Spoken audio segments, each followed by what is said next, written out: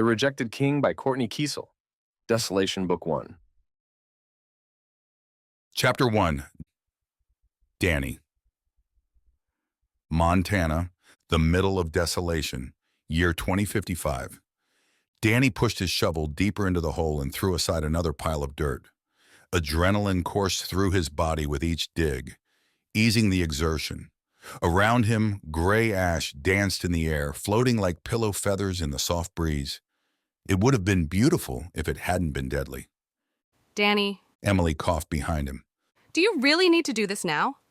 She buried her face into the collar of her shirt, likely trying to find a small pocket of oxygen. Danny looked up at his wife. The gray in her hair was almost lost against the smoky sky, but her eyes shone. She was his brown-eyed girl and always would be. Crow's feet stretched from the corners of her eyes, each line telling the story of their 50 years together. He smiled big. It seems like the perfect thing to do right now. It's just... Emily looked over her shoulder at the blazing flames scorching the mountain behind them. The orange glow surrounded them, and it wouldn't be long until it completely overtook their land, their farm, their animals, and them. When she turned back to him, her brown eyes were filled with tears. It's just... we don't have that much time left. Danny scraped at the sides of the hole with his shovel. Loose dirt fell into the middle, making it easy to pick up. He tried to give his wife a reassuring smile. "I'm almost done." Danny, the world is ending. What makes you think we'll be back to find this? "We'll find a way out. The fire can't burn forever. When it goes out, we'll come back for it." Emily scoffed, her voice rising slightly. We're surrounded by flames. We're not going to find a way out. "Hey!" Danny dropped his shovel and wrapped Emily in his arms, hoping to calm her. The rapid movement of her chest against his made his own breath uneven. "We've survived so far, haven't we? We made it through the eruption, the climate reversal, the nuclear war, the natural disasters." I get it, She stopped him. but this is it. She shuddered and pulled away to look up at his face, tears spilling down her soot-stained cheeks. We'll either burn or starve from here. It's really the end for us. "The glass isn't half empty." Danny's voice was earnest. Gently, he took her face in his hands and stared into her eyes. "We'll make it out, and when we do, you'll be glad we saved these things." Emily breathed deeply, then pulled away suddenly as a violent cough racked her small frame. Danny wrapped his hands around her shoulders to steady her and reassure himself. She was still there, still alive, and still breathing, if only for the moment. When her cough subsided, she looked up at him and nodded weakly, her voice rough. Okay. Emily reached for her wedding ring. The circular diamond flickered with the reflection of firelight. She sniffed back her emotion and dropped the symbol of their love into the safe. Danny reached into his back pocket and pulled out his favorite picture of them, the one from their wedding day. He still remembered that moment.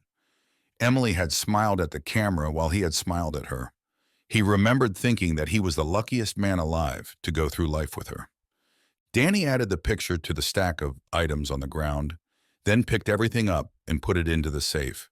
He locked it, threading the silver key through a zip tie and attaching it to the safe's lock. Then he rolled the steel box into the hole. A few minutes later, he scattered the last pile of dirt across the ground and turned to his wife. "Everything important to us will still be here when we get back." I'm scared. The moisture in her eyes filled to the brim, and fresh tears rolled down her ash-ridden cheeks, marking a trail as they fell. Danny stood and wiped at her tears, smearing ash and soot across her face. He grabbed her shoulders and pulled her into a tight hug with his free arm, whispering against her short hair. "I know, baby, I'm scared too." It was all he could do to stay strong, but he had to stay strong for her. This was the last thing Emily needed from him, and he wouldn't let her down. Emily melted into him. Behind her, the flames glowed in the distance, moving in, surrounding them. "It's time to go," he said. Danny wouldn't give up. He wouldn't just lay down and die. Chapter 2. Davin. The Kingdom of Enderlin. The year 2250, 200 years after desolation. Davin rested his head against the back cushion of the carriage, letting the events of the last few weeks wash over him. He could breathe easier now that he had participated in his first Council of Essentials. 1 month ago, Davin's entire ride to the Kingdom of Appa had been filled with anxiety. Would the other 6 kings accept him despite his youth? Would they see the value in his innovative ideas? Or would they dismiss everything he had to say? Davin's eyelids felt heavy, and for a moment, the already dark night went completely black as his lids closed over his eyes. Memories of his presentation on transporters flashed through his mind. He had based his design for the vehicle on pre-desolation cars, though his designs were a bit more advanced, with more spacious interiors, wheel axles that could handle more suspension, and larger tires for the uneven terrain. Davin had been nervous about presenting the concept to the council, but he had seen a look of respect on several of the other kings' faces as he began speaking. In the end, the vote on transporters was unanimous. All of the other 6 leaders agreed that transportation like this was essential, at least for the ruling class. Davin opened his eyes and stared across the empty carriage with a frown. He was thrilled that the council had approved his plans, but an uneasiness nagged at him over the council's pointed exclusion of the working class. The other kings had said it was to give the new technology a trial run, but it smacked of elitism, something the original Council of Essentials had been created to destroy. But a lot had happened since that first council 200 years ago. Now, there was a clear divide between what was essential for the ruling class and what was essential for the working class. He settled back against the seat cushions and sighed. It would be a few years before Davin could create enough transporters for all 7 kingdoms anyway. Perhaps at the next Council of Essentials, 10 years from now, he could get vehicles approved for members of the working class too. For now, Davin had taken the first step toward better transportation. And it felt good. If only the people in Enderlin saw the value in my ideas. The Council of Essentials may have embraced his new ideas, but the people of Enderlin weren't nearly as confident in him. Lately, Davin's ambitions had fallen flat with his subjects. Rumblings that the king was too young, too innovative, and too foolish with the kingdom's money rippled through the newswriters. If Davin wasn't careful, he might be removed from his throne before he ever got to produce his first transporter. Footsteps approached the carriage, and the door swung open. Davin swiveled his head to look at his guard. Millar's large body filled the doorway, blocking the small light emanating from the inn behind him. Millar's usually pale hair took on a yellowish hue from the light in the background. "We did a sweep of the inn, Your Majesty. Everything's clear," Millar said, gesturing for Davin to exit the coach. Davin followed his men into the lobby, anxious to finally rest after another long day of traveling. The Morick Inn was his last stop before Enderlin Castle, where he could finally sleep in his own bed again. Davin wished they could push through and travel straight home, but the horses needed to rest. The innkeeper stood behind a low counter. Hooks and keys made up the wall behind him. The lights were dimmed, but Davin could see a set of chairs and a table pushed off to the side where guests could wait or gather. The innkeeper bowed, his bald head glistening with sweat. "Your Majesty, I am so honored you would choose to stay at the Morick Inn. We've been anticipating your arrival." He rushed to the wall and grabbed a handful of room keys before dropping them on the counter. "Except for one room, you and your men have the entire inn to yourself." Millar flipped through each key, then threw one to Davin. "I'm putting you in room 34 on the 3rd floor. The rest of us will stay on the lower levels, guarding the stairs." Davin gave a tight smile, looking down at the key. "You're the boss." The innkeeper bowed again as Davin turned and started climbing the stairs, anxious to sleep away the discomfort of travel. Millar silently followed behind, carrying Davin's bag. Davin paused mid-step and spun around, slipping the strap off Millar's shoulder. "I've got this. I know you're tired too." Millar frowned and opened his mouth, probably to protest, but Davin just smiled tiredly and turned to climb the stairs again. "I'll see you in the morning, Millar." Behind him, Millar assigned a guard to the bottom of the stairs. The poor guy would probably stand there all night for no reason. Davin wasn't worried about his safety at the Morick Inn. He wasn't popular among his subjects, but he doubted anyone would try to harm him. There hadn't been a single safety threat in his 2 years as king. The only thing harming him came from the news writers and their portrayal of the facts. At the top of the 3rd floor, 2 black sconces dimly lit the hallway in front of him, letting off a soft glow of light. He held his key up to his eyes. Room 34. Davin looked at the numbered doors until he found the right one. He inserted the key into the lock and pushed the door open. The room was dark, only a small crack of moonlight coming through the curtains. He shut the door behind him and dropped his shoulder bag to the ground, kicking off his shoes. Shadows of a chair and a tall armoire outlined the edges of the room against the far wall. Directly in front of him was the shape of a bed, 2 nightstands on either side. He walked to the large bed, taking his shirt and pants off on the way. A pile of pillows was stacked haphazardly on the other side of the mattress, forming the shape of a body. That's how tired Davin was. His mind turned pillows into the silhouette of a person. He shook the delusional thoughts away and fell into the soft sheets. His eyes closed, and he let out a long, slow breath.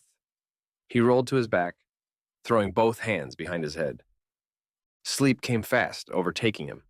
He relaxed, and his breathing fell into a heavy rhythm. In and out, in and out. There was a rustle beside him, and then a velvety hand glided over his skin, resting on his chest. A body cuddled up against him. A woman's body. Was he dreaming? He had to be dreaming. The woman felt too nice for this to be real, and the innkeeper said they had the inn to themselves. It was just the sleeping silhouette he'd imagined earlier that was cuddling him. Totally normal. Davin dropped one arm over the dream girl's shoulder, prompting her to snuggle in closer and drape a knee over his leg. Her hand rested on his chest, comforting his tired aches. Ah, yes, a dream, a wonderful dream, he sighed. Or maybe the dream girl sighed. Either way, he felt more content than he had in the past 2 years. This was precisely the kind of dream he needed to take his mind off everything. It was only a moment before sleep took him completely. Emree. The first signs of dawn came through the window, but Emree ignored them, keeping her eyes closed. She didn't want her dream to end. Portland held her with a tenderness that she craved. Everything about his chiseled body against hers felt right. Portland had never been this muscular, but Emree wasn't complaining about the creative liberties her mind had taken with Portland's body. No, sir, she was enjoying them. The dream had made things perfect. Her mind had conjured up only the best for this dream. Dream Portland had an exquisite six-pack. Emree's hand traced up and down each sculpted curve of his chest. Delightful. He pulled her closer to him, and his fingers tickled her bare arm. Amazing. Now if only she could squeeze a kiss out of this dream before she woke up completely. She tilted her head up to where she imagined his face would be. She could feel his breath on her lips. Slowly she pressed her lips to his. They were full and soft and oh so tempting. In real life, when she and Portland had kissed, things were proper, appropriate. But in Emree's dreams, none of that applied. She deepened the kiss, passion building in a way that would have her mother red with embarrassment. Wow. This dream was incredible. This kiss was incredible. She grabbed Portland's body, turning him towards her. His mouth matched her intensity and his hand went into her hair, tangling it between his fingers. Too incredible, too real. Her eyes flew open and Emree screamed. At least, she tried to scream. Her voice was lost to fear, the scream coming out hoarse and raspy. This wasn't a dream, and this man definitely wasn't the dream version of her boyfriend Portland. Emree swatted at the stranger's body with furious hands, one after another. She scooted backward even while hitting him until she fell off the bed, the weight of her body crashing down on her backside. Her scream was still lodged in her throat even as she looked frantically all around her for some sort of weapon. The man jumped out of bed wearing black undershorts. Thankfully, he wasn't completely naked. He didn't look like a typical intruder. He was clean and handsome, and confused. His light brown hair stood up in all the wrong directions. His knees were slightly bent, and his fists were out in front of him like he was ready to fight. He looked over her crumpled form on the ground with wide eyes. He had come to take advantage of her. "I'll put up a fight!" Emree shouted, scrambling to her feet. She picked up a wicker chair that sat against the wall and held it out in front of her. It was surprisingly light. She didn't know if it would make the best weapon, but it was all she had. What? His light brows furrowed together. "I'm warning you. If you touch me, I will fight back. The man looked at his surroundings before his eyes registered back on her. His posture relaxed, and he dropped his hands to his sides. She flipped her dark hair off her shoulder with the jerk of her head. Who are you? Why are you in my room? Your room? No, this is my room. Emree scoffed. I checked in last night at dinner and you weren't here. The man began to laugh to himself. I think this is a misunderstanding. She watched him closely. How? I arrived late last night. The innkeeper was half asleep when I checked in. He must have mixed up the keys. The man took a step toward the bed. Stay right there. She brandished the chair out in front of her as if it was a dangerous weapon. He raised his palms up in innocence. I was just going to grab the keys out of my pants to show you. Emree hesitated. The innkeeper had mixed up her keys last night too. She'd had to return to the front desk 2 times before he finally got her a key that matched the room number he had told her. The innkeeper blamed the whole incident on the fact that she wasn't supposed to be staying there, saying the entire inn had already been booked for a special visitor, as if that was an excuse for incompetence. Just leave, okay? I don't want to have to hurt you. She shook the chair as if to emphasize the threat. You'll hurt me with a chair. Yes, she shook the chair again. I'll beat you with a chair. I've studied chair weaponry. His brows went up. Chair weaponry? Emree didn't like the smug look on his face. She raised her chin. Yes, it's a thing. In all my years of military training, how did I miss chair weaponry? Only the best get trained. And you're the best? Yes, but that's beside the point. She shook her head, not liking how they had gotten off topic. They should be discussing why this strange man she'd found in her bed wasn't leaving. Even if it was a mistake, he should have left by now. Why aren't you leaving? He rolled his eyes and took another step forward. Emree reacted, throwing the chair at him. He ducked, but the chair still hit him squarely on the shoulder before it fell to the ground. He let out a grunt, making her grimace. Perhaps she had overreacted. He was probably trying to collect his clothes. Either way, she liked that she had thrown the chair. It made her feel like she was in charge of this situation. Is that all there is to chair weaponry? Throwing the chair? She reached for the book on the nightstand that she had been reading the night before, her favorite one about fairy tales. Emree glanced over the old book. It had been a gift from her parents on her 16th birthday, and it wouldn't survive a throw across the room. You better not be thinking about throwing that book at me. His eyes flashed with warning. Are you kidding? This book is a collectible. It's way too valuable to be wasted on you. She set it back down. She wasn't that desperate for a weapon. Instead, she grabbed her notepad and threw it at him, but he swatted it away before it hit his face. Would you stop throwing things at me? I told you it was a mistake. Yeah, it's a mistake to mess with me. She puffed her chest out as if she had won. Trust me. He gave her a pointed look. I'm not trying to mess with you. Emree bent down next to the armoire and grabbed her shoe. She raised her arm, ready to fire. Well, you obviously wanted something from me. The man's lips curled into a smile. I think it was you that wanted something from me. Emree's face heated as she thought back to the intimate kiss they had shared. A kiss she'd initiated. What would Portland think? They were practically engaged. She could never tell Portland about this. She released the shoe, sending it through the air. I thought I was dreaming. He dodged the attack. That's a pretty good dream. Red sparks shot up her face to the tips of her ears. Don't flatter yourself. I was half asleep. If that was half asleep, I'd love to see what you can do when you're awake. He drawled. Emree grabbed her other shoe and threw it at him. You'll never get the chance to find out. Stop throwing things. She took her pillow in her hands. Get out of my room, I'm trying to get my pants. he said, bending down to take his clothes. He kept one arm over his head in self-defense, likely in case she decided to throw the pillow. Which she did, hitting him on top of his head. She was an excellent shot. Leave! I am. He stood there, shaking his head as he looked her over. Suddenly, Emree felt self-conscious, standing in front of a man in her short, thin sleep dress. She folded her arms over her chest protectively, wishing he had more than just his undershorts on. What's happening here? She waved one hand through the air, gesturing at him. Can you not put your clothes on faster? She turned her face to the side dramatically, but her eyes had a mind of their own. They glanced back. His mouth lifted into an impish smile as he held his pants out in front of him, kicking one leg through at a time. Emree turned her eyes away again. He was too attractive to watch.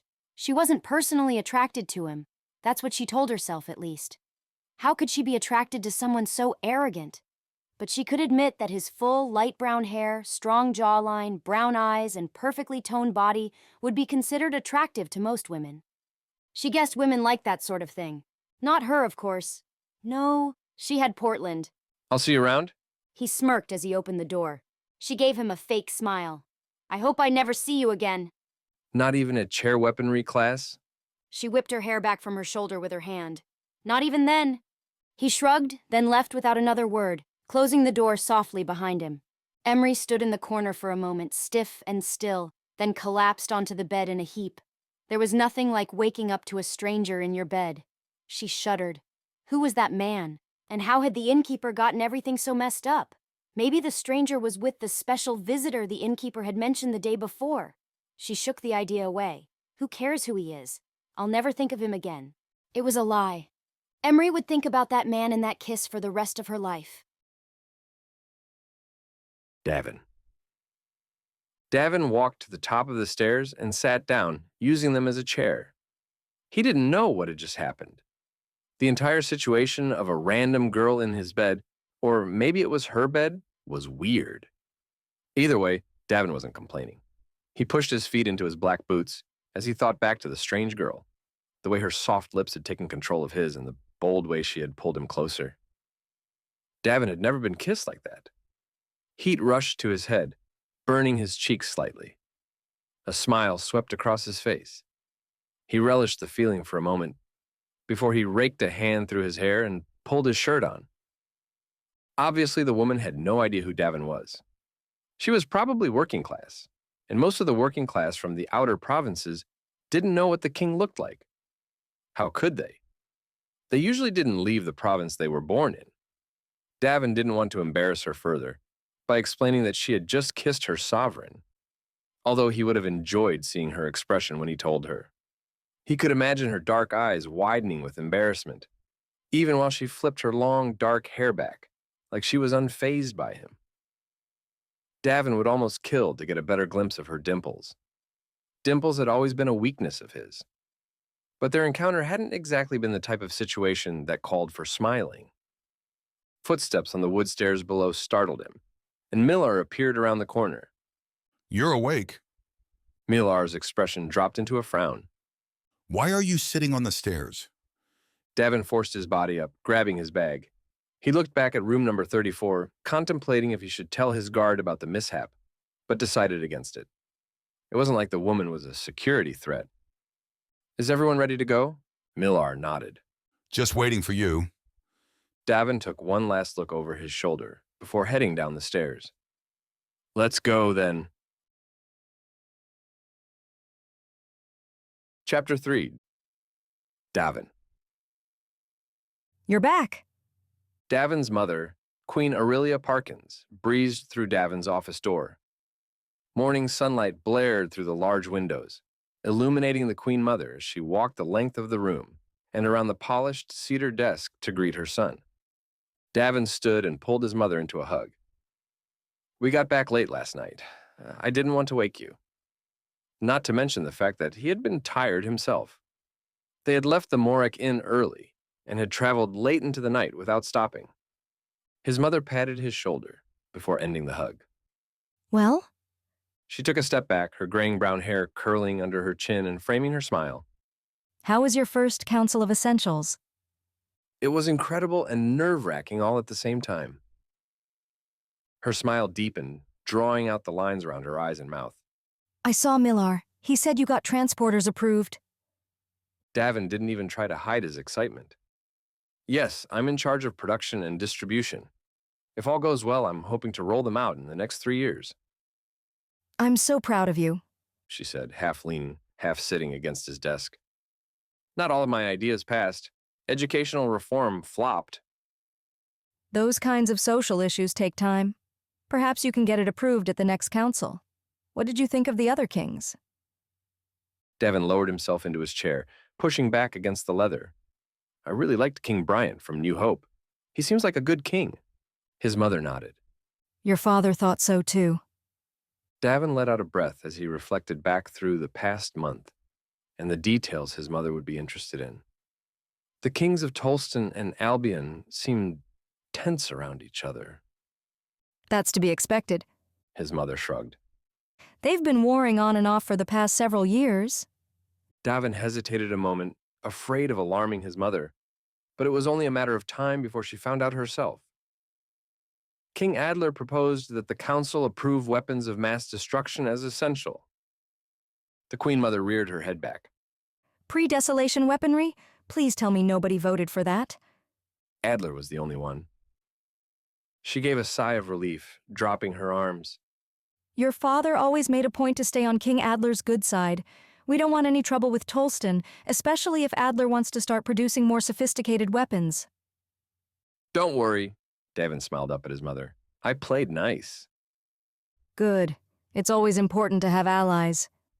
Speaking of allies, Davin pushed his hands through his hair, tousling the top strands with his fingers. There are rumors that Albion and New Hope are forming a marriage alliance. A marriage alliance? His mother's mouth gaped. King Bryant's daughter can't be older than 10 years old. Davin raised his eyebrows. She isn't. The marriage alliance will happen 10 years from now. Oh? Well, I guess those kingdoms have their reasons for doing that. His mother said, tilting her head back and forth before her eyes rested on him. I suppose you'll be the next monarch to get married. Davin groaned. I wondered when you would mention that. You didn't even make it 20 minutes before you brought it up. 20 minutes? She scoffed. You must not know me that well. He leaned forward, fiddling with some papers on his desk. I was hoping we could hold off a little bit longer on finding me a wife. Davin, we talked about this before you left for the Council of Essentials, and we decided that it was in your best interest to schedule the promenade for when you got back. No, you decided. Davin looked at his mother. She had aged so much in the 2 years since his father had died. The creases around her eyes and forehead were more prevalent, and Davin wondered if his failures as the king had added to the stress hidden behind her wrinkles. He wanted to ease her worries. That was why he had agreed to the age-old tradition of the promenade.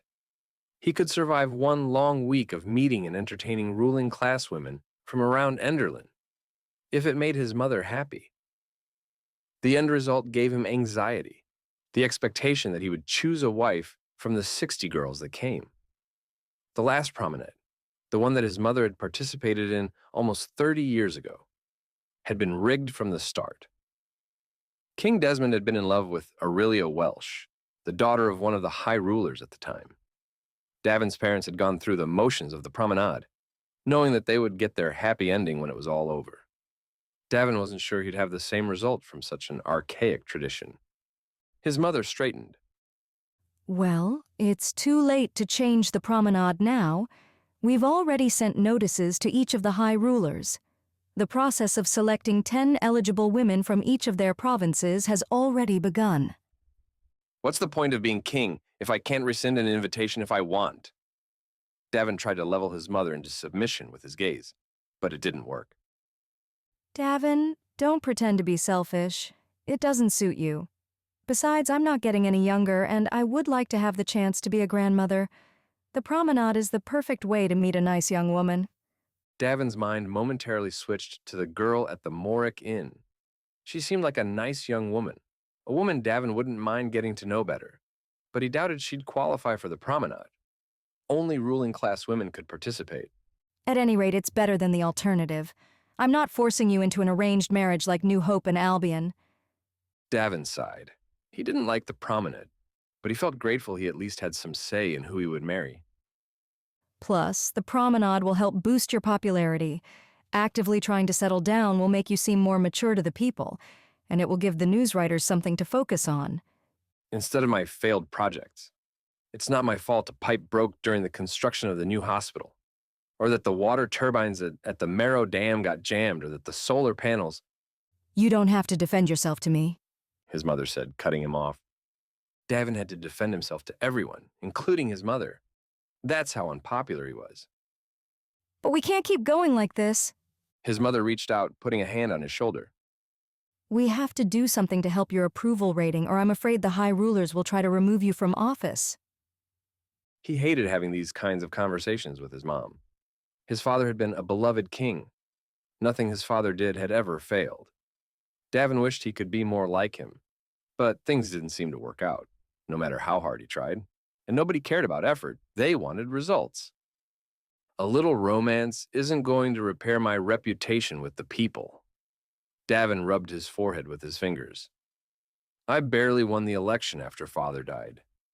You know, they all believed a province high ruler with more experience should have been elected king. I'm too young to rule with too many big ambitions. Maybe they were all right. They didn't all believe you were too young or you wouldn't have won the election. And you haven't failed.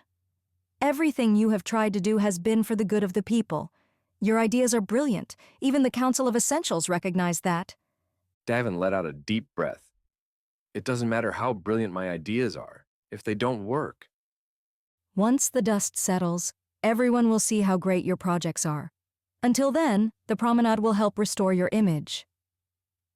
Davin couldn't believe he had agreed to this. But what else could he do? When he'd entered the king's election after his father had died, he'd known that everyone would expect him to hold his own promenade. He had only hoped to avoid it a bit longer. Fine, he muttered, feeling the pressure weigh his shoulders down. I'll do the promenade. His mother smiled, then walked to the door, speaking over her shoulder. I'm glad you're on board because we start interviewing promenade directors tomorrow. The process had begun, and there was nothing Davin could do about it. Chapter 4. Emree? Emree bit her bottom lip, trying to contain her nerves. This was it. This was the moment she had been waiting for. She couldn't believe she was inside Enderlin Castle, waiting to meet with the Queen Mother. And not just inside. She was in the royal residence wing, sitting in the foyer by the royal offices. The royal secretary sitting behind a cherry desk had already offered her water. Paintings of past royalty adorned the wall across from her. 2 guards stood beside the hand-carved mahogany door, behind which, she could only assume, sat the Queen Mother. Emree had traveled 5 days in a carriage from the province of Kenmare to get to Enderlin Castle. 600 miles in a carriage, a bumpy, uncomfortable carriage, pulled by smelly horses. And she couldn't forget about the mishap at the Morek Inn 3 days prior. The encounter still made Emree uneasy, but she was determined to put her grueling travels behind her and focus on the purpose of the trip. Yesterday afternoon, she had arrived in New Montana, the capital city of Enderlin. After a much-needed night to rest at the Tana Inn, she was rested and clean and ready to show Queen Aurelia how amazing she was. Emree had first seen the job posting for Promenade Director in the Kenmare Newswriter 1 month ago. She had been sitting at her parents' kitchen table, eating a bowl of hot cracked wheat when she came across the position. She had read the words out loud. The Promenade Director will be in charge of running the promenade event as well as overseeing the King's public affairs as they pertain to the promenade. The director must work well with the newswriters as part of the job requirement is to be a liaison between the King and the press. This is a short-term position, but if done well, a permanent event planning job at Enderlin Castle could be offered. After reading about the position, Emree had dropped her spoon and ran to show the paper to her parents. They shook their heads at her, saying she was too young to ever be considered for a job like that. But she hadn't given up. She went straight to High Ruler Kemp's office and asked if he would write her a letter of recommendation. Fenish Kemp had always been like a second father to her. Emree had grown up at the Kemp's estate. Her father oversaw the High Ruler's farming, and her mother ran their household. Their families were close friends. Fenish and Yvonne Kemp were more than happy to send a letter to their friend, Queen Aurelia, on Emree's behalf. That must have been quite the letter of recommendation, because Emree had been invited to Enderlin Castle for a job interview 2 weeks later. Emree glanced at the guards in front of the Queen Mother's door, giving them a quiet smile. Neither one of them smiled back. She furrowed her brow, wondering what it would take to get one of them to smile back at her. She tried again, widening her grin and raising her shoulder up in a flirtatious way. Then she wagged her eyebrows up and down. Confusion swept over their expressions, but both men eventually smiled back at her in a "this girl is crazy" sort of way. Emree called it a success. She wondered if Portland had ever stood like that, guarding that exact door. He would have smiled back at her. A rush of nerves fluttered through her stomach. It had been so long since she had seen Portland, and now they were both in New Montana. Still, the King's Guard had at least 100 soldiers in it. It might take a few days for them to run into each other. What would he say when he saw her? She hoped he would be excited, but it was hard to know. They hadn't exactly left their relationship on good terms, at least in Emree's eyes. Portland had been stationed at Enderlin Castle for the last 4 years. Emree could still remember the day he had left to join the King's Guard. She'd cried for hours. Not entirely unexpected from a 15-year-old that had just lost her best friend and childhood sweetheart. Portland had promised to write every week, and at first, he had. But as the months and years went on, his letters got further apart. Instead, Emree had to settle for quick visits on holidays or weekends, whenever he was allowed time off to come back home to the province of Kenmare. But if Emree got the job, she would live at Enderlin Castle for the next month. If she did well with the promenade, she could even get a permanent position at the castle running events. Then she and Portland could be together. Maybe he would finally propose. They had been talking about getting married since Emree was 14 and Portland was 15. Their future was inevitable. They were meant to be together like butter and a hot roll. But Portland wanted to make his mark in the King's Guard before they got married. He had left Kenmare when he was 16 and had been gone ever since, promising her that once his career as a soldier was established, they could get married.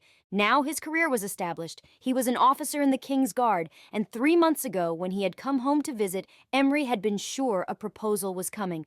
But Portland had shocked her. I'm not ready to get married, he had said as he rubbed the side of her arms. But you're an officer in the King's Guard. What more do you want? She remembered how tentative her smile had been at that moment. Don't you want us to be together? Of course I want us to be together.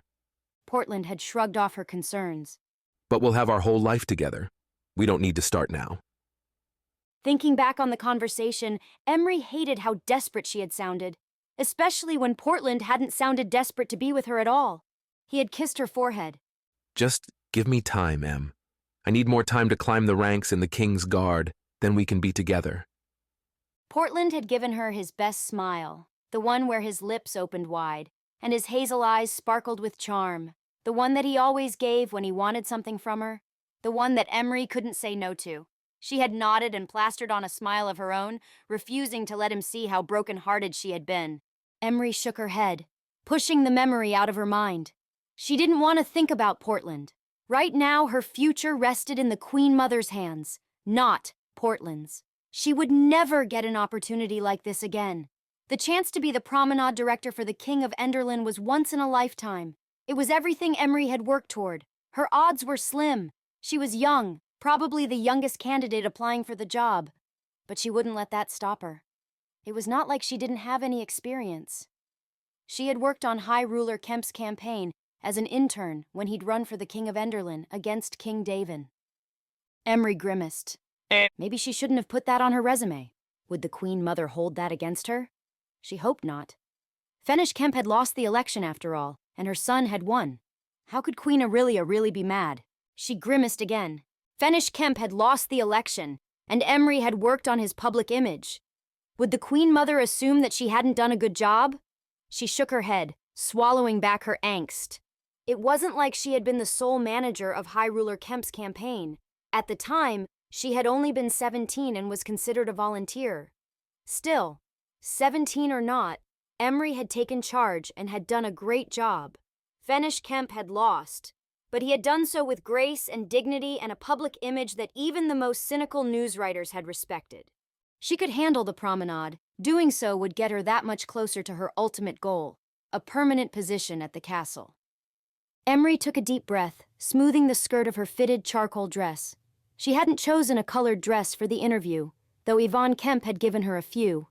It wouldn't be appropriate for a working-class woman like Emree to show up in a colored dress. She didn't want the Queen Mother to think she was trying to rise above her station. No, she wanted Queen Aurelia to see her as a working-class woman, a woman she could trust to have the utmost level of professionalism. The charcoal dress conveyed all of that. So did the sophisticated bun her dark brown hair was coiled in. Emree looked around. It seemed like she had been waiting for a long time. What if they had forgotten that she was here? She glanced at the royal secretary, but his head was down, focusing on a piece of paper. She cleared her throat to remind him of her presence, but he didn't move. She tried again, louder. Nothing. She cleared it again, but it turned out there was such a thing as clearing her throat too many times. Emree's throat tightened, and her esophagus burned, making everything tickle. A loud cough erupted from her mouth over and over again as her body tried to dislodge the clump of air she had created deep inside her lungs. Her hand went to her lips to quiet her coughing spasms, and her eyes flashed to the secretary. His full attention was on her now, but he didn't say anything. What if Emree was choking? Would he sit there and let her die? And what about the guards? Their eyes followed her every cough, but they didn't move to help her. She should fall to the ground and pretend like she had passed out. Maybe then the three men would show some concern. But that wasn't why Emree was there. She would have to teach these men a lesson another day. She coughed out the last tickle and pointed to her throat. "Phlegm," she explained to the royal secretary. I can see that. He said dryly. Emree dropped her eyes to her skirt. Well, at least he hadn't forgotten about her. Davin? We have one last interview. Davin's mother said as she flipped through her notebook. She held up a piece of paper in front of her eyes, reading it. Her name is Emree Dutson. She's quite young, but Fenish and Yvonne Kemp say she's amazing. Are we trusting Fenish Kemp now? His mother shot him a wry look. The fact that he ran against you doesn't erase years of friendship between our two families. Davin stood to pour himself a glass of water, walking the length of his mother's office. The room was decorated in creams mixed with light blue and sea green accents. The sofas and chairs had a floral pattern that swirled around the arms and stretched across the corners. Large windows pulled from the floor to the top of the tall ceilings, letting in an abundance of natural light. The cream walls were decorated with framed drawings school children from New Montana had colored for her over the years. The entire room felt cheery and comfortable, like his mother's personality. Davin gulped what was left of his water, striding back to the chair next to her. You said she's quite young. How young is quite young? His mother's lips pulled into a frown. 19. 19? Davin gasped. You want the promenade to be handled by a 19-year-old? In all fairness, you're hardly much older or wiser. You're only 5 years older than her. Exactly. That's why I need someone older and more mature. The queen raised an incriminating eyebrow. I'm surprised at you, Davin. Haven't you wished that more people would take you seriously despite your age? Davin kept his expression neutral, but guilt nicked at his conscience. Truly, I'm interviewing her as a favor to Yvonne. Miss Dutson's parents work for the Kemps and are apparently good friends of theirs. His mother closed her folder. But maybe there's no need. I'll just tell Yvonne we found someone more qualified for the job. The truth was, they hadn't found anybody qualified for the job, at least in Davin's opinion. There were plenty of competent candidates, but Davin hadn't found anyone he liked, and it was important that he liked his promenade director. He would be spending a lot of time over the next few weeks with whoever got the job. Who are you thinking about hiring? What about Cinda Carlisle? His mother suggested. She reminds me of my old schoolmaster. What was her name? Mrs. Humont. Davin pointed a finger at his mother. Yes, her. She still frightens me. His mother flipped through more resumes. What about Kendrick Mighton? I can't get past his haircut. The man had a mullet in the back and a major comb-over happening in the front. Would you like me to tell him he can have the job if he cuts his hair? Davin pressed his fingers together in front of his mouth, forming a triangle. It would be a shame to make him choose between his hair and us. His mother rolled her eyes. What are you looking for, then? Davin couldn't really explain it. He just knew he hadn't found it. Should we call in Miss Dutson after all? Davin sighed. By all means. Emree! Samson? A voice called from behind the door, a voice that could only be Queen Aurelia's. The lanky secretary slithered up from his chair behind the desk and pushed open the mahogany door, shutting it behind him. Emree sat up straighter, waiting patiently in the silence. The door opened again, but this time Samson held it open. The Queen Mother will see you now. He said in a deep, rich voice. Emree stood, picking up her leather satchel and slinging it over one shoulder. She nodded at Samson as if they had some new shared relationship, a relationship you could only have with those fit to serve the royal family. She took a deep breath, then smiled as she walked through the door. The light-colored room eased her nerves, and instantly Emree's eyes were drawn to the artwork covering the walls. She turned her focus to Queen Aurelia, who sat regally on a floral chair in the middle of the room. She was lovelier in person than Emree could have imagined. She wore a baby blue dress with long sleeves and a pleated skirt that went to her ankles. Her brown bob was streaked with silver strands, and her smile was genuine. Emree smiled at the Queen Mother. Then she noticed the other pair of eyes staring at her. His eyes held shock and his mouth was slightly ajar. His expression seemed confused. Then it quickly melted into something like amusement. It was him. The him who gave her the best kiss of her entire life. A kiss her mind had replayed an embarrassing number of times over the last 3 days. His light brown hair was long and fluffy on top, but in a more styled way than it had been at the Morek Inn. It was as if he had purposely situated each strand in a specific spot to show off the natural amount of volume he'd been born with. His honey-colored eyes held her captive, a playfulness dancing behind them. Emree's mouth gaped open as she studied the man. Miss Dutson? Queen Aurelia asked, an obvious attempt to gain her attention. Emree shook her head. What was happening? How long had the Queen Mother been staring at her? She couldn't let either of them know how awestruck she was. Yes, Your Majesty. Emree awkwardly dipped into a curtsy, trying to mask her shock. I'm sorry. I wasn't prepared for how... Emree searched around the room, trying to find something to say. Exquisite your curtains would be. Curtains? Could I not come up with something better? The Queen Mother smiled, flipping her body around to look at the curtains. My curtains? Yes, I suppose they are quite lovely. Emree could feel the man eyeing her from the side. She decided to curtsy again. It was like a nervous tic. What if she couldn't stop? It's an honor to meet you. The Queen Mother spun back around. Likewise. She gestured to the man. This is my son, King Davin. Heat rushed to Emree's cheeks. He's the king! The king! Emree had kissed the king? No, she hadn't just kissed him. She had practically mauled his face off with her lips.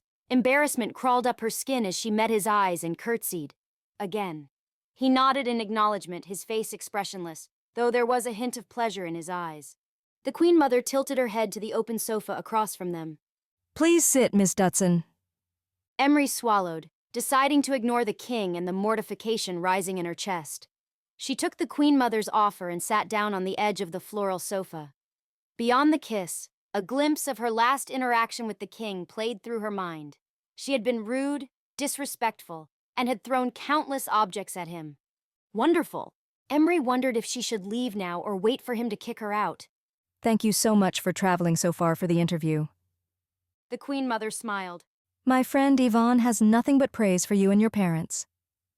She held up a letter that no doubt was from Fenish and Yvonne Kemp. Emree thought of her parents.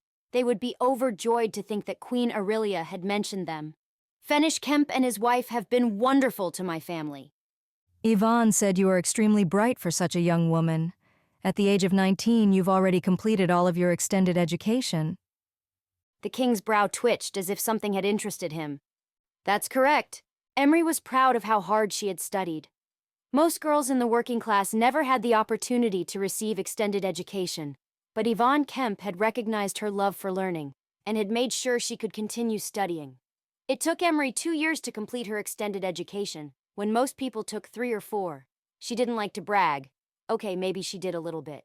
But education and learning had always come easy to her. Queen Aurelia held up Emree's resume. I see that you also volunteered on Fenish Kemp's election campaign. Emree glanced at the king, and her stomach twisted uncomfortably. His face still held the same unreadable expression, making her swear to herself that she would never look at him again the rest of the interview. She flicked her gaze back to the Queen Mother. Yes, I'm very proud of the work I did for High Ruler Kemp. I took his approval rating from 23% to 45% in the 4 short months I worked on his campaign. Clearly, King Davin had the other 55% and snagged the victory. But I believe High Ruler Kemp still benefits from his boost in approval ratings. You did that? The king questioned, dragging her focus back to him. So much for never looking at him again. Emree raised her chin. Yes. And how did you accomplish it? His elbow rested against the side of the chair, and his face held a serious look, a look that he never gave her at the Morek Inn. Emree smoothed the side of her hair. I started with a few city meetings, small events where the High Ruler could really be himself among the people. From there, we organized bigger events, charities where Fenish, High Ruler Kemp could give back to the community. I also organized weekly news briefings with each province newswriter that included fun facts about the High Ruler as well as policies and agendas that were important to him. The king dipped his chin down, narrowing his gaze on her. Is that what you would do for me? Emree's throat went dry under his stare. She licked her lips, trying to gain back her composure. I think it is important for the people of Enderlin to get to know their king more intimately. As soon as she said the word, she regretted it. King Davin's eyebrow went up. I agree completely. Intimacy can be a very good thing. Emree coughed. Well, Queen Aurelia said, clasping her hands together in her lap. I am certainly impressed with your work ethic, but the truth is, we have already filled the... Not so fast. The king interrupted. I have a few more questions I'd like to ask Miss Dutson. The queen mother shot a questioning look at her son. Emree swallowed, trying to relieve the ache in her stomach. King Davin's brown eyes, the exact shade of his light brown hair, closed in on her. Miss Dutson, you traveled a long way from the province of Kenmare to get here. I trust you had an uneventful journey? She set her jaw. Yes. So, nothing memorable or exciting happened to you on the way? He was challenging her. Was his plan to humiliate her and then send her on her way? Well, Emree wouldn't give him the satisfaction. She wasn't going to get the job anyway. Queen Aurelia was about to tell her as much. So what did her responses matter now? No. She pursed her lips together. Nothing remarkable at all. Nothing? She glared at him. Nothing worth remembering, Your Majesty. Are you sure? Emree leaned forward. Actually, there was one event that I'll never forget. His eyebrow raised even higher. Do tell. I saw a cow. A cow? The Queen Mother asked incredulously, looking back at King Davin. Emree didn't break her gaze. It was a really big cow. Interesting. The king's lips twitched, and he scooted forward in his chair as if his questions were important, but the twinkle in his eye said he was just trying to embarrass her. And how would you say you handle stressful situations? A puff of air escaped. I'm great under pressure. Really? His expression turned smug. She sat up straighter. Yes. Do you ever throw things, when you're angry? Davin, what is the meaning of this? His mother swatted him on the shoulder. The king shrugged innocently at the Queen Mother. I'm just trying to get a feel for who Miss Dutson is. I would like to know if she's the type of person who would throw something at me. Like a chair or a shoe, perhaps. Emree gave him a pointed look. I can assure you I only throw things at people when they deserve it. I see. He stared at her again with those unreadable brown eyes. Have you ever heard of chair weaponry? Davin, what? His mother began to say, but he silenced her with the raise of a hand. Emree crossed her leg over her knee, refusing to let him win. I've heard of it. It's the number one thing I'm looking for in a promenade director. Someone skilled in chair weaponry. She raised her chin even higher. You're in luck then. I'm one of the best. How fitting. He clasped his hands in front of him, forming a triangle with his arms. Davin, who would use a chair as a weapon? Or for that matter, throw things? I'm very confused. His mother turned to Emree as if trying to get them back on topic. I'm afraid my son has completely lost his manners today. I apologize. Can you think of any reason why you couldn't work for me, Miss Dutson? The king asked. She could think of one very heated and passionate reason. She quickly shook her head, trying to erase the memory of their kiss. No! Then it's settled. The king's stern gaze fell on her once again, and nothing about Emree felt settled. Had he just offered her the job? You start first thing in the morning. The king stood. Emree's mouth dropped, and from the corner of her eyes she could see the Queen Mother's shocked expression as well. As promenade director? Emree asked. Unless you prefer to be hired as a chair weaponry instructor. She stood, excitement bubbling in her chest as she bit back her smile. You couldn't afford me for that job. The king's lips jerked. Then we'll stick with the promenade director. The queen looked at both of them. Davin, are you sure? He reached his hand out to Emree. I have a really good feeling about Miss Dutson. Emree shook his hand. She had a really good feeling too. It was warm and sent shivers up her spine. But her feeling had nothing to do with the job and everything to do with the king's hand in hers. The first person Emree wanted to tell about her new position as promenade director was Portland. She just needed to find him. She walked down the gravel trail to the soldiers' quarters behind the castle. With each step, Small pebbles crunched beneath her feet, flipping into her shoes and making it difficult to walk, but Emree didn't notice. Her attention was on the job interview. Huge boulders could be falling from the sky, and she'd probably still be thinking about the interview with the king. There was a moment when Emree had sworn the Queen Mother was about to say that the position had already been filled, but King Davin had interrupted her. She wondered why. Had Emree gotten the job purely based on the incident at the Morek Inn? Were her kissing skills that good? She shook her head. No, she deserved the job on her merits alone, and she planned on proving that to everyone, especially the king. Green fields stretched out in front of her, filled with young men practicing with swords. Emree quickly scanned the faces, looking for Portland, but the men seemed too young. She headed for the large stone building in the center, hoping there would be someone inside that knew Portland and could help her find him. A young man with long, straggly hair and dressed in a blue Enderlin uniform stood behind a desk in the foyer. Emree had seen Portland wear that exact outfit 100 times before when he came home to Kenmare, but now it really sank in. Portland was a member of the King's Guard. A burst of pride filled her chest. Can I help you? Asked the young man behind the desk. Emree wanted to reach out and introduce herself as the new promenade director, but she thought better of it. She didn't want to seem overly excited or braggy, so she stuck to the original plan. I was wondering if you could tell me where I can find Portland Ricks. The young man didn't even hesitate with his response. Officer Ricks is out teaching survival training in the mountains. Officer Ricks? Teaching? Emree would have to get used to this version of Portland, the version where he was a respected officer in the King's Guard and not the goofy boy she'd known since she was little. Their group should be back tomorrow. Oh, Emree's smile faltered. She had hoped to see him tonight, but then it had been so long since they had seen each other. What was one more day? Would you like to leave him a message? A message? What would Emree even say? Hi, remember me? Your long-lost girlfriend? Or maybe she could say something clever like, surprise. I live in New Montana now, so there's really no reason why we can't get married. None of those messages seemed quite right. Emree shook her head, then turned on her heels. She and Portland would have to be reunited some other time. Chapter 5. Emree. Emree waited inside the king's office, clutching the large folder Queen Aurelia had given her at the interview 2 days ago. Inside the folder were all the details about the promenade that had already been decided, as well as the latest headlines from the newswriters. She had spent the last 2 days going over the event's details and planning out the itinerary. She was ready to prove she was qualified for the job despite her young age. There was a lot of pressure on her. Everyone would be watching, waiting for her to make a mistake, but she wasn't going to give them the satisfaction. Failure was not an option. Her future role at the castle depended on her success. And so did the king. Today's newswriter headline had said it all. Can the promenade save King Davin's reputation? Critics say it's doubtful. The king's reputation needed Emree, and she planned to prove to everyone just how valuable she was. When she got through with this event, they would be begging her to work at the castle permanently. Her eyes glanced around the king's office.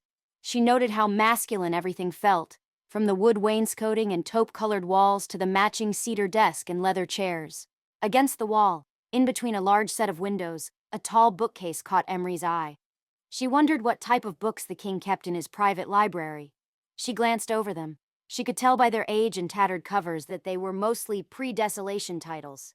His collection was much more impressive than her own. That came with being a king, she supposed. He had a lot more access to rare books. Emree's reality hit her. I'm in the King of Enderlin's office. Her lips pulled into a small smile as pride filled her up, but it was quickly replaced by a buzz of nerves. She hadn't seen the king since the interview. Would they be able to have a working relationship? Emree was a professional and wouldn't let what happened at the Morek Inn affect her work. In fact, from now on, she would pretend that it had never happened. If the king brought it up again, she would ignore him. Emree was confident she could handle the king and whatever he brought her way. Then the king walked into the room, and all of her confidence left. He wore black fitted slacks and a red, short-sleeved, collared shirt that accentuated the outline of his chest. A chest she was way too familiar with. She could almost feel his pectoralis muscles under her unconscious hand. Had she rubbed the king's chest at the Morek Inn? The memory came back, and yes, she had. She wanted to sink her face into her hand and hide behind it forever. Instead, she masked her horror, determined to move on from her past mistakes. Miss Dutson, The king nodded at her, jostling her out of her daydream. He continued past her to his desk. Have you met Officer Millar? No, not yet. Emree glanced at the doorway where the guard stood. Millar had long, light blonde hair. He was stocky and thick with rippling muscles. His arm alone was the width of Emree's waist, making him exactly what she would want from a guard protecting them. Millar is my personal guard. The king said, looking at the broad man. Millar smiled at her. He seemed too young to be the king's personal guard. He wasn't as young as the king, but he couldn't be more than 10 years his senior. You two will be seeing a lot of each other. Millar accompanies me everywhere. Millar nodded at her. Nice to meet you, Miss Dutson. Likewise. King Davin looked at his guard. That will be all. Millar gave a half bow and then walked out of the room, shutting the door behind him. For heaven's sake, I forgot to bow.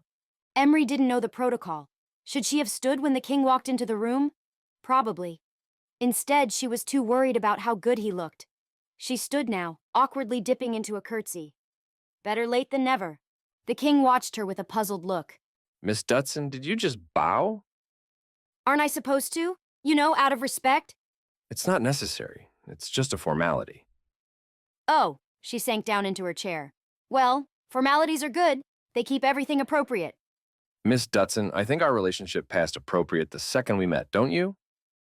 She ignored his question, throwing her shoulders back and flipping into business mode. I would like to go over the Promenade news writers' briefing scheduled for tomorrow. She opened the folder in her lap. Not yet. The king sat down at his desk comfortably, and for some reason, his apparent ease put Emree on edge. I like to get to know my employees first, especially if we're to spend a lot of time together.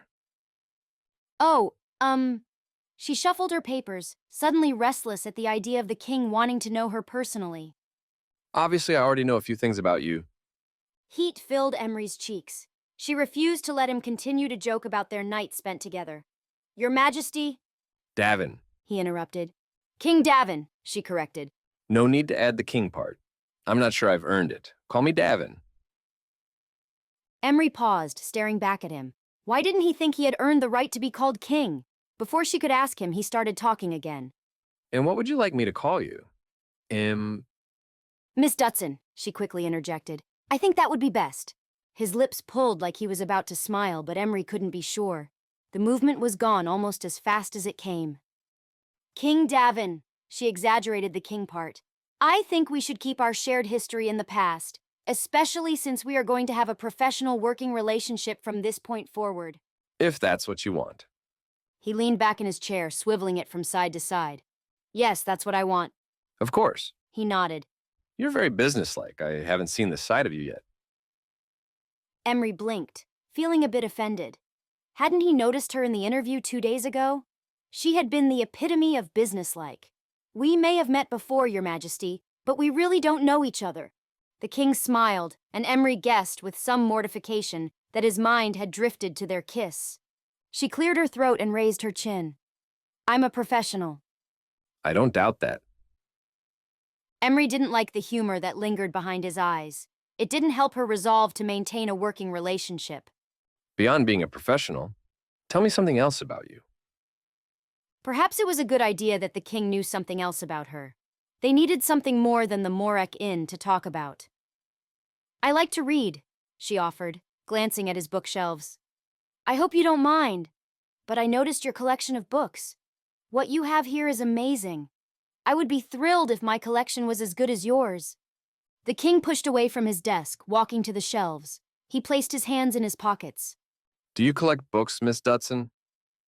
Yes, but nothing like this. She gestured to the books. Look at all of these pre-desolation titles. They're incredible. Do you want to borrow something? Emree reared her head back. I couldn't. They're way too valuable. What if I ruined one? Miss Dutson, these books survived the destruction of desolation. I think they'll survive a few days with you, as long as you promise not to throw them at anyone. Never, she said, holding back her smile. The king reached up, grabbing a black book. The front cover was gone, but Emree could see the book title on the spine. Start with this one. He handed it to her. It's one of my personal favorites. She read the title out loud. The Hunger Games. Sounds intriguing. Very. I want a full report when you're done. She nodded, looking down at the book. For some reason, she hadn't pictured the king as the type of person who valued and read books. The vision equally surprised Emree and scared her.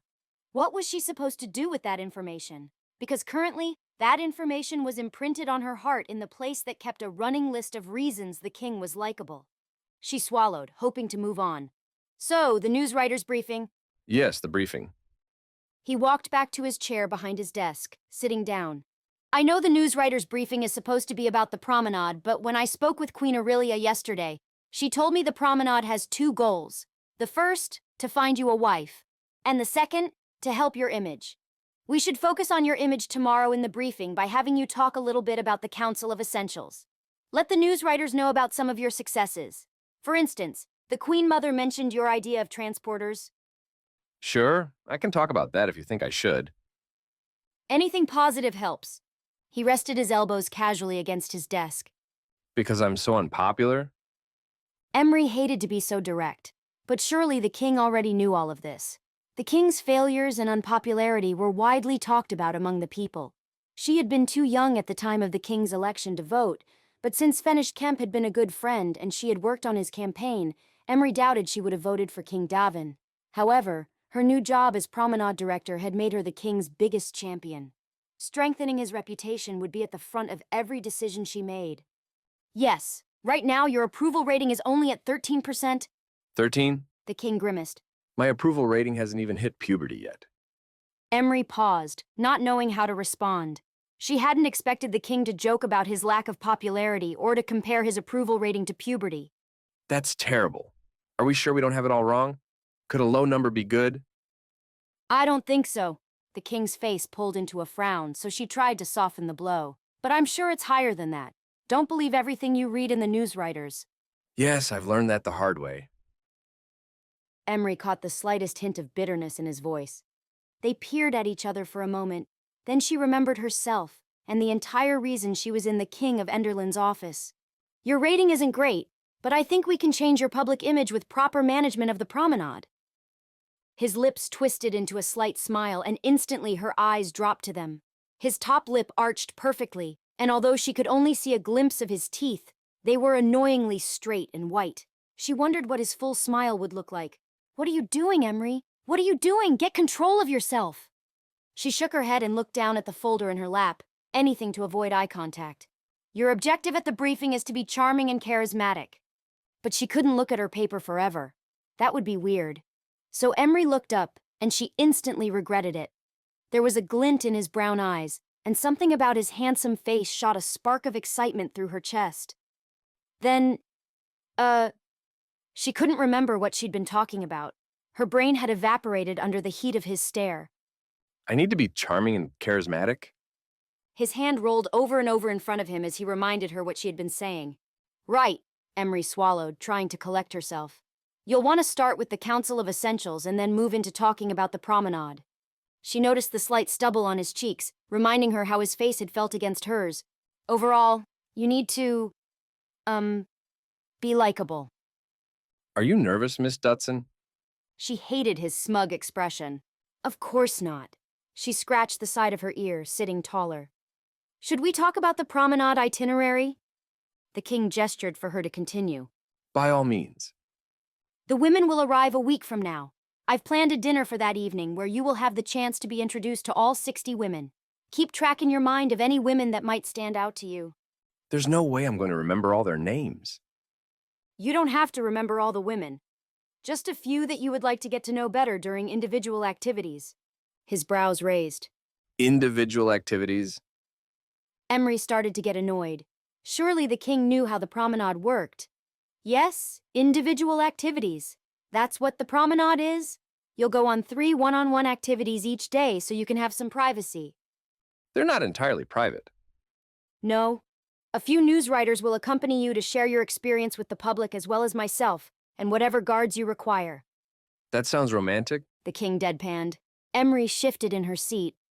It will be romantic while also showcasing what a great king you are. I've planned for your activities a picnic, a visit to a school, volunteering at the new hospital, cooking meals for the poor, reading at a local bookstore, a candlelight dinner, and my favorite, The opening of a pre-desolation safe that they found a few days ago at Enderlin's cattle ranch. I like that one. I'm glad you approve. Well then, it sounds like you have it all under control. Emree gave him a curt nod. Yes, I think so. Davin. Davin's gaze fell on his new employee. Emree's dark brown hair that was almost black, was slicked back into another tight bun at the nape of her neck. At the Morek Inn, her hair had been down, ending a few inches past her shoulders. Davin remembered the feel of the silky strands between his fingers, even from where he sat at his desk. Her dark lashes and dark eyebrows stood out, complementing her creamy skin. But Davin pretended not to notice that. He also pretended not to notice the dimples that appeared on her cheeks whenever she smiled or did anything expressive with her face.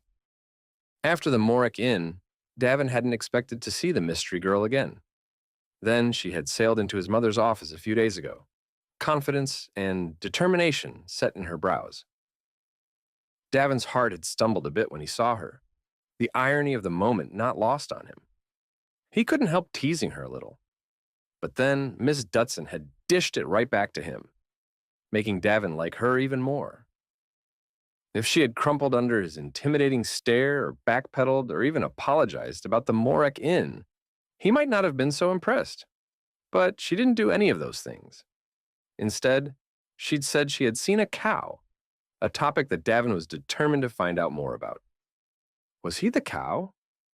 Or was Miss Dutson just joking? Either way, it was then that Davin had decided to hire Emree Dutson.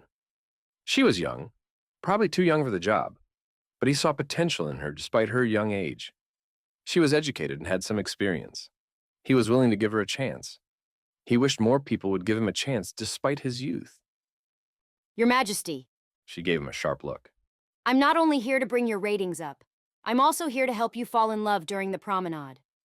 He rested his elbow against his desk, placing his hand under his chin. For some reason, he didn't like hearing Miss Dutson talk about him having a connection with other women. But she continued talking anyway. You're not going to fall in love immediately. It takes time for love to grow. Davin let his arm drop. He was no longer interested in talking about himself. What do you know about love, Miss Dutson? I know a little. I'm not talking about a silly flirtation or an intense attraction. I'm talking about love. He liked the way Emree fidgeted nervously under his stare, reaching to fix her hair again when there was nothing about it out of place. Yes, I know.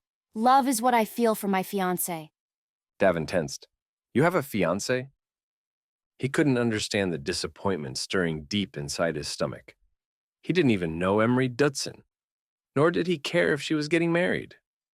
But his eyes darted to her ring finger anyway. There wasn't anything there. Instinctively, she pulled her hand into her lap. Well, we aren't officially engaged yet, but we're in love. So much love. Davin wasn't sure if she was trying to convince him of their love or herself. Now he was curious. How did you and your fiancé meet? We grew up together in Kenmare. We're childhood sweethearts. Something about the word sweethearts bothered him. That's great, she smiled, accentuating her dimples. It is great. Davin had to look away. Good, Very good. she said. There was an awkwardness lingering in the room now, and a headache started to form at the tip of Davin's forehead. He cleared his throat, gesturing to the papers on his desk. Well, if that's all you have, then I should probably get back to work. Miss Dutson stood. Yes, of course. I look forward to seeing you tomorrow at the briefing. Unfortunately, Davin looked forward to seeing her too. Chapter 6. Emree. Emree stood with hands on her hips in the middle of her small room in the basement of Enderlin Castle. Typically, someone in her position wouldn't stay in the basement, but most of the castle's extra rooms would house the promenade guests. Emree didn't mind the arrangement. She felt more comfortable staying with the working-class people in the basement anyway. There wasn't much to her new bedroom, only a bed, dresser, and mirror, but that didn't bother her either. The room was a symbol of all she had accomplished, and there was plenty of space in the servants' recreational room if she ever felt the need to do a cartwheel. Not that she would. She'd never done a cartwheel in her entire life, but at the same time, she hoped she was never too old to start cartwheeling. She walked down the servants' hall to the dining area. The smell of beef stew wafted through the air as she got closer to the kitchen.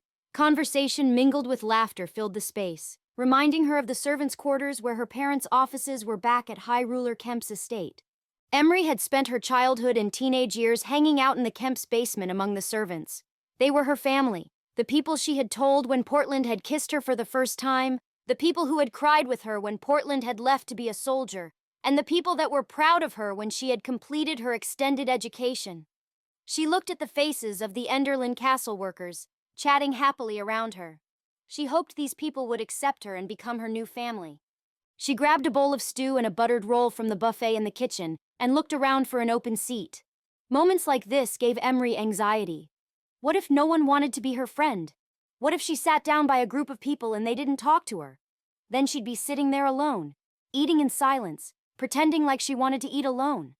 Now that she was an adult, she had mistakenly believed herself confident enough not to worry about this kind of stuff, but she wasn't. She wondered if she'd ever get over moments like this. Then she noticed Millar sitting alone across the room, and she decided to head for him. "Is this seat taken?" she asked, pulling out the chair next to him. Not at all. Millar scooted his bowl and large body over, giving her more room to sit. How do you like your new job? Emree dipped her spoon into the thick broth, pushing the vegetables around. "I'm a little nervous. It's a big opportunity, and I don't want to mess anything up," You have your work cut out for you with the promenade. Millar said between bites. The king doesn't want to get married right now. "I gathered that much from our meeting this afternoon, but I'm sure he'll change his mind when he meets all of the lovely women who have come to court him." Millar chuckled to himself. I doubt that. He'll put on a good show, but really, King Davin doesn't know the first thing about women. "He knows how to thoroughly kiss one," she said under her breath. What? Millar asked, leaning in closer. Emree choked on her food. Had she said that out loud? "I'm sure he'll be fine." So why did you want to run the promenade instead of participating in it? Didn't you want the chance to fall in love with the king? "Oh," she focused on her spoon. "I'm not part of the ruling class, so I wouldn't have been eligible for the promenade." But really, she was already promised to Portland. If you got the job as promenade director, then you must be pretty accomplished. I'm sure you could have been chosen from your province as one of the 10 girls for the promenade, ruling class or not.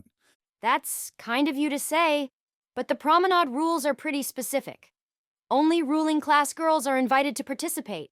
Apparently, us working class girls aren't good enough to run the kingdom and be the queen. It was all Emree could do not to roll her eyes at the ridiculousness of the class distinctions. Millar gave her a wry smile. Just good enough to run everything else? Emree snickered. Something like that. She took another bite of her soup. "What about you? Has it always been your dream to be the king's personal guard?" Not always. It's something that developed over the years. She looked around the room. "You must know a lot of people in the castle." Not really. He shrugged. Just guards mostly. Emree paused. "Do you happen to know Portland Ricks? He's an officer."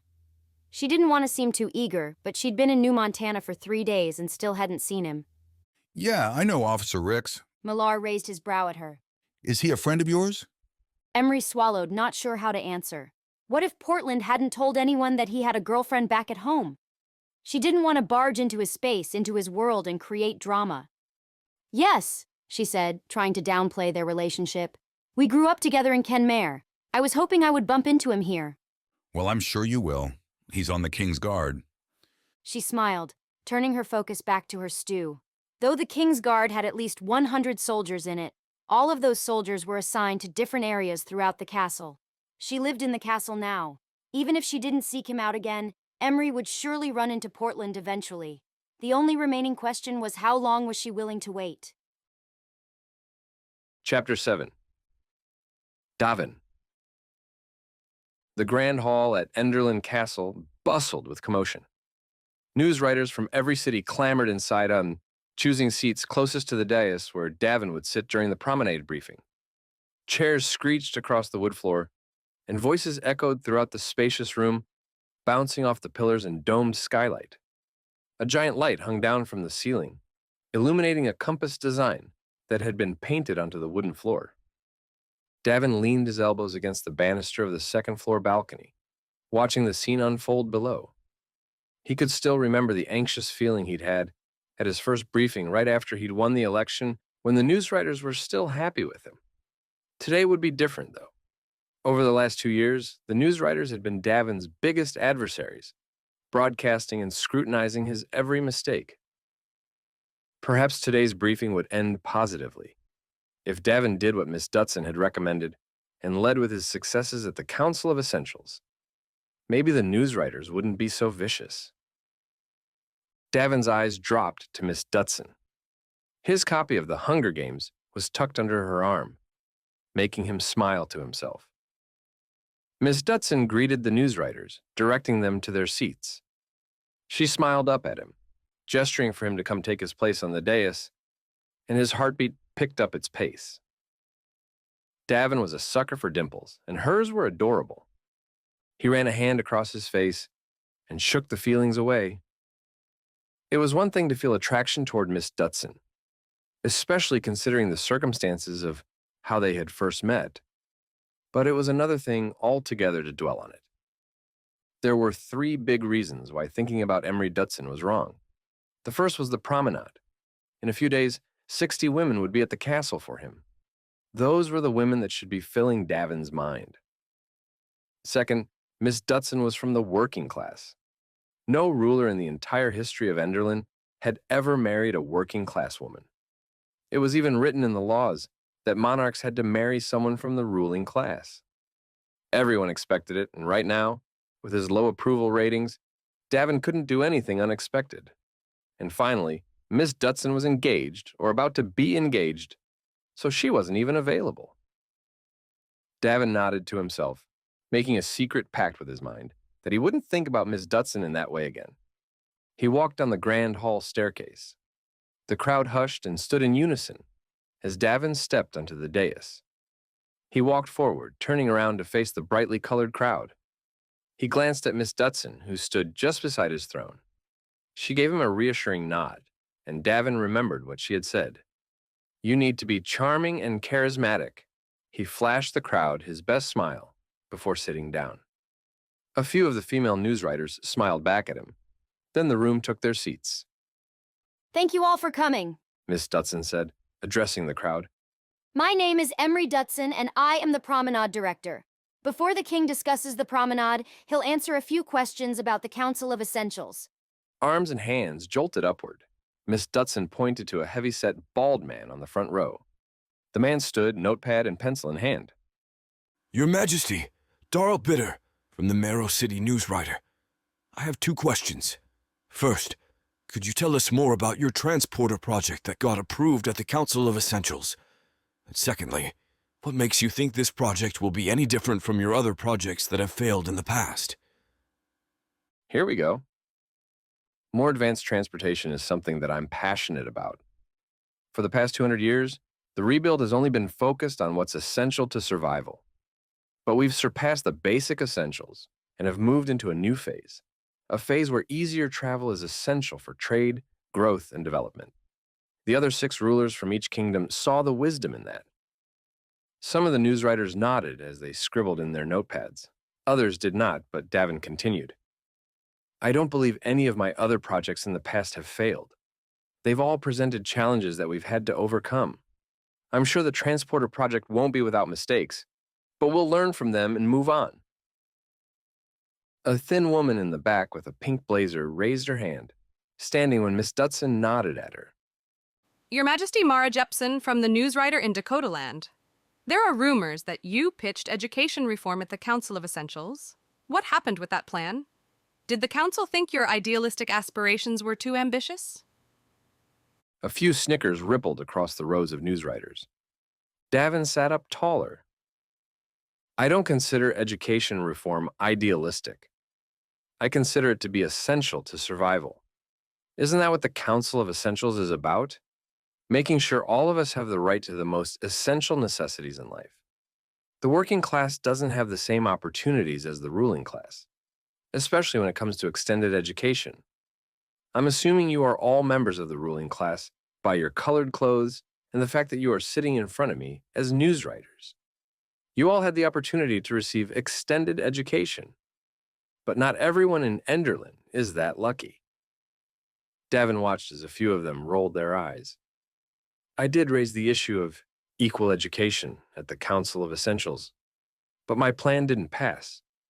I think that says more about some of the other leaders in the council than it does about me or education reform. The room went silent, and Davin glanced at Miss Dutson. Her face held shock and something else he couldn't define. She was probably disappointed in his performance. There went his approval ratings. He let out a frustrated breath. Why couldn't he just say what the newswriters wanted to hear? So much for being charming and charismatic. Emree! Emree was stunned speechless. The rest of the room melted away, a hazy glow illuminating the king as he repeated the words educational reform over and over.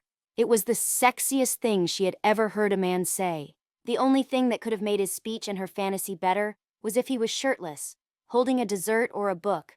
She wasn't too particular, with a slight breeze floating through his fluffy brown hair. She shook her head, trying to get the image out of her mind.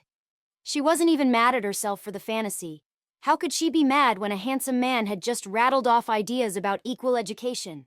Emree was blameless. She peered at the rows of newswriters, their eyes pinned on her. Was her educational reform fantasy playing across her face for the entire room to see? Not guilty! She wanted to scream at them. Instead, she rocked back and forth on her heels, feeling the weight of all those pairs of eyes. Miss Dutson, the king whispered out of the side of his mouth. Are you going to take any more questions? Her stomach dropped. She was in charge of the briefing. Everyone looked to her to direct the flow of the event. The king's speech had thrown her so much she'd lost her focus. She couldn't let that happen again.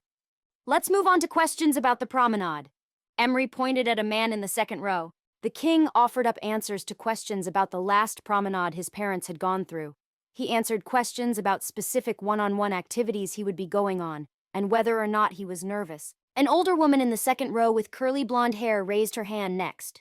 Your Majesty, The newswriter said. I'm Fiona Rudd from the New Montana Newswriter.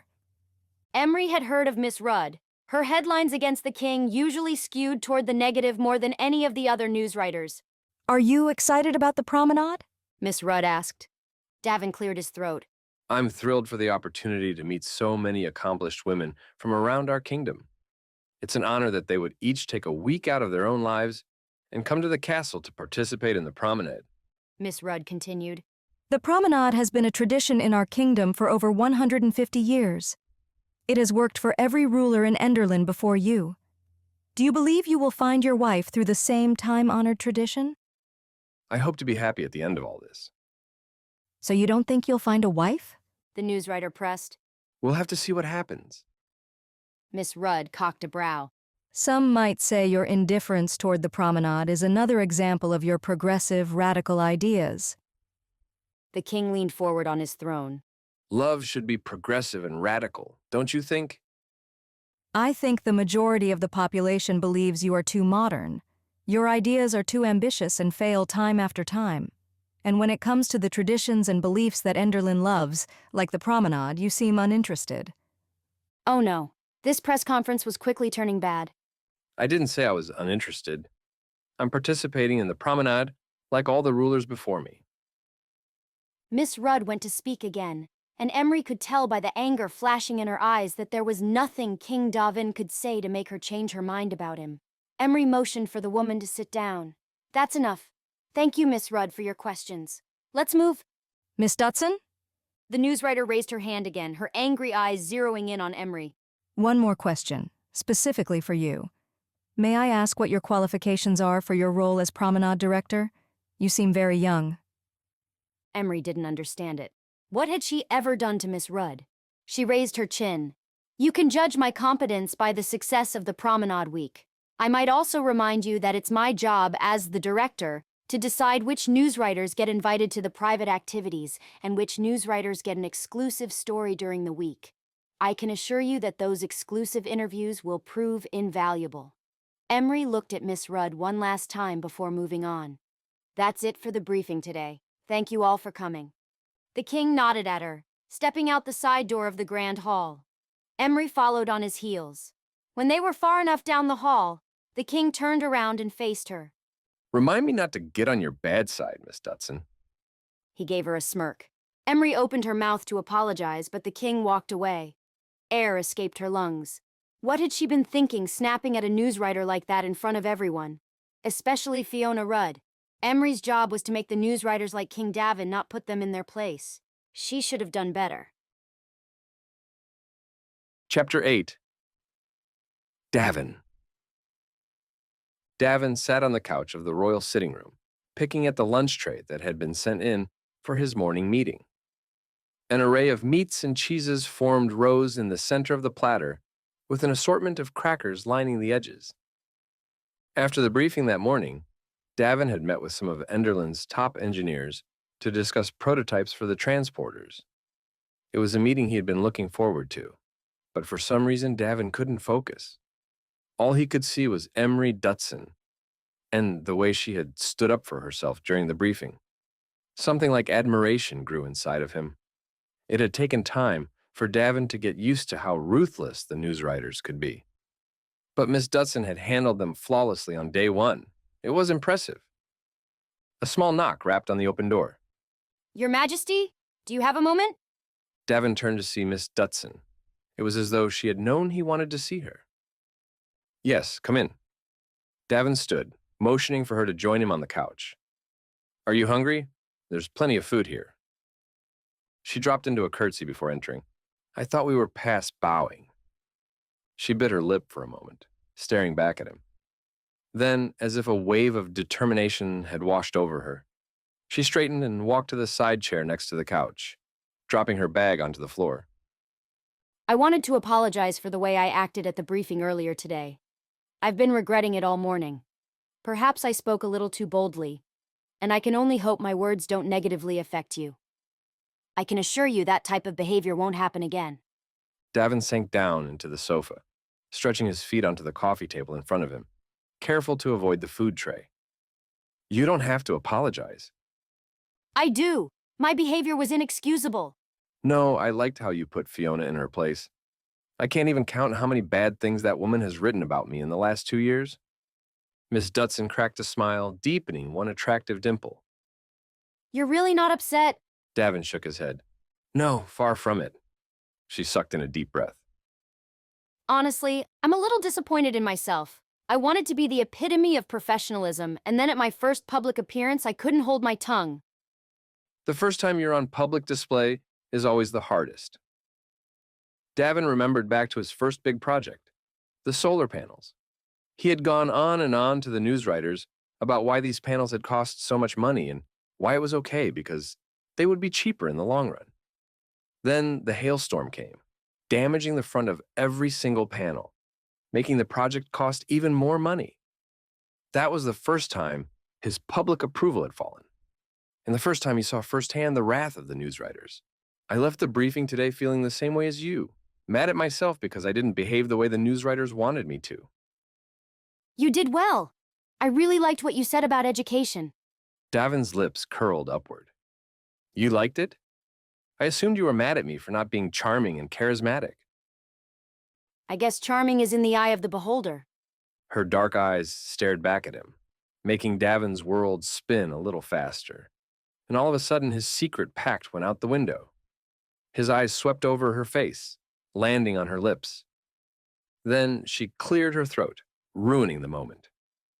Education is something I have been passionate about for years.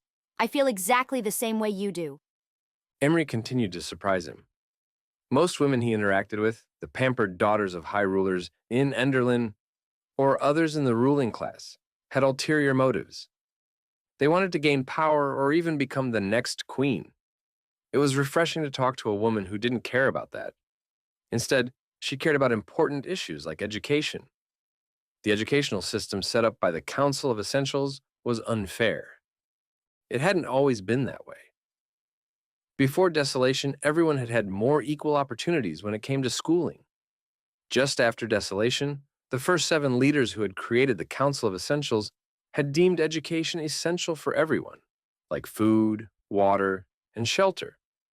But some years later, another council had changed their minds, saying it was too expensive to pay for extended education for the working class. Now that Davin was king and a member of the Council of Essentials, he wanted to change that to make education equal for everyone.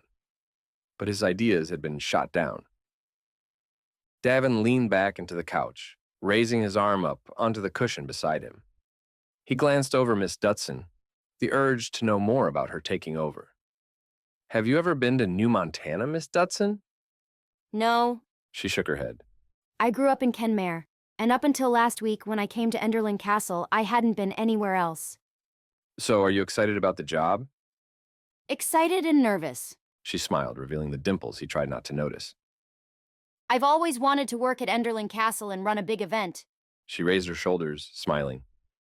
You've made one of my dreams come true. She said it innocently, but Davin wanted to know more. What other dreams do you have? Maybe I can make the others come true, too.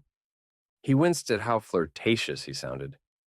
She glanced down at her hands, clearly not wanting to meet his eyes. I have 2 more dreams, but I don't think you can help me with those. Are you sure about that? I am the king, you know? More flirting. It was like he couldn't stop. Well, She finally looked at him, raising her dark brows. I dream of forming a book exchange someday. What's a book exchange? Something that benefits working-class children. If they had access to more books, they could gain an informal education that might help them rise in the world. Her eyes lit up as she spoke. I was lucky. I had Yvonne Kemp, who took an interest in my learning. Most working-class children don't have access to books, let alone a chance at extended education. And you want to change that? He had already noticed Miss Dutson's love of books. It seemed like every time Davin saw her, she had a book with her or sticking out of her bag. And he couldn't wait to hear what she had to say about the Hunger Games. Yes, if I can. She gave him a shy smile. I have a small collection of books, but not enough to start with. Until I can save enough money to buy more, it's just a dream. It's a good dream. Emree held his gaze for a moment, then looked around the room nervously. And your other dream, he coaxed, not wanting to lose the open dialogue they had started. Her smile and the dimples returned. To get married and become a mom. Davin went back to the night he had slept beside her, wrapped up in her arms. It had been such a comforting feeling. Something deep inside of him wished he could feel that kind of comfort again. No, not me. That's ridiculous. Her fiancé would sleep next to her. He cleared his throat, sitting up. You're right. I can't help you with that one. No, She shook her head. definitely not. A slow, hot pool of jealousy swirled inside him. And suddenly, Davin wanted to know more about the mysterious man who would help her with that dream. Does your fiancé share your same passion for education and books? Emree shook her head. No, he's a soldier in the king's... She paused, gesturing to him. in your guard. He doesn't care anything about education. Davin's interest was piqued. So I know him? Her shoulders dropped and she shook her head.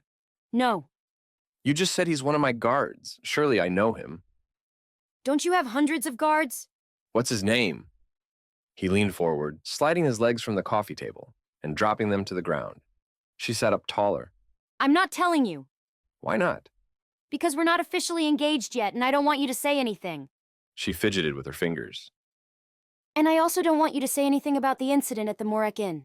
Miss Dutson looked away like she was guilty. Is it Millar? She whipped her head back to him. No? Samson? Your royal secretary? Now I'm officially offended. What? Davin shrugged. Samson's a nice guy. He liked this game he played with Emree, and he especially liked the pink flush creeping up her cheeks. He's not even in the king's guard. She raised her chin and stood abruptly. I'm leaving. Davin smiled as he stood too. You don't have to leave. He reached a hand out to stop her, his fingers grazing the side of her arm until he grasped her wrist and the side of her hand. Her eyes shot to their joined hands, then back up to him. The warmth from her skin seeped into his body, lighting the powder keg of passion he'd been holding in since the Morek Inn. Your Majesty, A guard with a buzz cut and light blue eyes walked in the room. I have a message for you. Both Emree and Davin quickly pulled apart. Emree gasped. Portland? Davin remembered the man now. Officer Portland Ricks. The guard's face reflected shock. Em, what are you doing here? M? Miss Dutson is the promenade director, Davin offered, trying to somehow stay a part of this strange reunion. The promenade director? Officer Ricks nodded. Wow, I can't believe it. I tried to find you. Her eyes darted quickly to Davin's, then she looked away. But you were training in the mountains. Davin looked directly at Emree. Miss Dutson, how do you know Officer Ricks? Emree swallowed, scratching the back of her neck. We grew up together in Kenmare. Davin gave her a pointed stare. Really? Judging by the pained look in Emree's eyes and the fact that her face had turned 3 shades of red, Davin assumed Portland Ricks was Emree's soon-to-be fiancé. Was that enough to explain the awkwardness that clouded the room? Or maybe he was only imagining the awkwardness. Maybe Davin was the one who felt awkward, because moments ago, he'd been enjoying Emree's soft touch when he shouldn't have been. Officer Ricks walked forward, handing Davin the message. Well, I'm working right now. Right. Emree nodded, tucking a pretend strand of hair behind her ear. I'm busy too. She pointed at Davin. There's a lot to do with the promenade. She shuffled to the door. I'm completely swamped. She waved at both men, dropping a hasty curtsy in Davin's direction. I'll see you later. Without another word, Miss Dutson turned and left. Davin looked at Officer Ricks. The guard quickly bowed, then scurried away, probably to go after Emree. Davin let out a deep breath, and for the first time in a long time, he contemplated having Millar do some undercover spy work. Later that night, as Davin climbed in bed, a folded note on his nightstand caught his eye. He looked around his suite, wondering when it had been left for him. He unfolded the edges and began reading. You didn't warn me that it was a cliffhanger. Please tell me you have the sequel. President Snow was really screwed up. Very dark and twisted.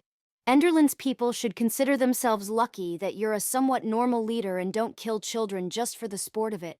And while I'm sure you didn't pay attention to the love story, my fingers are crossed for Gale. I don't see how you can top the Hunger Games, but I'd love to see you try. I'll be awaiting your next book recommendation. Davin smiled to himself. His 2-person book club had just become his favorite hobby. Chapter 9. Emree. Emree paced back and forth in front of the 2-story A-frame building where Millar said Portland's room was. She had gotten up early this morning, hoping to catch Portland when he came out of the building. She was pathetic, waiting outside for him, but it wasn't like she was behind a bush or anything. That would be going too far. Everything about their reunion yesterday afternoon made Emree's skin color with embarrassment. Even if she had tried, she didn't think she could have been more awkward. Her reaction came from a combination of Portland's expression that said, "Shoot, I can't believe you're here," and the looming presence of King Davin and his spontaneous hand grab. There was nothing quite so awkward as having the only 2 men you've kissed come face to face. Emree had been prepared to knock a vase over or cause some kind of commotion if the king had mentioned anything about the Morek Inn. Thankfully, he hadn't. Last night at dinner, Emree had questioned Millar about Portland's schedule. If Millar was correct, Portland would be coming out of the building any minute now. The door opened and Emree paused her steps, looking at the men exiting. She didn't see Portland's buzzed blonde hair or pale blue eyes in either of the soldiers. Her shoulders sank. If he didn't come out soon, Emree would be late for her morning meeting with Queen Aurelia. Then the door opened again, and Emree saw him. He had a notebook in one hand and a breakfast pastry in another. He exited with 2 other men deep in conversation. Emree hesitated for a moment, hoping he would see her. When he didn't, she called out to him. "Portland," she corrected herself. "I mean, Officer Ricks, do you have a moment?" The 3 men halted, and Emree could tell by the questioning look on the other guards' faces that Portland hadn't mentioned her to them. She tried not to let her disappointment show. Maybe they weren't close friends of his. He turned to the other 2 men. I'll catch up with you guys in a minute. Emree followed him to the side of the gravel path where they could talk in private. I don't have long. He said. I don't either. I just wanted to... Her chest constricted. Why had she come? Her reasons seemed silly now. See how you've been. Portland smiled. Things have been really good. I've been training a lot of new soldiers, and I think another promotion is coming soon. That's great. Emree reached for him out of habit, grabbing his wrist, then letting her fingers slide down to his hand. She had touched Portland 1,000 times, held his hand. But here at Enderland Castle, the gesture seemed out of place. And look at you. His hand tightened around hers. How did you manage to get the promenade director job? The Kemps recommended me and I kissed the king. Emree coughed. kissed up to the king in my interview. I'm really impressed with you. We're both working hard to climb up in the world. That's what I like about you. You understand goals and how to achieve them. Emree smiled, letting his compliment wash over her. It wasn't the typical romantic jargon. The "you're so beautiful, I've missed you so much I can't live another day without you" kind of stuff that she read in books. But Portland had never been that guy. He was logical and straightforward, dedicated to his ambitions and duties. "Do you think I can do the job?" Emree asked, needing validation from him. Em, you're one of the hardest working people I know. If anyone can, it's you. Though from what I've heard around the castle, they expect you to magically make the king likable. The king is likable. Emree wrinkled her brows, not knowing why she needed to defend the king. Portland tilted his head. You know what I mean. I'm just saying you've got a lot of work ahead of you. That's fine, she shrugged. I'm willing to do whatever it takes. I know. And the good news is, we'll both be so busy working, neither one of us will feel slighted when we can't spend any time together. It's the perfect situation. Was that Portland's passive-aggressive way of telling Emree that he wouldn't be spending time with her? He stepped closer, placing a hand on her shoulder, his light eyes pulling her into him. Once we've both reached our potential, we'll be ready for the next step, together. It was a logical, sound plan. That's what Emree would keep telling herself. Real life and real love wasn't like what she read about in books. There were steps that needed to be taken, plans to be made, and things to accomplish before love could take its course. She smiled back at Portland. At least they were together again. Not together, but it would have to be good enough for now. Chapter 10. Emree. Morning sunlight spilled across the wood floor in the king's office as Emree waited for their promenade meeting to start. It had been a few days since she had even seen the king, but there was nothing new to discuss with him. The recent headlines from the news writers were still the same. The briefing hadn't done much to improve the public's opinion. Will King Davin take the promenade seriously? Can we trust the king to find Enderlin a worthy queen? What's more important to the king, transporters or the promenade? Emree needed to come up with a better plan to help the king's image. In the last few days, she'd spent most of her time organizing details of the promenade. Things like what girls would be attending the event, what rooms they would stay in, and what activities they would do with the king. Emree worked all day, stopping only to eat and to sleep. She had fallen into a good routine of eating dinner with Officer Millar every night. It was usually brief, but she liked the simple friendship forming between them, especially since they would be spending a lot of time together during promenade week. She hadn't seen Portland since they had talked outside his building a few days before. Each night, Emree had wanted to walk over to where he stayed, but she had always talked herself out of it. She didn't want to bother him. He was busy. When things calmed for him, he would come find her. Emree looked down at the book in her lap. It was the latest book that the king had left for her to read, And Then There Were None, by Agatha Christie. She thought about reading while she waited, but she didn't want to go too fast. Usually, Emree had no control when it came to books. If they were good, she would stay up all night and finish them. She had to mentally tell herself to slow down with the king's recommendations. She didn't want to fly through the books and annoy him by constantly begging for a new book each day. Instead, she opened the book and read the note the king had left for her inside, the note Emree now used as her bookmark. What did you mean when you said that I was a somewhat normal leader? And it may surprise you, but I did notice the love story, and I'm a fan of PETA. Unfortunately, I do not have the sequel to the Hunger Games. I'm not sure it made it past Desolation. I guess we'll never know if Katniss ends up with Gale or PETA, or if she dies in the Quarter Quell. For now, enjoy this murder mystery book. It's sure to surprise you. Emree smiled as she traced the king's handwriting. Then she snapped the book shut. Samson, the royal secretary, had said the king would be a few minutes late to their meeting. Emree didn't think King Davin would mind if she took a look around. He would have had her wait in the foyer by his secretary if he was concerned about her being alone in his office. She left her book on the chair and walked toward the bookshelves. Her fingers slid across the shelves, then dropped as she walked around the king's desk. Something on the back credenza caught her eye, something that she didn't recognize. It was a small, white, dome-shaped ball with a cracked black screen on the front. Emree assumed it was a pre-Desolation artifact. Connected to the back of the ball was a white cord that had been severed somehow in all the catastrophes of Desolation. Across the top, Emree read the words Amazon Echo the 14th. She glanced over her shoulder before gently picking up the artifact. She had never seen anything like it and wondered what it could have been used for in pre-desolation times. She had read about how the old civilization had been littered with technology that made life easier but, at the same time, disconnected society. The early Council of Essentials had deemed frivolous technology unessential to survival.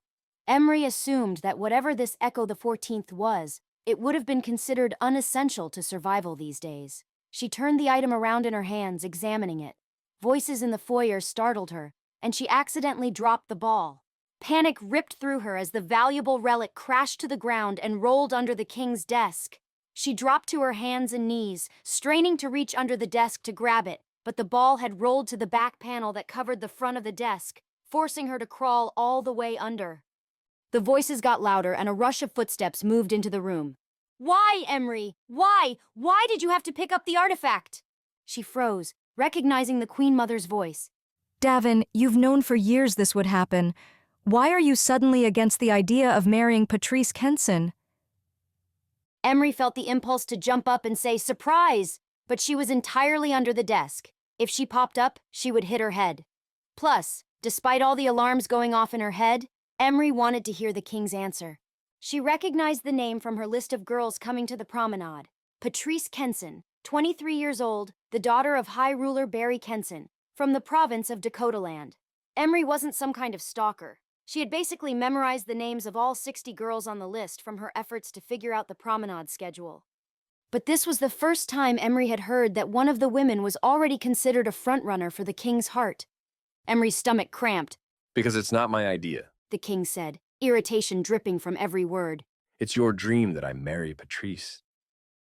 Emree was sure that at any minute, King Davin would come around to sit in his chair and discover her. But then he stopped at the side of his chair. She could see his legs and shoes facing toward the door. He had excellent taste in shoes, and the tailored cut of his navy slacks did wonderful things to his muscular legs and backside. Had she just checked out the king's butt? Emree rolled her eyes. What was wrong with her? Queen Aurelia sighed deeply like her son was taking years off her life. Don't pretend you haven't had a crush on Patrice since you were 15 years old. Davin threw his hands out to the side. I had barely gone through puberty and Patrice was, well. Stop! The Queen Mother laughed. I have no desire to hear about the 15-year-old pubescent version of my son and his love life. Emree smiled, loving this inside glimpse of the king's relationship with his mother. However, she continued, I am interested in your love life now, and whether you like it or not, Patrice will be at the promenade in 2 days, and let me tell you, she is more beautiful than she was when you were teenagers. Davin placed his hands on his hips. I know, Mom. I saw her 2 years ago at Dad's funeral. Then what's the problem? I don't know. I don't like having the decision already made. What if there's someone else better for me? The king's vulnerability did funny things to Emree's stomach. It's probably indigestion. His mother's voice softened. Well, you'll have 59 other women to choose from, but if there's someone better than Patrice Kenson, I'll be surprised. King Davin looked down. He must have caught Emree's outline from the corner of his eyes because he fixed his stare on her. She pulled her lips into a tight smile. Would he be angry? Or worse, would he give her away to Queen Aurelia? Emree couldn't bear the humiliation. Her foolish actions might even prevent the Queen Mother from offering her a permanent job. How had this happened? She had sworn to herself that she wouldn't make any more mistakes. King Davin bit back a smile, turning to his mother. You might be surprised. You never know what a woman might be hiding in the shadows. Emree pursed her lips, the king's meaning not lost on her. I just want you to be happy, Davin, the Queen Mother said. I know how stressed you are about your approval ratings. The king scratched the back of his neck, nervously glancing Emree's direction. If you had a wife, someone like Patrice, she could help shoulder the burden so that you're not facing this challenge alone. The other day, the king had joked about his public image, giving Emree the feeling he didn't care, but it was all a facade. He did care. It added a whole new level to the pressure on her shoulders. She could not fail. King Davin let out a shaky laugh. Can we talk about this later? He pointed to a stack of papers. There's something on my desk I need to take care of right now. More like something under your desk. Okay, I've said what I wanted to say. I'll leave you in peace. Queen Aurelia's voice moved toward the door. I'll see you tonight at dinner. King Davin leaned against his desk, folding his arms and crossing his feet out in front of him. Miss Dutson, are you commandeering my office? Emree crawled out from under the desk. She stood, straightening her fitted charcoal dress, and held out the artifact. This dropped. And you went after it? Unfortunately, yes. He nodded to the orb in her palm. Do you know what it is? No. It was an electronic personal assistant named Alexa. She could answer any question or buy things for people. She sounds brilliant. Yes, maybe Alexa would be interested in marrying me. He gave Emree his trademark smile, the one that he used whenever he said something clever. The smile wasn't big or overdone. One side of his mouth raised up higher than the other, and his lips parted enough to see the white of his teeth. Do you think my mother would like her better than Patrice Kenson? Emree let out a laugh, grateful the king was hitting the subject straight on. According to your mother, she'd be surprised if there was anyone better than Patrice Kenson. I wouldn't. The king grabbed the Amazon ball from her hand, his fingers grazing over hers. His touch sent a jolt of warmth through her chest, causing her breath to catch. She pulled back, wringing her hands as she walked back to her chair. King Davin nodded at his copy of And Then There Were None sitting on the seat. How do you like the book? She smiled, unable to hide her enthusiasm. I love it. Have you figured out who the murderer is yet? She bounced her head back and forth. I have some ideas. Well, you're wrong. Emree stuck her bottom lip out. How do you know? Because I know the story and I know you're wrong. She picked up the book, turning it over in her hands. Maybe. I am starting to wonder about you, though. Me? He kicked his head back. Why? All of your favorite books are so perverted. His eyebrow lifted way up and a smirk formed on his lips. Emree quickly shot back. Not perverted, but you know, both books have been about murder and revenge. I'm afraid if I don't do my job right, you'll come after me with a vengeance. I am known to seek revenge when I'm displeased. Emree laughed. The promenade stakes just got higher. As if they aren't already high enough. The king's smile dropped a bit, but he quickly recovered. His gaze held hers, and in those few short seconds, Emree's heartbeat boomed out of control. She took a seat in the leather chair. Should we discuss the promenade? She needed to get back to business and a steadier heartbeat. King Davin took a seat at his desk as Emree laid out her papers in front of them. I've made the seating chart for the promenade's opening night dinner. She handed him the paper. But I think I'm going to make some changes. He glanced over the drawing of the grand hall with tables and names listed. What changes? Perhaps I'll put Patrice Kenson a little closer to you. I didn't know you had your eyes set on her. The king gave her a pointed look. My eyes aren't set on her. Your Majesty, Davin? He reminded her. King Davin. She gave him a sharp look. The promenade isn't long. Under most circumstances, 1 week isn't long enough to build a relationship of love. If you have a history with Miss Kenson, we should build upon that. The king's expression was serious. Is that what you want me to do? Emree's stomach tightened again, the way it always did when the king looked at her with so much intensity. Yes, she pushed a smile on her lips. I'll do whatever you want me to do. Whatever she wanted? Emree had to force her mind not to run away with that train of thought. Chapter 11. Davin. Davin had been at the front steps of the castle all morning, greeting carriage after carriage as they pulled up, spilling women and luggage onto the tiny pebbles that filled the drive. The entire morning blurred together as each woman briefly curtsied before him. It almost didn't seem real. All of these women were here to meet him. He should be excited. That's what the news writers and the public wanted. But instead, deep sadness filled his heart. 60 women and 1 week were all he was allowed to decide his future. It didn't seem fair.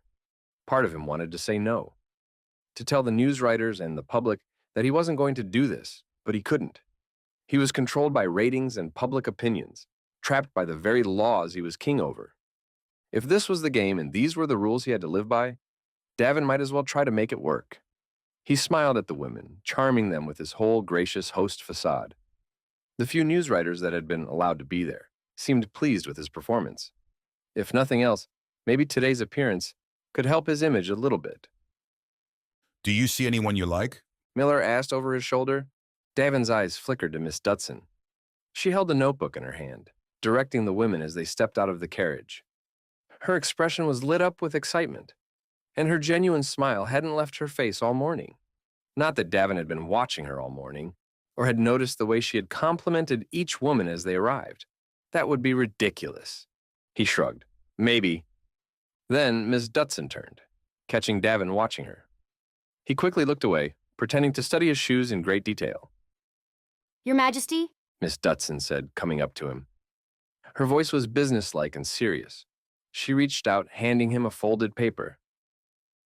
This is an urgent matter if you have a moment. If you could send me word of your decision. Davin grabbed the note and watched Miss Dutson nod at Millar, and then walk away. He looked down at the paper, wondering what was so urgent. He unfolded it and began to read. You were right. I had no clue who the real murderer was. Every time I thought I had it figured out, that character would die. I was completely shocked at the end. Well played, Agatha Christie. Well played. I think we need something a little more lighthearted next time. I'm in the mood for some romance. If you're up for it, I'll share one of my favorites with you. Davin bit his lip, looking back at Miss Dutson. His stomach stirred. He was also in the mood for a little romance. Until he remembered Portland Ricks. Suddenly, Davin wasn't in the mood for anything, except maybe a boxing fight. Chapter 12. Emree. A buzz of excitement filled Emree's chest as she walked the length of the castle's grand hall, checking to make sure every detail of the opening dinner was ready. At the far end of the room, long tables had been set up for dinner. The dais sat opposite the tables, lined with garlands of white flowers. A live quartet positioned on the balcony above played soft background music while servants carrying trays of bubbling drinks walked through the guests. Everything was perfect. So far, the first day of the promenade had gone as planned, except for a few minor quarrels with some women not wanting to share a room with this particular woman or that one. The typical catty stuff that events like the promenade brought out in women, especially ruling class women. But Emree had managed to keep everyone calm and happy. If the opening dinner could go as well as the afternoon had, Emree would be thrilled. Promenade participants had started to file into the grand hall, gathering together in small groups as they waited for the king to arrive. Chatter filled the air as the women compared dresses and hairdos. A few soldiers and officers roamed around, introducing themselves to the ladies. Portland wasn't there. He had to train a group of soldiers, which was for the best since Emree had to work. Although, she would have loved it if he could have seen her all dressed up for the promenade dinner. Tonight she had on a colored dress that Yvonne Kemp had given her, an elegant plum gown with a square-cut neck, 3/4-length sleeves, and a long flowing skirt. Emree had taken extra time styling her hair, leaving it down and wavy, allowing it to match the movement of her dress when she walked. She felt dignified and beautiful, and that feeling added to her confidence. A few news writers circulated the room, interviewing different women. Fiona Rudd was among them. Emree smiled at her, but the woman raised her chin and looked away. Obviously, she wasn't over the briefing yet. Queen Aurelia floated from group to group, greeting people. She was dressed in a navy blue gown with a boat-neck top. The sleeves were long and billowy, matching the bottom of the dress. She looked elegant and queenly as she showered guests with her smile. Everything seems to be going well, Miss Dutson. Great job, the Queen Mother said as she passed by. Yes, so far, so good. Queen Aurelia stretched on her toes, casting her eyes around the room. Has Patrice Kenson come down? I'm not sure. I haven't met her yet. Emree hadn't managed to meet every woman personally as they had arrived in droves, but she was very interested in meeting Patrice. The Queen Mother tapped the side of Emree's arm with the flick of her hand. I can't wait to introduce you. Patrice is such a lovely young woman. I'd be lying if I said I wasn't hoping Davin chose her at the end of all this. Is it terrible for me to play favorites? Something like jealousy gnawed at Emree's heart, but she quickly squashed it down. Not at all. He's your son, and you want what's best for him. You're exactly right. I want what's best for him. You know, Patrice and Davin grew up together. Whenever the high rulers were in session at the castle, Patrice's family would stay in New Montana. The two of them used to run the halls of this place as children and attend the same political parties as teenagers. They have a common background. She waved her hand around the room at the other women. Although these women come from the ruling class, they don't know what it takes to be a queen. It's hard work, and there's little room for error. Patrice understands all that because her father is a high ruler. That's how it was for King Desmond and me. My father was a high ruler, so I understood the pressures of royalty. It made our marriage so much easier because we understood each other. I want Davin to have the kind of ease and happiness in marriage that his father and I had. Patrice is the only girl in the promenade that has been around this lifestyle ever since she was a young girl. She's the portrait of perfection, and right now, Davin could use someone like that on his side to help appease the people. The knot in Emree's stomach tightened. Was there a hidden meaning behind the Queen Mother's words? A pointed warning tailor-made for Emree, reminding her of why the king had to marry Patrice. Emree shook the thought away. Queen Aurelia would need to consider Emree a threat to chastise her in such a way. And Emree was anything but threatening, at least when it came to the king's marriage prospects. She pulled her lips into a smile. Patrice sounds amazing. So you'll help me bring her and Davin together? Queen Aurelia's eyes were so kind. How could Emree say no? If that's what you want, Millar joined them. The king is ready. Oh, I have to go find Patrice. The Queen Mother rushed away. Emree turned to Millar. How does the king seem? Millar raised a questioning brow. Like, is he excited? Completely committed to the promenade? I wouldn't say he's completely committed to the promenade, but he's a professional. He'll put on a good show tonight. Emree puckered her lips. The king was a professional like her, someone who put on a front for the sake of the job. The music stopped, and the horns sounded. On the balcony above, the herald boomed out. Introducing His Majesty, King Davin Parkins, King of Enderlin. At the center of the grand hall, two large arched doors that were at least 12 feet high opened simultaneously. King Davin stood behind them in all his confident glory. An audible gasp mixed with excited giggles fluttered through the crowd of women. Emree took one look at the king, and her heart literally stopped. She imagined her death certificate, the lines detailing her demise reading that she had been killed by handsomeness. The first thing she noticed was how perfectly his hair curled out from under his gold crown, as if he had purposely tousled it before placing the crown on his head. The crown wasn't even straight. It sat back and was slightly tilted, adding to King Davin's whole "I'm so good-looking and I don't know it" persona. He wore a fitted black suit with a bright red tie. Emree's eyes lingered on his broad shoulders and the way his suit jacket pulled across them. Well, someone looks handsome, she said under her breath. What? Millar leaned in. How had he heard that? She quickly tried to recover. I said we should sing the anthem, you know, of Enderlin. Millar frowned and Emree looked away. Nice recovery. She shouldn't be distracted by the king's good looks. She had Portland, and she wasn't the type of girl that only cared about how people looked. But then again, she was emotionally attracted to the king as well, making everything about his physical appearance stand out even more. King Davin looked at her. He glanced up and down her dress. Then his eyes met hers, his look of appreciation sending a rush of butterflies through her stomach. Slowly, he made his way to the dais. The crowd of women parted, clearing a path. He smiled at Emree as he approached, and it took every ounce of her self-control to mask her expression. She raised her chin, refusing to let his charming smile affect her. But it was affecting her. It affected her breath, her mind, and her heart. Davin! A tall, long-legged blonde girl in a low-cut blue dress reached out from the crowd, stopping him. Davin? We're on a first-name basis here? If it isn't Pat Rice, The king said with a smile that seemed to light up his eyes. A smile he had given Emree only moments ago. The crowd gasped as the beautiful girl moved closer.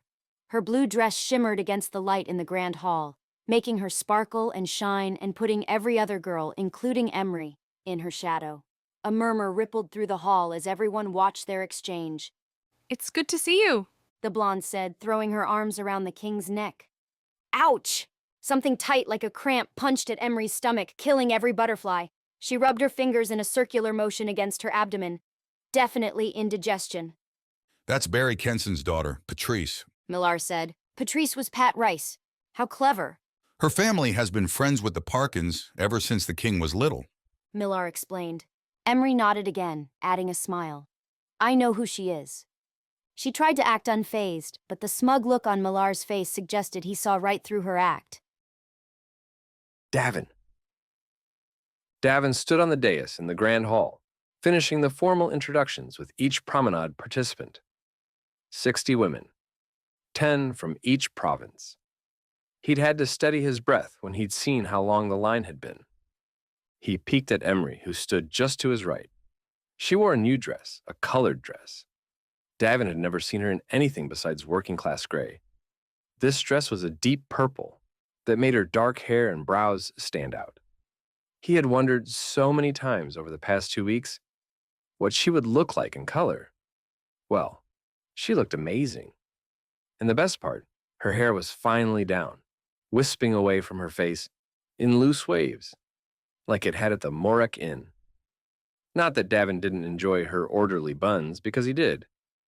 Her updos gave him the perfect view of her sleek neck. Who knew necks could be so attractive? Davin hadn't, at least not until he'd met Emree. He rolled his eyes. He sounded like a creepy guy with a neck fetish, pining over the one girl he couldn't have. He needed to focus. The next woman in line stepped forward, and he vowed to give her his full attention. From the corner of his eye, he saw a few newswriters watching his every move, taking notes. Davin turned to the woman, putting on another warm smile. Your Majesty, I'm so pleased to meet you. The woman, except this one seemed more girl than woman, curtsied in front of him. He tried to make his voice sound cheery. What's your name? Sheena Umbrate. Where are you from, Miss Umbrate? He asked, even though he was sure he knew of her father.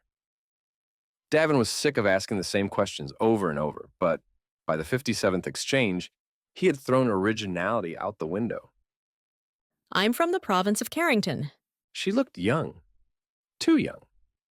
Age must not be a concern when selecting women to be a part of the promenade. How old are you, Miss Umbrate? Next to him, Emree coughed intentionally. He turned to look at her, giving her a questioning look. Oh, was that insensitive to ask? She shook her head like his question wasn't allowed. Davin turned his attention back to Sheena, and she answered with a shy smile. 16. Yep, too young. It's nice to meet you, Miss Umbrate. The next woman, number 58, smelled like a dead fish. The one after that, number 59, had long eyelashes that looked like spider legs clawing at her cheekbones. And the last, woman number 60, talked so quietly that Davin couldn't even hear her. If he chose her, it would be a life full of leaning in and asking, "What's that?" Or "Excuse me?" 100 times a day. He let out a heavy breath.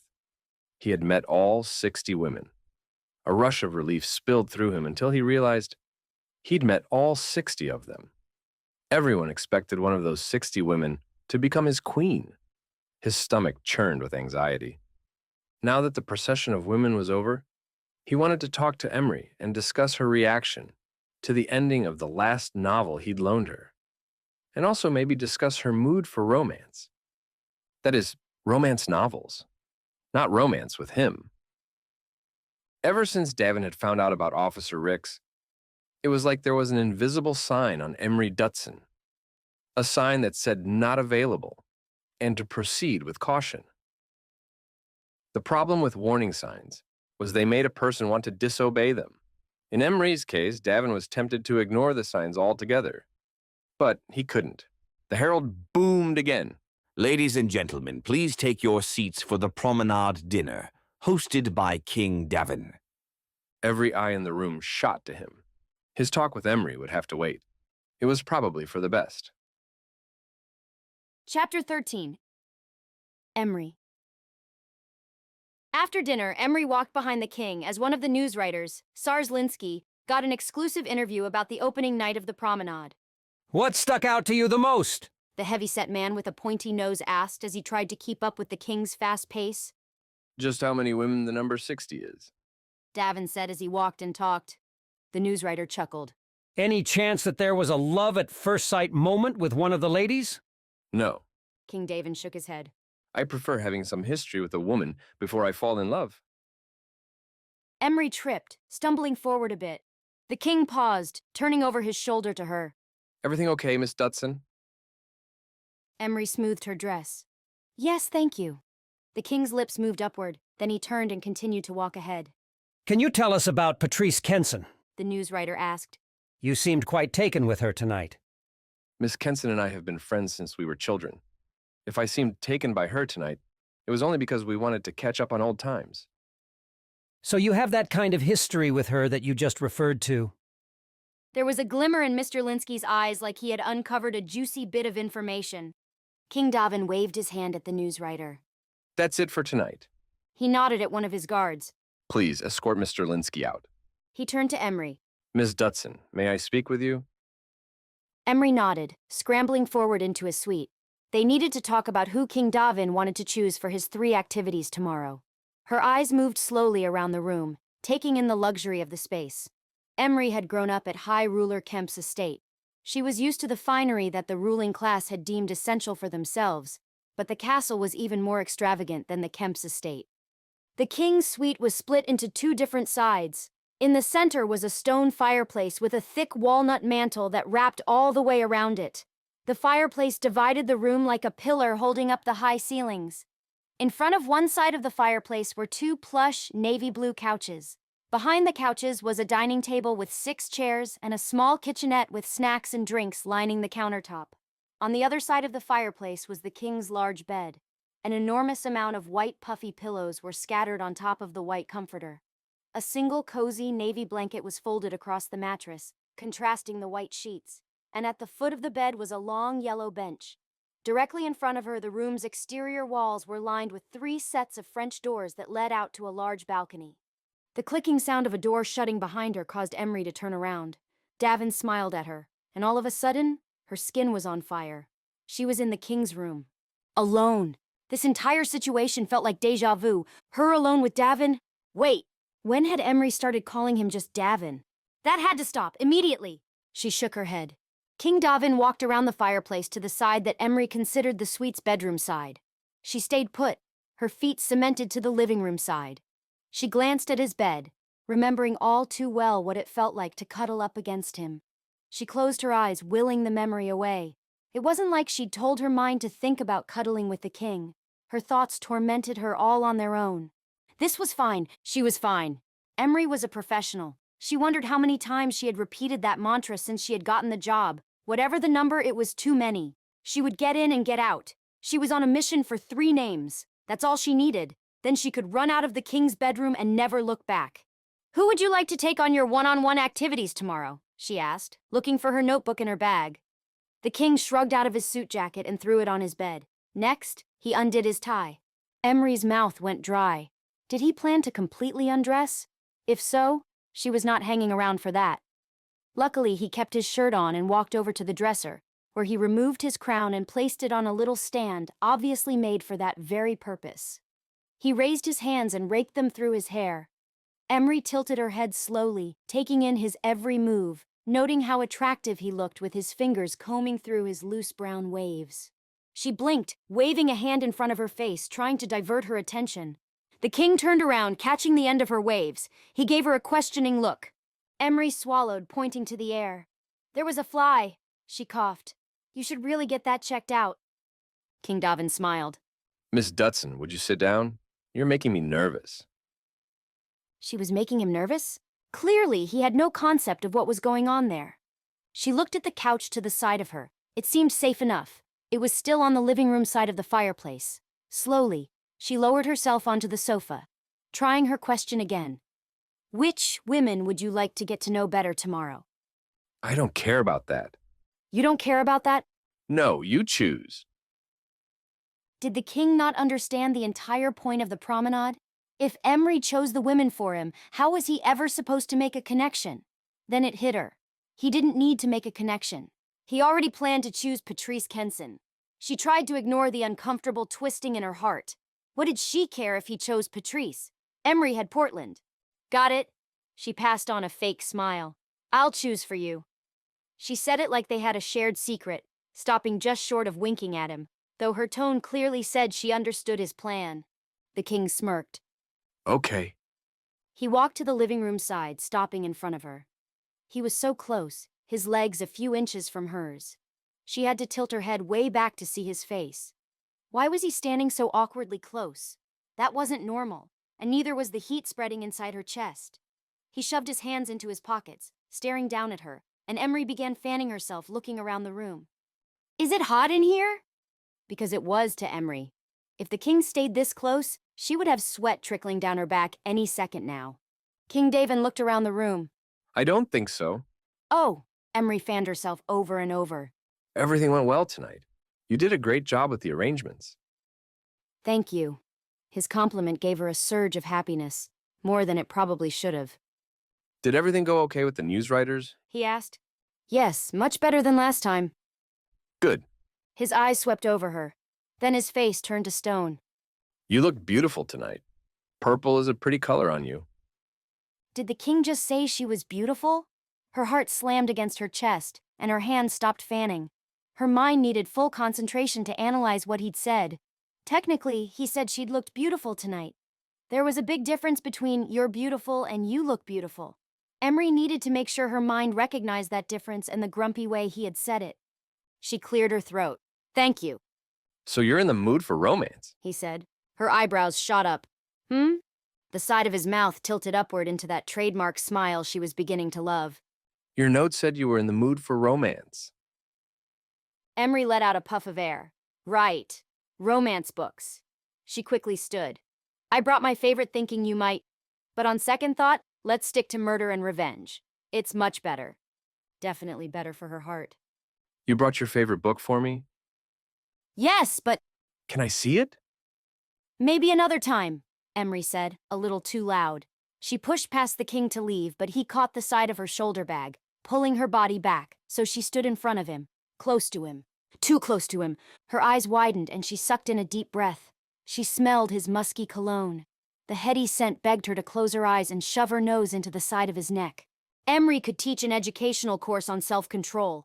At the very least, she should win an award for the restraint it was taking to keep her distance. She could see it now. Someone congratulating her for not invading the King of Enderland's personal space just to get a whiff of his deliciously smelling neck. Is the book in your bag? He asked, bringing her back to the moment. Yes. He gestured to the bag. May I? She nodded. At this point, her saying no to him, for anything, seemed highly improbable. Her heart banged, pounding up through her neck to her ears. Everything inside her, her heart, mind, and feelings, were all mixed up and twisted. Her reactions to the king made no sense. Emree was in love with Portland and had been her entire life. Besides that, King Davin was her boss, and not just any boss. He was the King of Enderland, the most unattainable man in the kingdom. Emree steeled herself and drew a figurative line in the sand, a line her heart would not cross.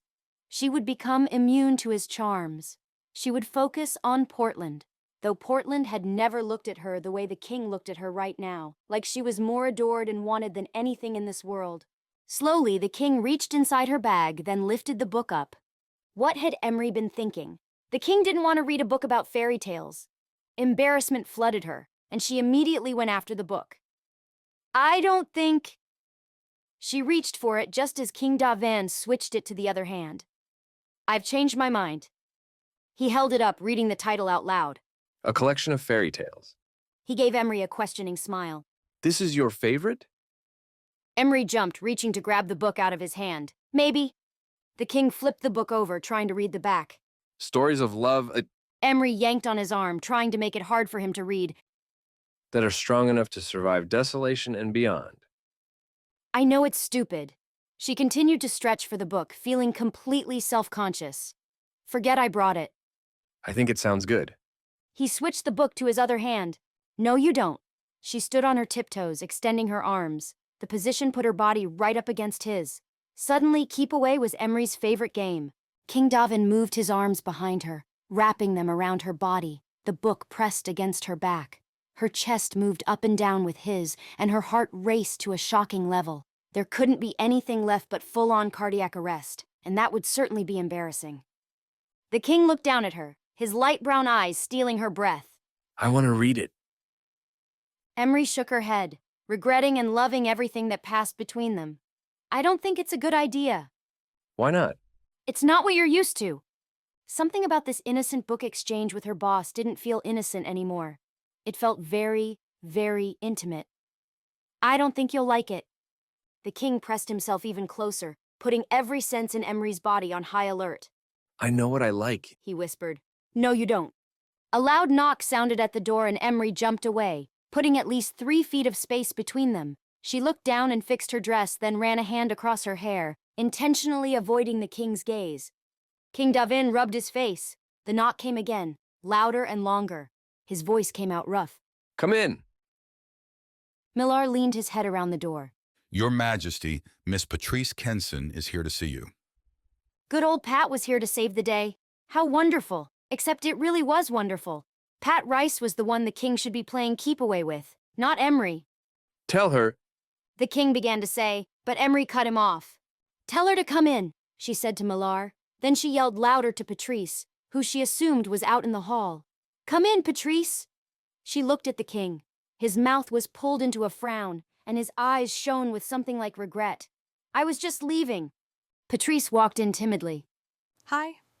Her sultry smile was aimed right at the king. Then her blue eyes darted to Emree. I hope I'm not interrupting anything. Her timing couldn't have been better. Or worse, depending on whether or not Emree's head or heart was in charge of deciding. In this case, her head was definitely the more reliable source. No. Emree shook her head dramatically. She pointed to the book. I'll get that from you later. She turned on her heels and rushed out the door, shutting it behind her, leaving King Davin alone with Patrice. She leaned against the wall of the hallway, studying the ceiling above her. Everything okay? Millar asked, standing guard by the door. No. It was against the promenade rules for girls to come to the king's suite, and yet there was Patrice. Had King Davin invited her? He must have. How else would she have gotten past the dozens of guards between the castle's guest rooms and the king's suite? Emree was such a fool. For a moment, the king... Nope. She wasn't even going to say what she thought the king was about to do. She rolled her head so she could see Millar. I think I've lost my mind. But it wasn't her mind she was worried about losing. It was her heart. Davin, I hope it's okay that I came here tonight. Patrice said, clasping her hands in front of her. I wanted to continue catching up. It's been so long since we've seen each other. It's always great to see you. Davin smiled as a nagging, guilty feeling rose inside him. He shouldn't have had Emree in his arms. She was his employee, and in a relationship with Portland Ricks, a piece of information that Davin seemed to have forgotten a moment ago. He wouldn't forget that again. He would file Emree's relationship with Portland in his brain, right next to his math facts, under the category of things that should never be forgotten. He set Emree's book down on the coffee table and turned to Patrice. I'm curious about how you got through all of the guards. They're on strict orders not to let any of the promenade guests into the royal wing of the castle. Your mother brought me here. It was her idea, really. His mother? Davin would have to have a conversation with her about that. Patrice walked around the room, eyeing everything. So, this is the king's suite. I wasn't allowed in here when I was a child. I wasn't either, Davin laughed. Patrice flipped her body to face him. You need a woman's touch in here. I'm sure you think you're the perfect woman for the job, he thought. Davin shoved his hands in his pockets. I like it like this, she smiled. Of course you would say that, you're a man. She walked over to the couch, taking a seat. I didn't want to ask at dinner, but how have you been holding up with your father gone? Davin let out a deep breath, appreciating her question. Patrice had always been a good friend. It's been a long 2 years, but I mostly worry about my mother. I hate seeing her so lonely. Maybe she could remarry. She'd never consider it until I'm married, Davin said with a chuckle. Patrice's smile widened. Well, you'll be married soon enough. Davin swallowed. Did Patrice assume, like everyone else, that he would marry her? He could see why she was the popular choice. He and Patrice were friends. There was even a time in Davin's life when they had been more than friends. That was years ago, though. Those feelings had faded with the passing of time. Life with her wouldn't be terrible, but it wouldn't be electrifying either. It would be straightforward and predictable, steady. His mind turned to Emree Dutson. She was electrifying and completely off limits. So why had Davin pushed those limits tonight? He couldn't let it happen again. It doesn't seem like you've hit your stride as king yet, Patrice said, stopping his Emree tangent. For some reason, her assessment bugged him. Was Patrice part of the majority that believed Davin wasn't a good king? Why do you say that? She shrugged. You don't seem to be enjoying yourself very much. What was there to enjoy? No matter what Davin did, the people hated him. It was a vicious cycle, but he didn't want to discuss that with Patrice, so he settled for a more straightforward answer. Some days are better than others, I guess. I think you'll be happier after the promenade.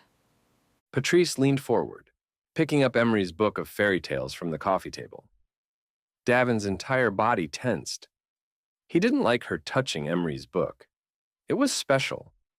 She glanced over it, seemingly uninterested, and threw it back down on the table, sending it skidding across the wood. Patrice had never liked reading, nor did she understand Davin's love of it. He looked down at the book, anxious to read it and see what was inside that made it Emree's favorite. Patrice, if you don't mind, it's been a really long day, and I need to get some sleep. Her bottom lip stuck out in a pout. Are you sure? Yeah, I want to go straight to bed. That was a lie. He wanted to go straight to chapter 1 of Emree's book. Chapter 14. Davin. The next morning, Davin dragged himself out of bed. He had stayed up late reading Emree's fairy tale book. He kept telling himself he would stop at the next chapter, the next story. But something about each tale kept him reading. Or maybe what kept him reading was the fact that he wanted to understand Emree better. Davin's late night would make his busy day harder. It was the first day of his one-on-one activities. Emree had selected Barrett Dunn for the cooking service project. A castle chef helped them prepare 20 meals that would be delivered to poor working-class families in New Montana. Barrett was a good choice. She was bubbly and played up the whole "I've never cooked anything in my life" act. The newswriters ate it up. Later that morning, Monique Fellow accompanied Davin on a picnic in the castle gardens. Monique was the epitome of poise and elegance. That was, until they began eating. Monique's hand went to her mouth, removing several fake teeth on one side before she placed them on her plate. Davin glanced at Emree, his eyes wide. Rookie mistake. She was off to the side with several newswriters, biting back a smile. Her expression alone almost made it impossible for him to keep his composure. He grabbed his drink of lemonade, using the glass to cover up the smile he shouldn't have had. Then there was the hospital visit with Minta Pipe. She showed up in brown pants, a shocking choice, considering the Council of Essentials had decided decades ago that only men should wear pants. Newswriters whispered, and eyes went wide when she walked in the room in something so blatantly against the Council's modesty guidelines. The fact that the pants were a dingy shade of what could only be called feces brown hadn't helped either. Minta brought the subject up herself, insisting to Davin that she didn't care about the Council's rules. These pants were her favorite, and nobody could tell her what she could and could not wear. They used to be black, Minta stated proudly. Davin's eyes widened in horror. He again looked at Emree to save him, but she seemed all too pleased to be in the sanctuary of the crowd of newswriters. Finally, he, Millar, and Emree stood in the castle's front foyer, watching as the last newswriter left. Davin let out a deep breath. He was thankful the first day of one-on-one activities was over. He felt like a fraud to the newswriters, not because he didn't want to make food for the poor or visit children at the new hospital, but because he didn't want to do it with any of the promenade women. Everything felt forced and fake, though the newswriters had responded well to him today. Davin couldn't help but contrast that with the times he had been genuinely himself, talking about his projects and his goals for Enderlin. The newswriters didn't like that version of him. They didn't like what was real, and for whatever reason, the public of Enderlin believed what the newswriters wrote in their papers. What choice did he have but to keep up the facade? But now, Davin could finally relax. The newswriters were gone, and nobody expected him to play the part of promenade bachelor king until dinner that night. He excused Millar to take a break for a few hours.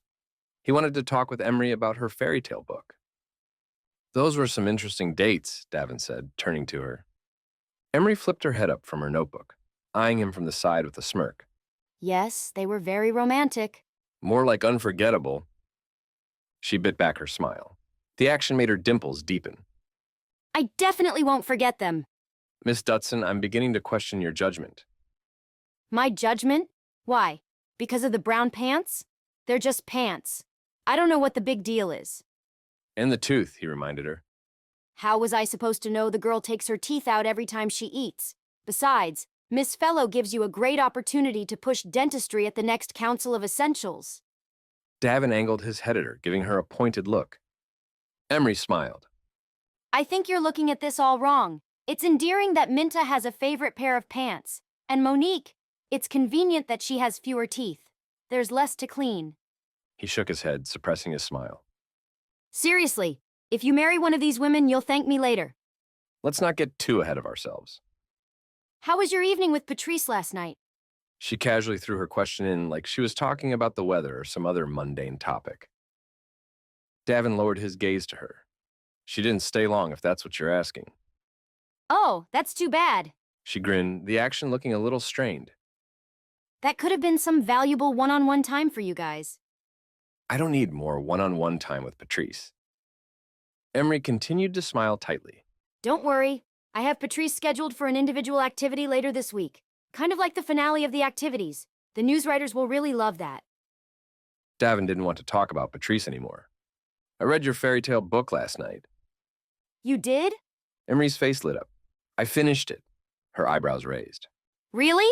Yes, really. And? First of all, these love stories are all about a prince. Why not a king? Well? She held her hands in front of her, rocking back and forth on her toes.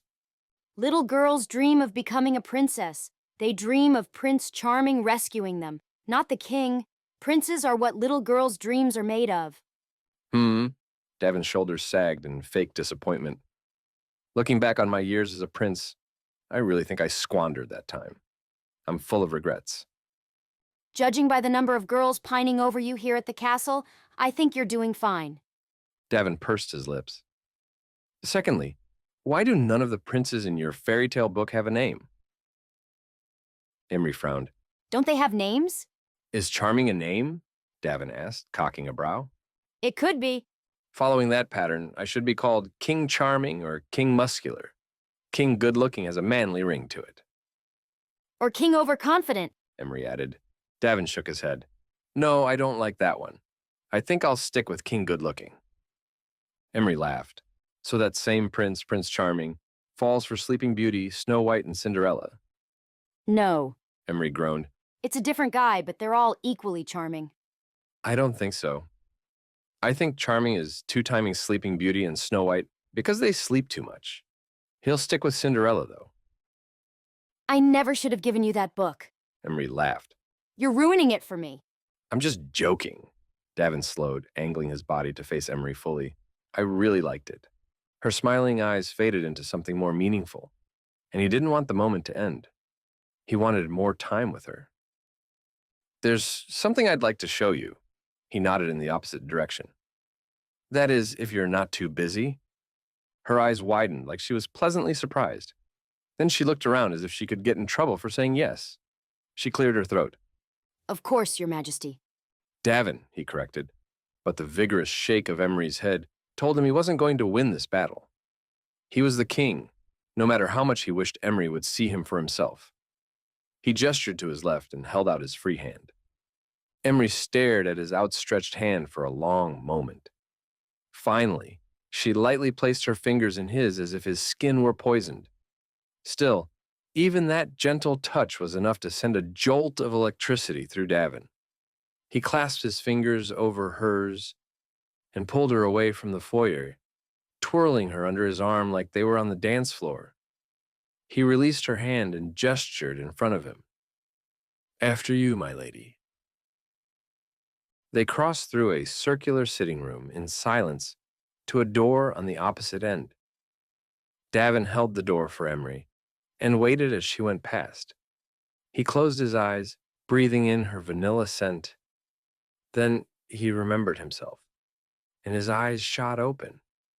If he wanted to spend time with Miss Dutson as a friend, there needed to be some ground rules.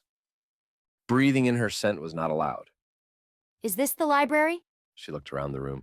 It is. Davin trailed behind her as she walked through the rows of books. She turned around, smiling at him with sparkling eyes. I've been dying to come in here, but I haven't had the time. Am I working you too much? For some reason, Davin felt all sorts of concern for Emree. Concern that he shouldn't be feeling. That was another rule. Friendly concern was okay, but protective concern crossed the line. Emree shook her head. No, I like the work. He continued to follow her down each row as her fingers softly touched the spines of the books. I want to help you with your dream of starting a book exchange. You do? She suddenly stopped, facing him, almost making Davin bump into her. He looked down into her dark eyes full of questions and wonder. He glanced away, forcing himself to focus on the closest book spine, as if it were the most fascinating thing he had ever seen. Your book exchange is a good idea. I'd like to help if you'll let me. He chanced to look at her. She bit her bottom lip, but she still wasn't able to hide her beaming smile. I don't know what to say. Her eyes shone back at him with appreciation. Davin wondered what other things he could do to create that same expression on Emree's face. He'd like to see it every day if he could. She was different. She didn't expect anything from him, and in return, she wasn't trying to impress him. They were both themselves around the other, comfortable and real. His eyes dropped to her lips, and he wondered what it would be like to kiss her again. No. Wondering about kissing and kissing were definitely against the rules. Emree took a step back, moving her eyes to the shelf at her side. Did she know that he had been thinking about kissing her? He inwardly groaned as he studied Emree's profile. Her soft cheek, her slender neck, her delicate collarbone. Maybe he was a weirdo with a neck fetish. He had to stop thinking about all the ways Miss Dutson was attractive. He rubbed his eyes, letting his hand slide down his face and eventually drop. I'd like to donate 200 books from the castle library to your cause, he said, proud of the way he had gotten himself back on track. Her shocked face whipped around, and she gasped in delight. What? She clutched his arms, jumping up and down. The force of her unexpected hold made Davin step back a little to gain his balance. Are you serious? The excitement in her voice had Davin smiling. She gripped him tighter, and immediately his heart exploded inside his chest, like 1,000 pre-desolation grenades had gone off inside him, leaving him filled with a humming sensation. He decided to let her sudden touch slide. He hadn't broken any of the rules. Emree's animated face sank to dismay as she looked down. What am I holding? She said under her breath. Davin paused. Was she asking him that? My arms. Slowly, she pulled away from him. Did I say that out loud? Davin nodded. She brushed her hair away from her face, giving him a timid smile. Sorry, that was extremely inappropriate of me. Apparently, she had rules of her own. It's fine. Then he cleared his throat. I guess I'll let you look through them, then. He pointed to the corner of the room. There are boxes you can put the books in. You're not going to help me choose which books? Her eyes looked hopeful, but only for a brief second before they turned nervous, and she started scratching the top of her head. I mean, if you have something else to do, that's totally fine. Her hands gestured out in front of her wildly. I just thought since you're the one donating them, you might want to see what books I choose. I'm interested. Nice, Davin. He coughed, trying to dial it back. If you need help, then I'm available. Her lips lifted into a smile. Okay. They both turned to the middle shelves, scanning the spines of each book. Davin glanced at her. She was already staring back at him, but looked away as soon as their eyes met. That's how it seemed to go for the next few minutes. At the rate they were going, they could both make a living as thieves with all the glances they were stealing. Here's an interesting one. Davin held up a brown book, The History of the Council of Essentials. That's perfect, she said with a big smile. What about this one? She held up a purple book. Davin read the title out loud. Pre-Desolation Holidays. Nice. He grabbed the next book on the shelf. How to Build a Mud Dome House When You Don't Have the Essentials. That's actually an excellent read, she said with a seriousness that made Davin believe she'd really read it. His brows folded together. Would you like to keep this one for your personal library? No, I was just kidding, but I saw this one on your nightstand. Emree bit her bottom lip as she turned the book around. Everything you need to know about false teeth, Davin read. Laughter burst out of her in a loud cackle. Her eyes widened, and she immediately covered her mouth with her hand, muffling her giggles. Davin couldn't hold it in either. He laughed, hard. Emree Dutson had made it easy for him to laugh. At that moment, he was no longer the king, but a guy laughing with a cute girl. It felt so normal, so good. Unlike every other one-on-one activity he had been on that day. I'm keeping this. He grabbed the book out of her hands. For your next date with Monique? Something like that. He didn't know why he wanted the book, but it definitely had nothing to do with Monique and everything to do with Emree Dutson. Still, there was no way taking the book broke any of his rules. He would keep it in his room right next to her collection of fairy tales. Chapter 15. Emree. That night, after the promenade dinner, Emree walked down the hall in the servants' quarters, making her way to her bedroom. Most of the rooms she passed were dark and quiet, as tired workers slept from their long day of labor. She remembered back through her own workday, the fun she'd had watching the king learn to cook. Then there was the moment at the hospital when the king had cheered up the sick little girl by doing shadow puppets on the wall. But the thing that tugged on Emree's heart the most was the time she had spent with King Davin in the library. It wasn't just the fact that he had donated so many books to her cause that had made her heart skip a beat. It was every little interaction in between, every word, every joke, every look. Those moments confused her heart. She pushed the door to her room open, ready to let her confused heart and mind rest. Portland sat on her bed, thumbing through the book King Davin had given to her earlier that day. Hey, He said, standing. I had some free time, so I came to say hi. Emree's heart swelled. I'm glad you came. She didn't know just how much she had been longing for Portland to think about her or come visit her until he finally did, and a rush of relief smacked her in the face. For so long, their relationship had been one-sided, her side. But maybe Emree had made up his lack of enthusiasm in her head. He looked down at the book in his hands. The greatest salesman in the world. His eyes shot to hers. Are you thinking about becoming a salesman, Em? Emree snatched the book out of his hands. No, the king recommended I read it. Supposedly, it's very inspirational. Oh. Portland shrugged. Maybe I'll read it when you're done. Emree shoved the book in her drawer, knowing that Portland would never read a book. He always said things like that, but he didn't really like to read. He enjoyed physical things, learning a new skill with a weapon or how to survive on the land. Books and education didn't excite him like they did Emree. He sat back down on the bed and she took the seat beside him. How's the promenade going? I think it's going well. The one-on-one activities started today, but I don't think the king made a connection with any of the women. The headlines this morning said that High Ruler Kenson's daughter Patrice stole the show last night at the promenade dinner. More like her assets stole the show? From what I've seen, I would guess the king will choose Patrice Kenson.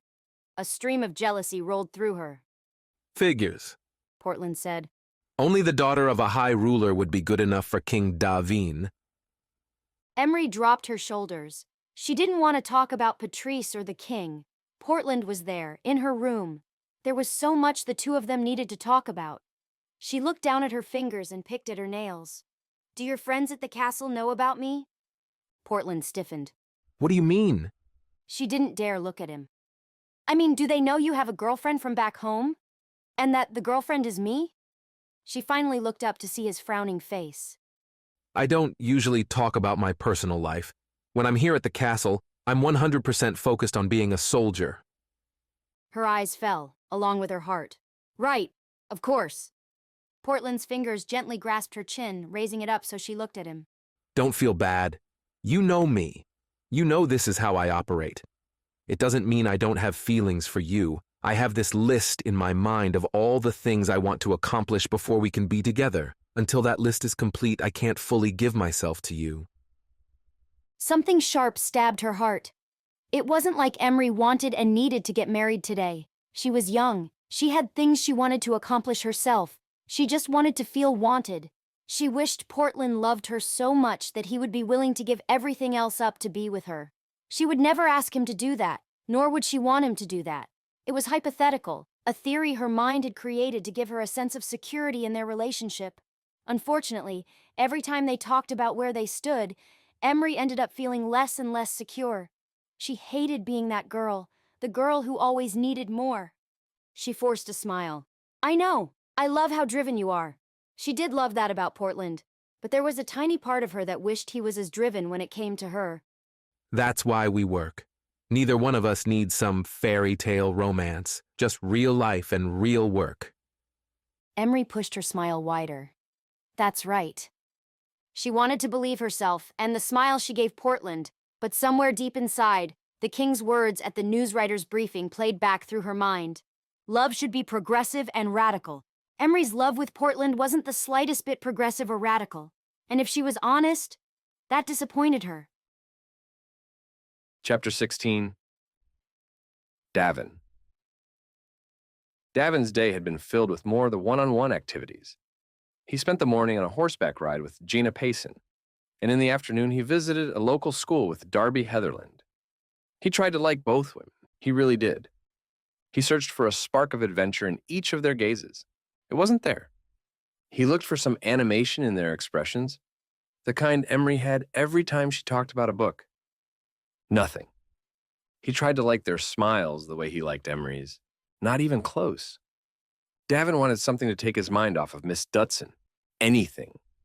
Because he couldn't stop thinking about her, wondering what she thought of his book, wondering if she would wear her hair down again, wondering if Portland Ricks dreamed about her as much as he did. Wondering. All that wondering was driving Davin crazy. He needed a cure, a new girl to come along and knock him off his feet, because right now, there was no escaping his rapidly developing feelings for Emree Dutson. Davin took a sip of water from the glass in front of him, smiling lightly at his new date, Willow. When Davin had met Willow at the promenade opening dinner, he had assumed her double name was a mistake, but today she confirmed that no, she had the same first and last name. This fact was interesting to Miss Dutson, and so she had selected Willow for the one-on-one candlelight dinner. They dined in a small room adjacent to the grand hall. Music and conversation from the main dinner floated faintly under the door, taunting him. The room was lit by firelight. Candles were spread throughout, flickering all around them. The setting would have been romantic if Davin wasn't with Willow, if he had been with someone like Emree. She was nice, but beyond her name, Willow wasn't interesting. She definitely wasn't the girl to derail Davin's thoughts from his very unavailable promenade director. He lowered his cup to the table, glancing quickly at his watch. It was almost 9 o'clock. 2 more minutes, then he could politely send Willow on her way. 2 minutes wasn't that long, but he had nothing left to say. The minutes felt more like an eternity. His eyes darted to where Emree stood against the wall in the corner with Millar. She gave him an encouraging smile, the kind that only encouraged him to like her more. Davin didn't care if he still had 2 minutes left. Miss Willow, he stood. Thank you so much for joining me tonight. Can I escort you to the door? Willow looked puzzled, dropping her dessert fork onto her plate.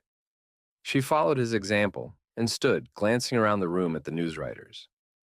Yes, thank you. They walked in silence to the door, stopping before the exit for an awkward hug. Then Willow left. 2 newswriters rushed to Davin's side. Can you comment on your date tonight? It was, he sighed. What would Emree want him to say? It was very romantic. Really? The other newswriter asked. It looked like you and Miss Willow didn't have that much in common. Miss Willow is a lovely woman with a lot of unique qualities. Any man would be lucky to spend the evening dining with her. That's enough questions. Emree jumped to his side. Thank you all for coming. She shooed the newswriters out the door.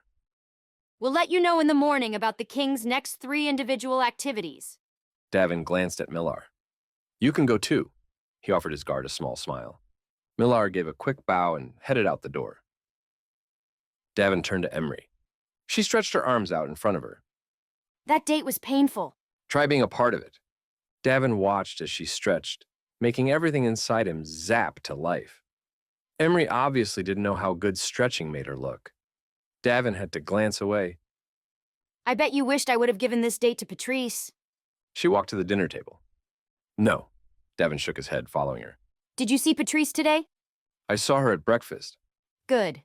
Emree's enthusiasm over his relationship with Patrice was a good reminder that he needed to clear his mind of all things Emree.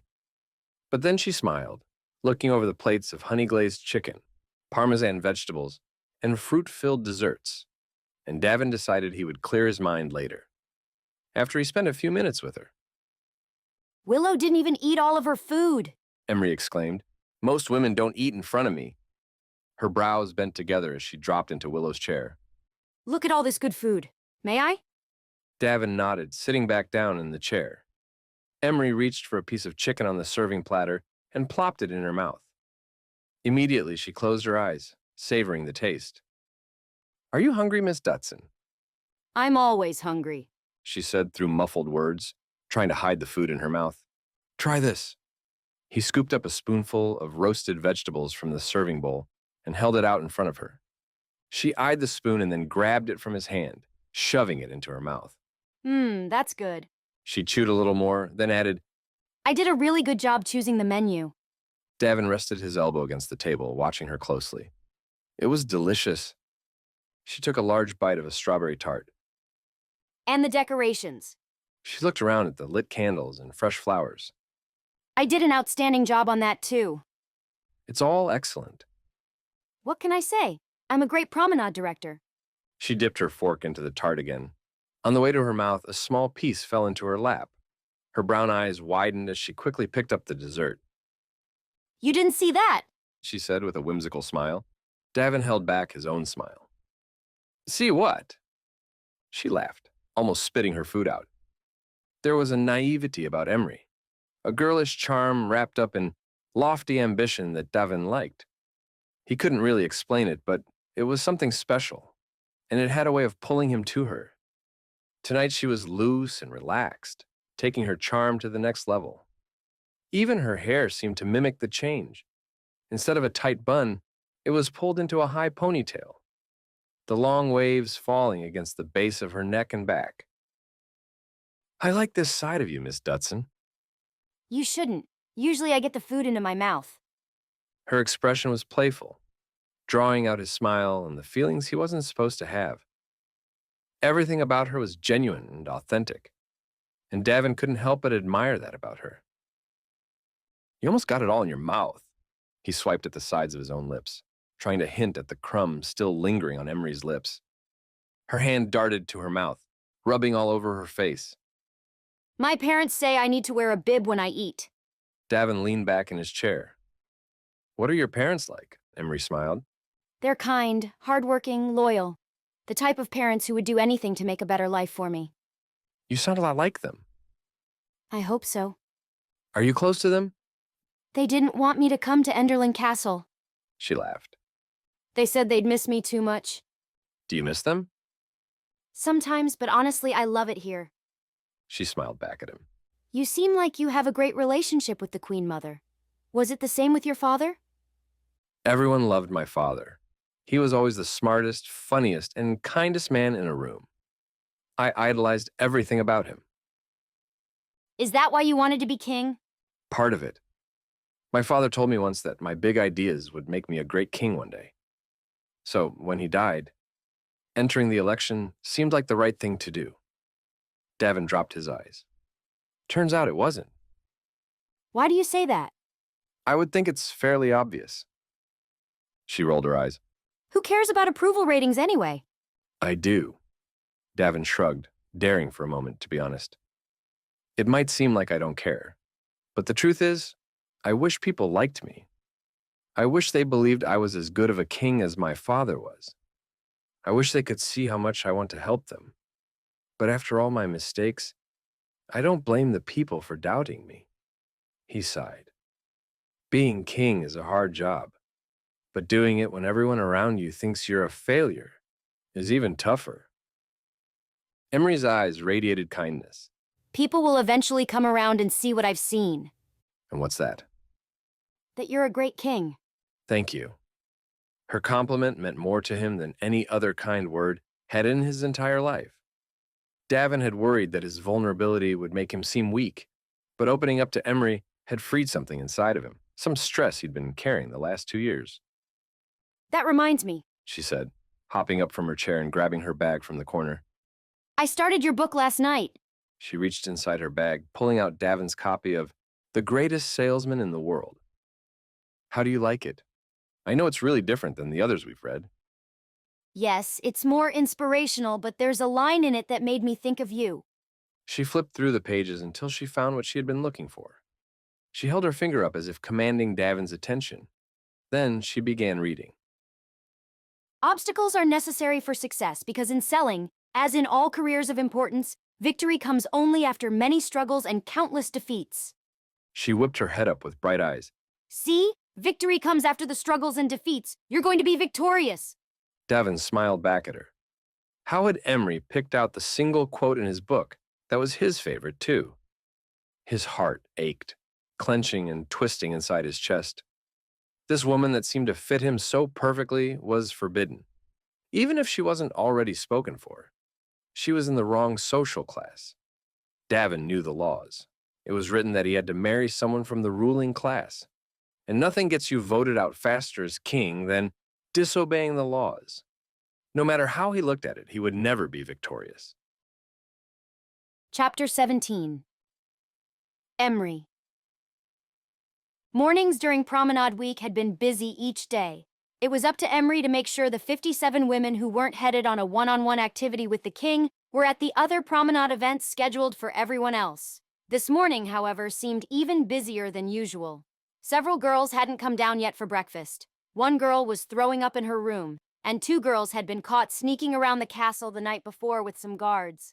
Queen Aurelia had made the hard decision to send them home. Is everything all right? Emree asked the Queen Mother as she walked into the grand hall. Yes, I just hate to send girls home. Queen Aurelia sighed, but then her worried expression faded into something mischievous. Shouldn't you be leaving for the one-on-one right now? I don't want to leave you to handle this mess alone. The Queen Mother pushed Emree's shoulders, shoving her toward the door. Nonsense. Everything is under control here. You go see if they're ready to leave.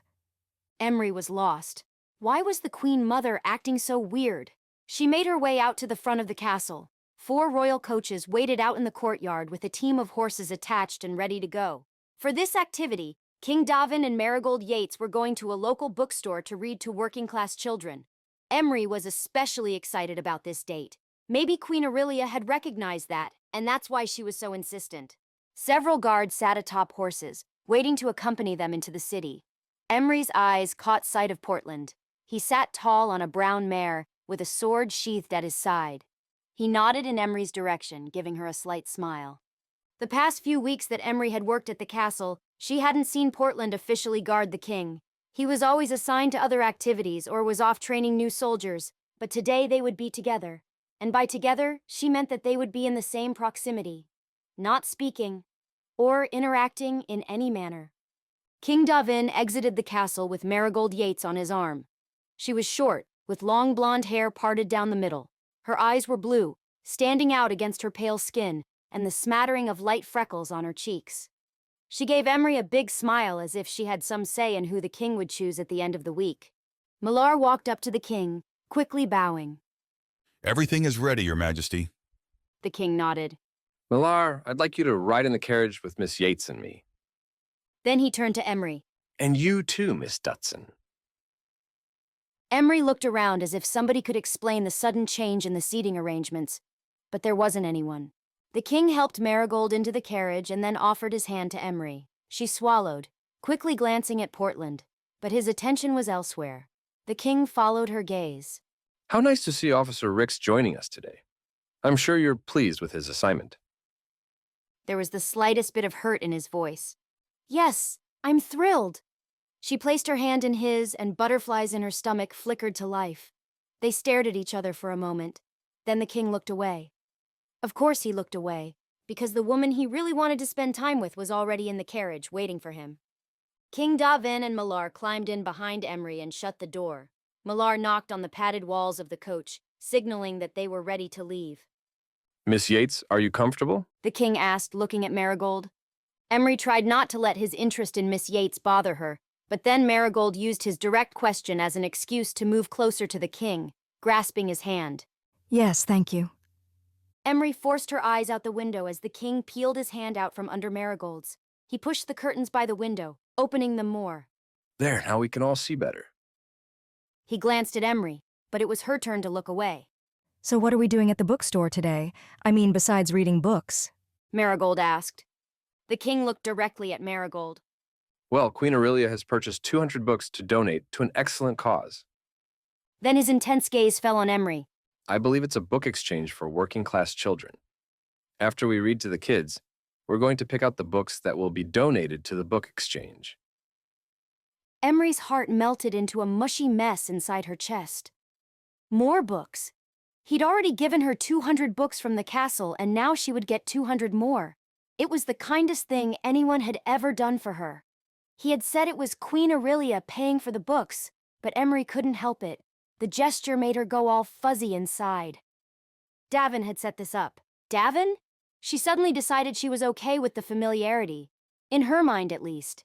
Anyone who went to so much effort to make her dreams come true deserved to be called by their first name. Davin. Davin read aloud to a group of working-class children who had come on a field trip to the bookstore. Afterward, he announced to newswriters and guards that they could all pick out 10 books for Queen Aurelia to donate to the book exchange. He suspected if he'd left the selection of all 200 books to Emree, they'd be there all day. Davin followed Marigold around the store, half-heartedly listening to her ramble on about how she didn't like books and didn't know what to choose. Through the shelves, he could see Emree walking with Officer Rix. He looked about as lost in the bookstore as Marigold was. What about this one? Marigold shook a book in front of him. Davin gave her a tight smile. Whatever you think. Marigold added the book to the pile in her arms. Emree held up a book for Portland, smiling up at him, but he shrugged like he was bored. Then her eyes flashed to his, and Davin had to look away. She probably thought he was some kind of creep. Why couldn't he stop staring at her, thinking about her, liking her? He scratched the top of his head vigorously, as if he could somehow scratch her out of his mind. From now on, Davin would throw himself into the promenade. That's where his future was, and he had to make it work. Chapter 18. Emree. Emree stood in front of a crowd of newswriters in the corner of the Grand Hall, answering questions. Behind them, the casual nightly dinner wound down.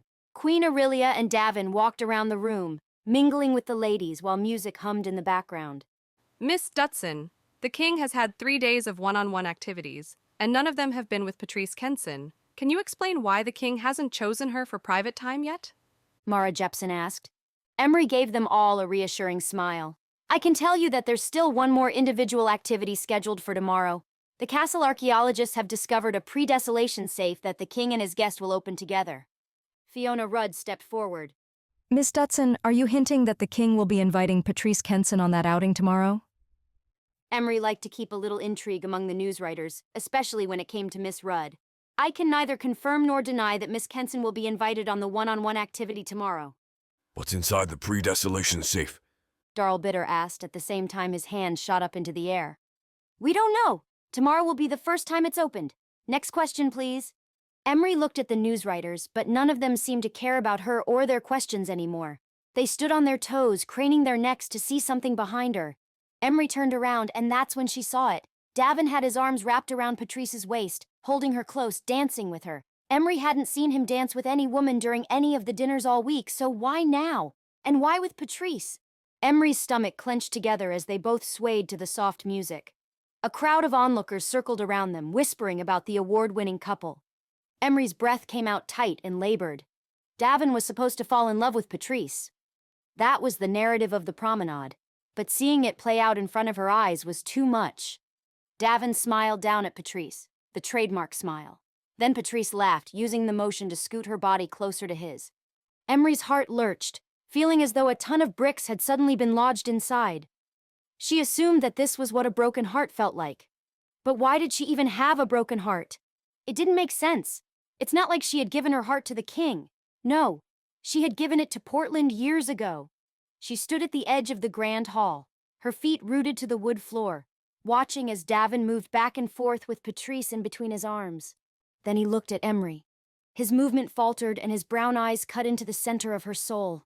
She couldn't look at Davin while he held Patrice. Instead, Emree had to get out of there and find somewhere where she could breathe easier. She turned on her heels, desperate to leave. She rushed to the door, looking back at Davin one last time. His dancing had slowed, and he looked like he was reaching out to her. But Emree had to escape. She turned back around. Smack! Her head hit the side of the doorframe and everything went black. Davin. Davin sat in a chair beside Emree's bed, watching her sleep. It wasn't exactly his fault that she had run into the door, knocking herself out. But he still felt awful. She'd seen him dancing with Patrice, not that she would care. She had been pushing him toward Patrice for days. But then Davin swore he'd seen a sting of hurt in her eyes. Don't be an idiot. Why would she be hurt? As soon as she hit the doorframe, Davin had rushed to her, picking up her drooping body. He carried her to her own room, immediately calling for the castle doctor. The doctor looked Emree over, but besides a bruise and a headache, he said she'd be fine. He gave her some strong medicine for the headache, noting that the treatment would make her a little loopy and tired, but that she would be herself again by morning. Davin hadn't left her side. Something about Emree's lifeless body made him anxious. Your Majesty, Millar said behind him. If you'd like, I can stay with Miss Dutson so you can go to your own room. No, that's fine. He rested his elbows on his knees, keeping his eyes on Emree, but straightened when she let out a soft groan. Her eyes stayed closed as she brought a hand up to her forehead. Emree! He scooted out of his chair, sitting on the bed beside her. Are you okay? She peeked one eye open. I feel dizzy. She opened her other eye and looked around. But the room isn't spinning, just me. Davin smiled, pushing her hair back from her face. You hit your head pretty hard. That's why it hurts. The doctor gave you some medicine for the pain. Medicine makes me silly. Her speech slurred. My parents don't like me to take it. Davin looked at Millar. I didn't know that. She patted him on the shoulder. That's okay, Davin. Her hand flew to her mouth. Oops. She shook her head as she simpered. I'm not supposed to call you Davin. She grinned. But I want to. She looked at Millar, placing her finger over her lips. Shh, don't tell the king. Millar cracked a smile. I won't. Emree pushed herself up to a sitting position. Are you sure you feel good enough to sit up? He didn't want her to do too much too soon. You're handsome. She smiled back at him, and for the first time in his entire adult life, Davin blushed. Then Emree's smile faded and her face paled. I think I'm going to be sick. Davin quickly grabbed the garbage can, shoving it under her chin. The can got there just in time to catch her vomit. You've never looked better yourself, Davin said, wiping her mouth with a cloth when she was done. Millar chuckled. I think I'll wait outside. Wait! Emree shot her arms out in front of her, pausing Millar's steps. She pointed back and forth between herself and Davin. We slept together. Millar raised his eyebrows at him. Okay, I think it's time for Officer Millar to leave, Davin said. Emree's eyes went wide and her mouth distorted. That sounds really bad, doesn't it? She laughed. Not that kind of sleep together. Then she scrunched her nose together, making snoring noises. Like real sleep. Sleep, sleep. Millar shook his head. I'll be outside if you need me. Bye, Millie. She called after Millar as he shut the door. She rolled her head to face Davin. I don't think that's his name, but he's nice. Yes, and now, thanks to you, I have some explaining to do. Davin fixed her hair, grazing the side of her ear. She sighed. I like that. I like it too. He also liked this medicated version of Emree. What happened to Pat Rice Cake? Davin assumed she was referring to Patrice.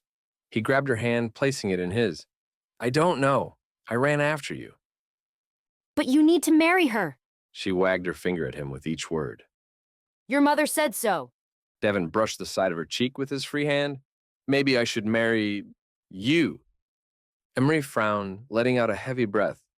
I'm already getting married. His stomach tensed. I know. She nodded, closing her eyes slightly. I don't think it's real. What? His fingers gently moved from her cheek. It was too intimate of a gesture. Portland and me. She tried to open her eyes. It's not real. Of course it's real. Her shoulders sunk and her eyes seemed to get heavier. Her words came out slow. I don't think he loves me. Davin's heart broke. He waited for her to say more, but her breaths deepened as her body lost itself to more sleep. Emree's words gnawed at him. Why would she say that Portland didn't love her? Was there a chance that they really weren't together? And if so, did it matter to him? He still wouldn't be free to be with her. Nothing could change her social class. His face fell into his hands. How had he gotten to this point? How had he fallen for the one girl he couldn't have? Chapter 19. Emree. Emree walked to the king's suite, holding a tray of breakfast food. A bluish bruise painted the side of her forehead, but worse than that was the humiliation. She had run into a door last night and in front of everyone. Her pride hurt more than her dull headache, but she was determined to return to her professional ways. That's where the breakfast came in. It was her thank you to the king. Thanks for taking care of me when I knocked myself out like a fool. Memories of the night before flashed through her mind. Davin had been by her side, but the details were fuzzy. Had he held her hand? Caressed her face? Say he wanted to marry her? No, that couldn't be right. The medicine had meshed flashbacks from last night with her subconscious fantasies. Not that Emree fantasized about Davin, because she didn't, ever. Okay, maybe she had once, possibly twice, but every time her mind drifted to Davin, guilt tormented her. She wouldn't like it if Portland thought about another woman all of the time. Emree was sure her feelings for the king would dissolve as soon as the promenade was over, and as soon as she could spend a little more time with Portland. She just needed to feel that spark. It used to be there. Surely they could find it again. She passed Millar in the hall. Good morning, Miss Dutson. Are you feeling better? The smile behind his eyes made Emree nervous. Yes, thank you. Is the king in his room? Yay. He said. I'm going to make sure my team of men is ready to go. Emree knocked on the king's door, balancing the tray of food in one hand. The door immediately flew open. Emree's lips parted as her eyes dropped to Davin's bare chest. There were negative consequences to visiting his room so early in the morning, but really nothing about the chiseled chest in front of her seemed negative. She tried to tell her eyes to go back up to his face, but they were on their own program. Emree. She could hear the amusement in Davin's voice, her eyes still cemented to his abs. Are you going to come in? Her head tilted, still studying him. She had always been a good student. Then she finally came to her senses. Get it together! She waved the air in front of her like that could somehow erase the view from her mind and then snapped her eyes to his face. There was a glint in his gaze that made her skin flush, and a fresh wave of guilt flooded through her. Sorry. She pushed past him with the tray of food, trying to distance herself from his pecs. I think I blacked out for a second. You know, from my head injury last night. She set the tray down on the table in the center of the room and turned to him. I hope it's not permanent. His cocky smile made her want to crawl under the bed and hide. It's like I can't even see. You could be standing there half naked and I wouldn't even know it. She put her hands out in front of her, feeling around. Everything goes completely blurry. It's amazing you even made it to my room. She sensed the sarcasm in his voice. Emree nodded, pointing to her mind. I have a good sense of direction. I see. He pinched his lips together. He walked to the bed, throwing on a white t-shirt. While that was better than him being shirtless, it still made him look incredibly handsome. The outline of his muscles taunted her. Move on, Emree, move on. Anyway, she clasped her hands behind her back, shifting her weight. I wanted to say thank you for taking such good care of me last night. Davin walked up to her, gently drifting his fingers over her bruise. I was worried about you. How do you feel? Fine. Her breath hitched at his touch, but her breathing returned to normal when he dropped his hand and continued to the table, leaning over the tray of food she'd brought. Except for my stomach. Your stomach? He popped a square of cheese into his mouth. What's wrong with your stomach? I don't know. My stomach feels tight all the time, like whenever I'm around you. She paused. Why had she told him all of that? She needed to backpedal, and fast. I'm sure it's indigestion, she added quickly. It's not called indigestion, the king muttered under his breath. But whatever. Emree didn't know what he meant, so she decided to move on. I hope I didn't do or say anything embarrassing. She followed after him. I usually don't do well on medication. He bit a piece of fruit. No, nothing embarrassing comes to mind. Good. I've been known to be a little chatty when I'm drugged up. Nope. He kept chewing. Today was a big day for Davin. This was the date that would bring his ratings up. His public opinion had been slowly climbing since the beginning of the week. When Emree had checked the paper that morning, the king's approval rating was up to 26%. That was double what it had been when she had first arrived. The opening of a pre-desolation safe combined with the love story between him and Patrice would help bring the numbers even higher. It was all anyone had been talking about. So, are you ready for your intimate time today? You know, with just you and Patrice? You'll be there too, right? Well, yes. And the news writers? Yeah. Davin gave her a pointed look. That doesn't sound very intimate. Was the king disappointed that so many people would be there? I can arrange some alone time for you and Patrice. She tried to keep her voice light. Emree, that won't be necessary. She mentally noted that that was the second time in the last few minutes that he had called her Emree, not Miss Dutson. Apparently, Davin had also decided to use her first name. She wished she knew why. But either way, she wasn't complaining. She liked the way her name rolled off his lips and the rich way his voice sounded when he said it. It captured her heart, making her lose herself for a moment. In 2 days, you'll have to make your choice. She focused on keeping her smile on her lips. I don't want to overstep my bounds, but if you could tell me what woman you're thinking about choosing, then perhaps I could spin a positive narrative to the news writers. He stared at her for a moment. His gaze seemed somber, like there was so much emotion clouding it. I wish I didn't have to choose. I don't love any of them, and they don't love me. Not really. Emree swallowed back her guilt. Suddenly, she didn't like her job anymore. This entire promenade was a scam, a big, fluffy spectacle that made a mockery of real love and relationships. At first, she'd been thrilled to be a part of it. It was an honor to have been given the job. But now she couldn't look Davin in the eye and tell him he had to choose somebody he didn't love, and that didn't love him back. Emree knew firsthand the heartache of wondering all the time if she was really loved. It was a persistent throb that constantly rose every time she remembered her relationship with Portland. Do you know what I really want? Davin asked. Emree's mouth went dry as she shook her head. I really want to be with a woman who sees more than the throne. A woman who doesn't care if I'm king or if I'm voted out. I want a woman who challenges me, who loves to read and learn new things. I want someone who doesn't let society dictate how far they can go in life because of what social class they were born into. Someone with goals and aspirations, but that is also rooted in strong family values. He shoved his hands in his pockets, suddenly looking more boyish than kingly. Someone who catches my breath every time she walks in the room and makes me feel more alive than I've ever been. In addition to all of that, she has to be available and feel the same way about me. Emree's heart was in her throat. She had a nagging feeling that Davin's description of what he wanted sounded a lot like her. She quickly pushed that notion away. Davin would never describe her, never consider her. He was a king, and kings didn't marry women from the working class. It wasn't even an option. Emree laced up the defenses around her heart, flipping into business mode. Well, there's still 2 more days left. Let's see how you feel after your afternoon with Patrice. Davin's frown deepened, and his neck coiled back like her words had slapped him across the face. He let out a puff of air, dropping his eyes.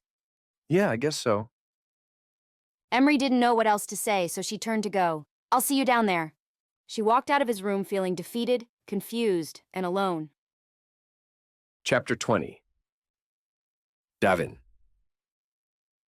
The carriages arrived an hour later at the Enderlin Ranch, 20 miles east of the castle.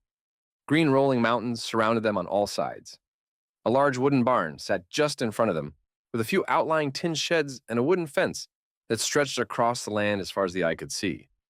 A shade canopy and fluffy blankets and pillows had been set up in the middle of the field, just beside where the archaeologists had found the pre-desolation safe. Davin had spent the entire carriage ride alone with Patrice, straining for feelings that weren't there. After last night with Emree, a small part of him had hoped that she had some feelings for him, especially when she'd said that she and Portland weren't real. But that was the medicine talking. Davin knew that now. He had told Emree he wanted her. He hadn't come right out and said, "I'm falling in love with you." He couldn't do that. For all he knew, Emree was still in a relationship with Portland Ricks, and Davin didn't want to be the guy that ruined that. But he had described Emree exactly, saying that she was what he wanted. Her brown eyes had flashed with recognition, but she hadn't said anything. True, she knew the impossibility of a relationship between them as much as he did. But Davin had hoped his admission of feelings might crack her the tiniest bit, just enough to see whether or not she cared for him too, or even just enough to see if she would care if she were allowed to. Wanting that sort of validation was selfish, because wanting her wasn't enough to make a relationship possible. But then she had flipped the conversation back to Patrice. What more confirmation did Davin need? Emree Dutson wasn't interested in him. Period. The sooner he got that through his head, the better. Davin offered Patrice his hand, helping her out of the carriage. This is so beautiful. Patrice gushed, wrapping her hands around Davin's arm. He escorted her to the blankets, not missing Emree and the newswriters piling out of the other carriages behind them. Emree's eyes snapped to Patrice, holding tightly onto his arm. Her expression faltered for a moment, before she pulled her lips into a tight smile, nodding at Davin like he was a child needing approval. The small black safe was situated in the middle of the tent, in front of the pillows and blankets as if on display. Patrice surveyed the rusted artifact. Are we eating lunch first or opening the safe? Davin looked up at Emree. What's the plan? She shrugged back at him with the same overdone smile. It's up to you and Miss Kenson.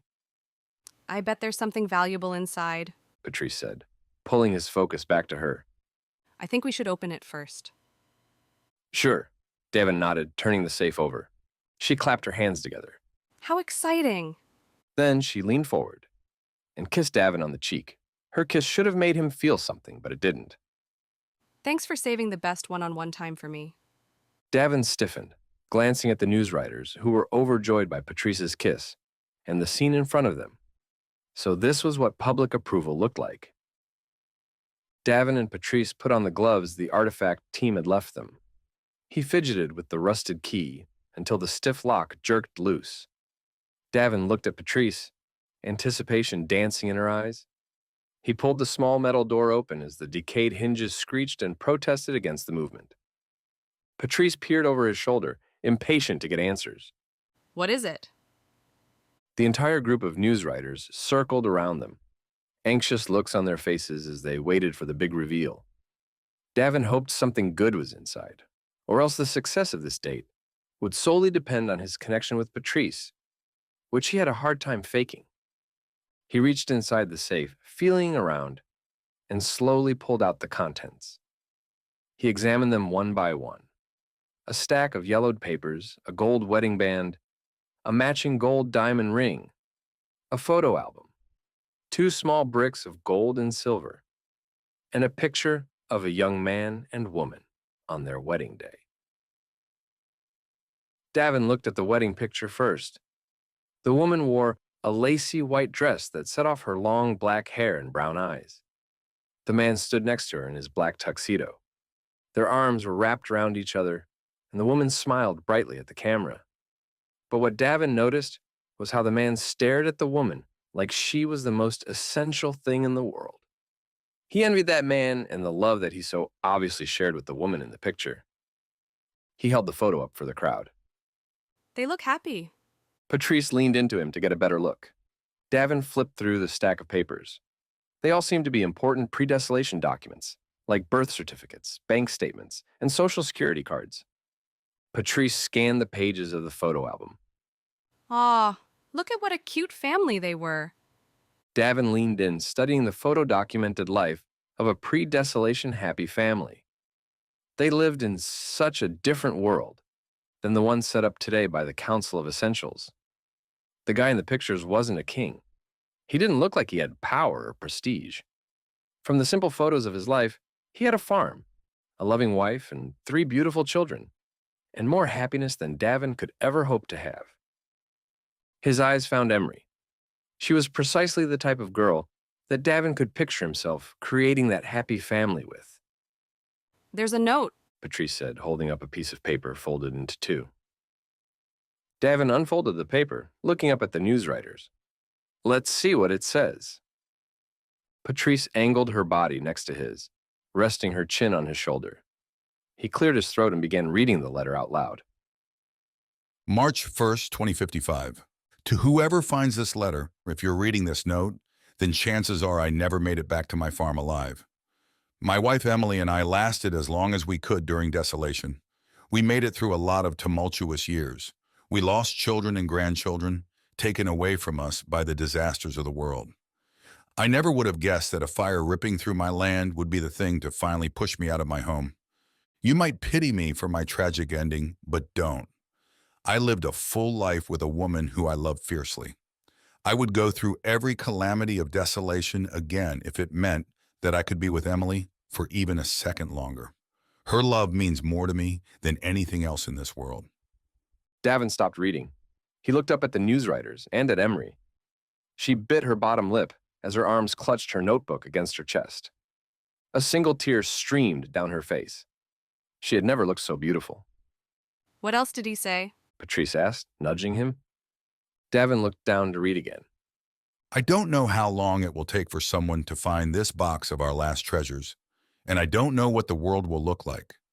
But I hope that it's better than when I wrote this letter. I hope that the world and the people living in it remember better than our society did what things are truly important. Love and family are the only things that really matter. Danny and Emily Jakes, P.S. If you found this safe, then it's your lucky day. I hope you spend my last pieces of gold and silver wisely. LOL. Davin looked up at Emree. Her eyes were filled with emotion. Patrice sniffed next to him. That was beautiful. Very beautiful. What does LOL mean? Patrice asked. I have no idea. The artifact team handled the pieces, displaying everything out on a table for the newswriters to look at. Patrice sighed, watching everyone bend over the valuable relics. I don't think you could have planned anything more romantic to come out of that safe. It was perfect. She smiled at the newswriters, and they smiled back like she was already the queen. She really knew how to work an angle. If Patrice was by his side, he'd probably never have a problem with likability again. But then he wouldn't be like Danny. He wouldn't have learned that love and family were the only things that mattered. Chapter 21. Emree. Emree had put on her best smile, but inside she'd been dying all day. From watching Davin with Patrice to hearing the words of that heartfelt pre-desolation letter, she couldn't take it any longer. She was sad and lonely and wanted Portland to wash away all of the hurt plaguing her inside, the hurt that she couldn't understand. She sat in silence on the edge of Portland's bed. The afternoon sun faded, and a hazy orange glow seeped through the window of the soldiers' barracks, creating a shadow on the wood floor.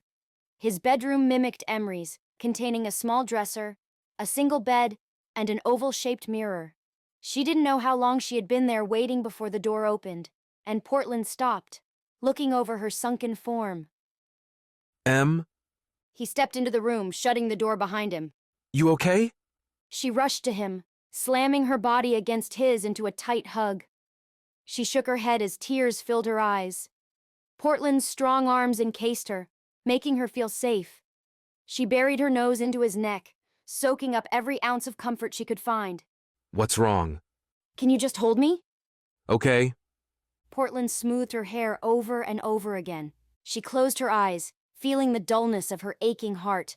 Emree had tried not to let her emotions get tangled up into Davin. She had told herself that they could never be together, but each day he had slowly taken a piece of her heart. Now, it was like Davin lived inside her heart, and Emree had let him stay there, rent-free. Her future was with Portland. Davin's future was with Patrice. That's how the world worked. Ruling class married ruling class, and working class married working class. She knew all of that, but it still hurt. Could she really work at the castle after the promenade and watch Davin with Patrice every single day? She didn't know if her heart could handle it, but at the same time, dropping her dreams and goals felt wrong, too. She let out a deep breath, forcing all of her muddled feelings out with the air.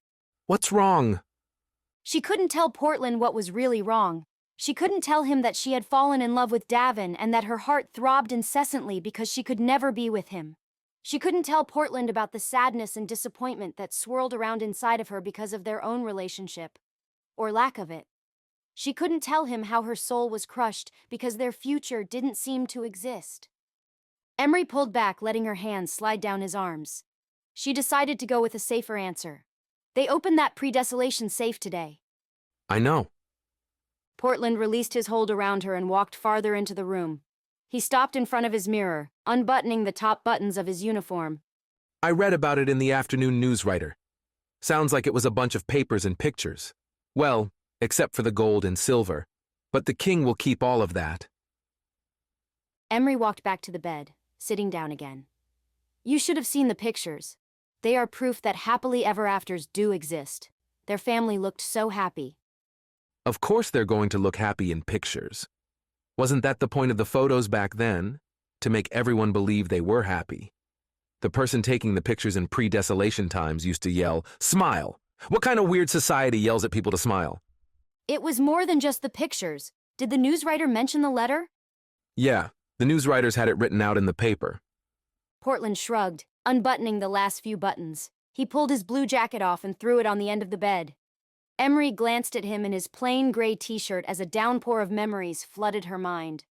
There was the time he had broken his leg when he was 12, and she had carried him all the way home on her back, or their first kiss in the Kemp's apple orchard, and the time he had made her a promise ring out of a few blades of grass. It was the sweetest letter, Emree said.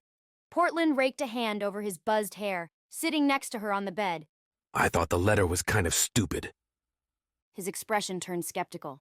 You're telling me this guy would go through desolation again for one more second with the woman he'd already had an entire life with? I don't buy it. Emree's lips pulled into a frown. You're taking it too literally. He just meant that he loved his wife. She was that important to him. He'd do anything for her. She came before everything else.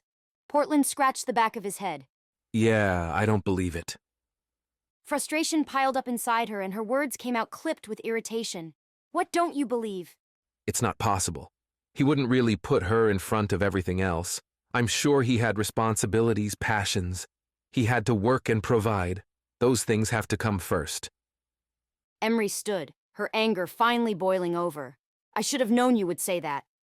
Portland's brows creased. What's that supposed to mean? She folded her arms, shaking her head as she looked out the window. Did she really want to have this conversation now? Maybe it was for the best if she just walked away. Why are you so mad? Her eyes bounced to him. Portland, do you love me? He shrugged. Yeah. Would you put me before everything else? Like, if I wanted you to quit the King's Guard and move home so we could get married and have a family, would you do it? If that's what I really wanted? It was the question that had been on the tip of her tongue for the last 2 years. He told her he loved her, but Emree wanted more than words. She wanted actions. He shook his head, standing. That's ridiculous. Why is that ridiculous? If you love me and that's what I really wanted, then why is that ridiculous? Because it is. His voice raised. I'm not going to quit what I've worked hard for just because you want me to. And I shouldn't have to wait around until you decide it's the right timing. Am I supposed to wait 10 to 15 more years until you decide you want me? Portland put his hands on his hips. His head dropped as he laughed to himself. I can't believe we're having this conversation again. Emree's eyes filled with tears. I can't either. Why do you want to get married so bad? I don't want to get married. A single tear dropped. I just want you to want to be with me. Is that so wrong? Determination crossed his eyes and instantly Emree recognized that look. Right now, I want to focus on my training. I've already told you that. Sadness slowly rolled through Emree's heart. She felt detached, almost nebulous, like she wasn't really present in the conversation, but watching it from above. Every relationship-defining moment she'd had with Portland over the last few years played across her mind. From this new vantage point, she could see the blaring themes flash out like pre-desolation neon signs. Portland would never put her first the way she wanted him to. Emree had always known this in the back of her mind, but she'd convinced herself that her wants were selfish. Why did she even need him to put her first? He was a good, hard-working man. She should be happy with the level of love and commitment he was capable of. But now, everything seemed clear. Maybe she'd read too many fairy tales and gotten lost in too many happy endings, but either way, that was what she wanted in life. She wanted to be wholly adored and wanted. In return, she would give the same back to whoever loved her. It wouldn't be about asking the man she loved to prove his love. She would already know because their love would be more than words. There wouldn't be a feeling of selfishness. Everything would switch to selflessness. Another tear dripped down her cheek. I don't think you can give me what I want. Portland shook his head. I don't think so, either. Emree's shoulders slumped. There was a part of her heart that wished he hadn't given in so easily, a part that wished he would have grabbed her by the shoulders and fought to keep her, that she saw something in his eyes that said he was dying a little inside at the prospect of losing her. But there was nothing there. It was further confirmation of what Emree needed to do. I think... She looked down, summoning the courage for her next words. I think it's time we give up on this idea that we're going to be together. What she really meant was that it was time for her to give up on the idea, because it seemed like Portland had given up long ago. We want different things. Portland nodded. He pulled her into one last hug. Her tears wet his shirt. In one conversation, she had lost her best friend, her boyfriend, and her future. She hadn't come to Portland's room prepared for any of it. The loss left a massive hole in her heart, a hole she was sure no one else could fill, no one but the unattainable king. Chapter 22. Davin. Davin drummed his fingers on the top of the dining table in his suite. He hadn't seen Emree since the opening of the safe yesterday. She hadn't been at dinner the night before, having told his mother she wasn't feeling well, and she had also missed the promenade luncheon today, leaving all the arrangements to the servants that had been assigned to the week-long event. Davin was worried about her. Maybe the doctor was wrong. Maybe she'd hit her head harder than everyone had thought. He wanted to go check on her, but it wasn't his job to make sure she was okay. It was Officer Rix's job. Davin needed to focus on the promenade. He had to make a decision by tomorrow night regarding what woman he would choose. Everyone would be at the promenade ball. High rulers, newswriters, prominent ruling class families that lived in New Montana. Everyone said it would be a pivotal night for his reign. But as much as Davin cared about his reign, he was more worried about his life and how his decision tomorrow night might alter it completely. The newswriters had speculated he would choose Patrice Kenson, and at this point, she was his best option. But was the best option the right option? He glanced at the picture of Danny and Emily Jakes at their wedding. He had kept the one picture, Danny's note, and their wedding rings to display in his office. Everything else Davin had turned over to the castle's artifact team. But Danny's letter had meant something to him, like a creed he wished he could live by. 2 knocks beat on the door. By the sound of the knock, it was Millar. Come in. Millar stuck his head around the door. Your Majesty, Miss Dutson is here to see you. Davin stood as a thrill zinged through his body. Thanks. Emree was smiling as she walked into the room, and the cloud that had been surrounding Davin lifted. I've been worried about you, he said, unable to keep the concern out of his voice. Emree's expression wavered. Real smooth. She tucked a piece of her dark hair behind her ear. Why were you worried about me? Who told you? Davin took a step closer. My mother said you were sick. Her eyes widened. Oh, yeah, sick. Well, I'm better now. Are you sure? You don't have to work tonight if you don't want to. She forced a smile. I'm fine. I wanted to let you know that Fiona Rudd has the exclusive interview tonight. She's not my favorite news writer, but she's from the New Montana paper, and that's the biggest, so it wouldn't be smart to exclude her. Good to know. I'll come to the interview prepared for battle. Emree's smile returned. I don't know if you have to go that far. Your approval ratings are on the rise, especially after your alone time with Patrice yesterday. This morning's paper has you up 10% from yesterday. That's the highest it's been in a long time. Davin shoved his hands in his pockets. Thank you. It's not me. You're the one doing all the hard work. It is hard work, pretending all the time. He took another step forward. It wasn't a good idea to get closer to Emree, but somehow she drew him in, pulling him closer without a single touch. Emree visibly swallowed and took a step back. She bumped into the coffee table, stumbling. Davin reached out and wrapped his arms around her waist to keep her from toppling over. Then he slid his hands to her hips, steadying her. He shouldn't be holding her in his arms, but right now he didn't want to think about that. The air between them stretched with a tension that pulled tighter each passing second. He held her close, studying her face, her dark eyes capturing him. He had missed her. I've been wondering if you liked the letter yesterday. Emree shifted nervously under his touch. Did you like it? Davin scooted closer so their hips almost touched. Danny and Emily. They have the same initials as us? It's almost like it was fate, like their box and letter were meant for us. Her voice trembled.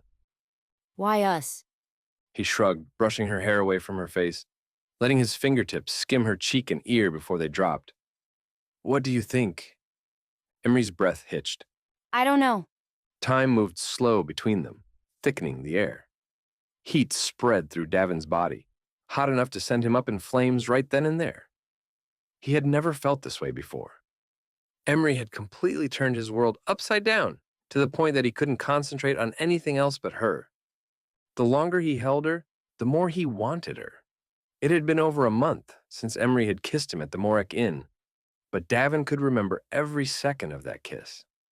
The way her lips felt against his, the way she smelled of vanilla, the way her silky hair wrapped around his fingers. Those memories ignited a spark deep inside him, a spark he was desperate to rekindle. His eyes flickered to her mouth, and all his resolve melted. He couldn't hold back anymore. Davin's lips parted and softly pressed against hers, slowly taking control. Chills rippled through his body as her lips responded to his. The kiss was gradual, meaningful. His hands roamed from her back, up to her neck and into her hair, greedily taking her in his arms. The urgency of the kiss deepened as Emree met him with her own fervent passion, sending her energy rushing through him. Her arms wrapped around him, and her fingers tickled his neck. The passion that had been ignited the first time they had kissed blazed to life, burning even brighter, scorching him inside out. Davin couldn't hold back. He was tired of hiding his feelings. He wanted Emree in his life, all of her. Then he remembered himself, remembered the promenade, remembered Portland Ricks, and remembered that he couldn't have her. He jerked back, putting an excessive amount of space between them. What had he done? Emree? What had Emree done? Technically, Davin had kissed her, but that was beside the point because Emree had kissed him back. She hadn't just returned his kiss. No, she had kissed him in a way that said, I'm head over heels in love with you. Apparently, she had no control when it came to Davin and his lips, his shiver-inducing lips. Emree wasn't in a stable place. She had ended things with Portland less than 24 hours ago. She was in no position to kiss another man, but it wasn't like this was some kind of rebound, something that had come out of nowhere. Her feelings for Davin had been building for some time now. He flipped her stomach over just by walking in the room. He made her feel wanted and appreciated just from the way he looked at her. Emree's heart screamed that she was meant to be with him. But could her head really trust her heart? How reliable were feelings? Davin was the king, and Emree was part of the working class. Feelings couldn't take any of that into consideration. Davin paced back and forth in front of her, rubbing his face. Then suddenly he stopped. He looked directly at Emree, regret written across his face. Miss Dutson. Oh, we're back to Miss Dutson. I would like to apologize for my actions. It was completely wrong of me, and I'm embarrassed about my behavior. It was inappropriate. I crossed the line, and it will never happen again. Emree nodded through his entire regret speech. Wrong of me. Embarrassed. Inappropriate. It will never happen again. Davin was right. Their kiss was wrong, and he probably should be embarrassed about kissing a working-class woman. It should never have happened. Emree agreed with all those sentiments. She was aware of the class rules, but she couldn't help the hurt tearing through her heart. You don't have to apologize, she said, trying to mask the burning pain in her chest. Pain that hurt so badly. There was no possible way her expression hid the sting. She backpedaled to the door. It's not a big deal at all. Her voice sounded weird and way too cheery. Let's forget it ever happened. Davin raked a hand through his hair, his eyes never leaving her as she raced backward to the door. His expression teetered between anger and frustration. Emree cringed. Either emotion was equally unwelcome. She reached the door, forcing a smile so fake it likely looked like pre-desolation plastic surgery. I'll see you tonight at dinner. She escaped, shutting the door behind her and leaned against the wall, looking up at the ceiling. Miss Dutson? Millar asked, standing on guard next to Davin's door. Why do you always do that when you leave the king's room? Her head swiveled to face him. Officer Millar, will you do something for me? He looked back at her with an unreadable expression. Emree ignored his disinterest, continuing on. If I ever act interested in another man again, will you please hit me over the head? Like just whack me, as hard as you can? He raised an eyebrow. Why would I do that? She pushed her back off the wall. Because I can't be trusted, Millar. I can't be trusted. Chapter 23. Davin. Davin couldn't concentrate at dinner. He couldn't eat or breathe either. Images of his kiss with Emree kept popping up in his mind, followed by more images of Emree's broken expression as she fled his room. He had let his own feelings dictate his actions. He had taken advantage of her, putting her in a difficult situation with Portland Ricks. He was so ashamed, and judging by the way Emree had ignored him all night, she probably hated him for his carelessness. On the other hand, Emree had kissed him back. She had been a willing participant, no matter her relationship with another man. He tried not to let that piece of information confuse him. Maybe Emree had reacted because he was the king, not because she had feelings for him too. That was the story he had to tell himself. Your Majesty, you have a big announcement to make tomorrow night, Fiona Rudd said, as she sat across from him in the royal living room. Have you made your choice? Davin didn't want to seem indecisive, or like he wasn't taking the promenade seriously, so he lied. I've met a lot of amazing women. The decision has been tough, but I've narrowed it down to just one woman. That part was true. His heart had definitely narrowed in on one woman, just the wrong one. Miss Rudd raised her eyebrows. Was it love at first sight? Davin cracked a smile as memories from the Morek Inn flooded him. No, not exactly. We had an unexpected start to our relationship, but as we spent more time together, our common interests brought us together. And do you love her? Miss Rudd asked. Emree was beautiful, but she was more than that. She was goal-oriented with ideas and ambitions. She was intelligent and well-read. She was polished and confident, but at the same time, she had an adorable dose of naivety that he loved. Hard work didn't scare her. She was willing to do whatever it took to accomplish her dreams, which made her even more attractive to Davin. He didn't dare take his eyes off of her because he didn't want to miss one wide-eyed expression, one mischievous smile, or one brilliant book review. She was easy to talk to, and for some reason, he could open up to her about his failures and fears as king. And then there was the fact that Emree believed in him. To her, he was a good king. In other words, he loved her. Davin loved her so much. He looked at Fiona Rudd. Yes, I love her. Emree! Emree had made herself busy all night. She had tried to distract herself from the disastrous kiss earlier that evening. Who was she kidding? The kiss was far from disastrous, and that was the problem. No matter how much she tried to talk herself out of it, the kiss meant something to her. But it was a mistake. Davin had said as much. She needed to forget about it, forget about her feelings, and resurrect her mantra. I'm a professional, a professional. She chanted the words over and over in her mind as she paced back and forth in the foyer of the royal residence wing, waiting for Fiona Rudd to be done with her exclusive interview. Usually Emree sat in for the interviews, but tonight things were different. She needed space from the king and time to convince her heart to behave appropriately. If she didn't keep her heart in line, she would never be able to accept a future job at the castle. Or maybe she should just give up on that dream. Maybe working for Davin would be too hard. Maybe going home to Kenmare was the answer. The door to the royal living room swung open, and Emree paused as she caught a glimpse of Davin and Miss Rudd. He cleared his throat, avoiding looking directly at her. Miss Dutson, will you please show Miss Rudd out? Emree nodded, not trusting herself to speak. She gestured for Miss Rudd to follow her, making sure she didn't look back at Davin. They walked in silence for a moment, the heels of their shoes clicking against the wood floor below them. Did you get the information you were hoping for? Fiona smiled. I actually got more than I hoped for. Miss Dutson, you've done your job.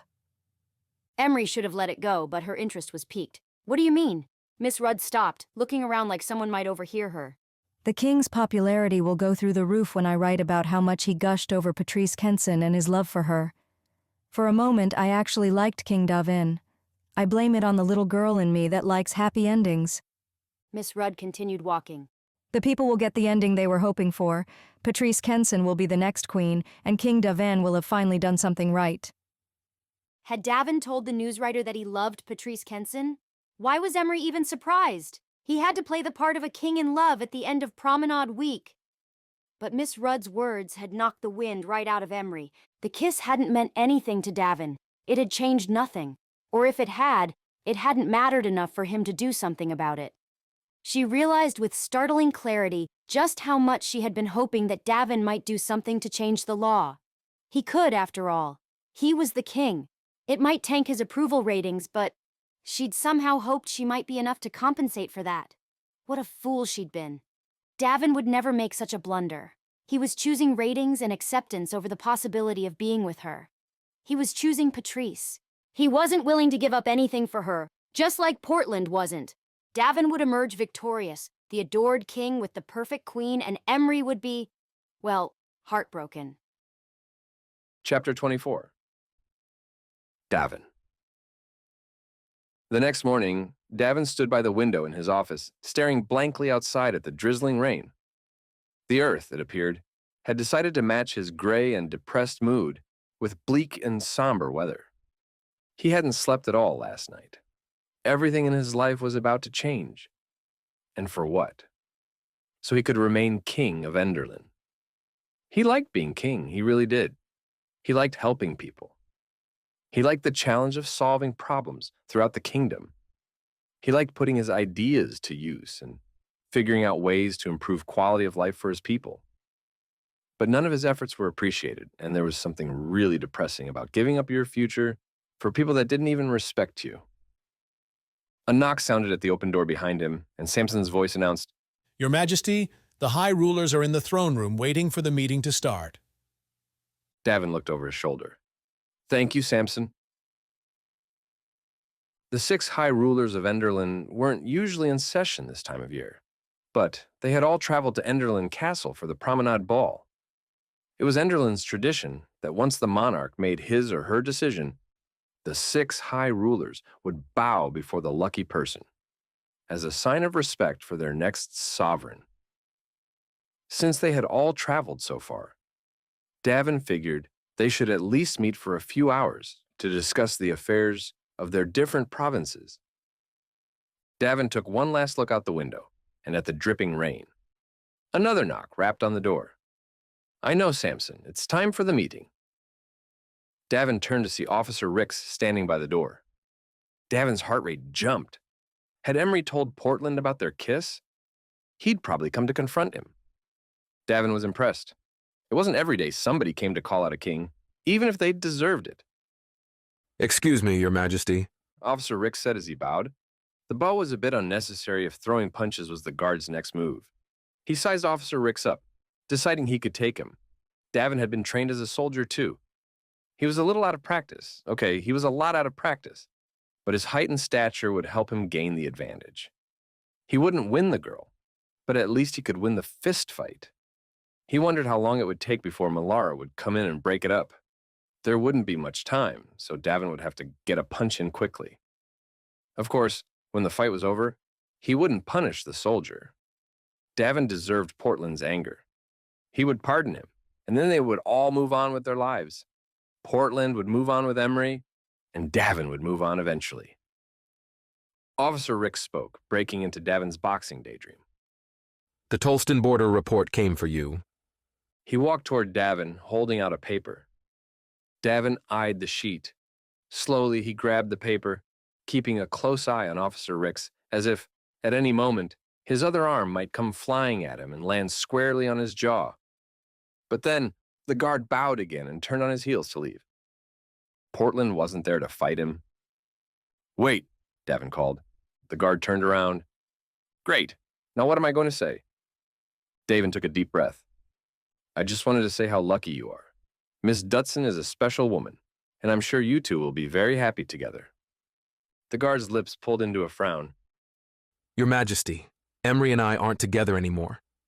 Davin's shoulders fell. It was his fault. His kiss had ruined their relationship. We broke up a few days ago, the day you opened the pre-desolation safe.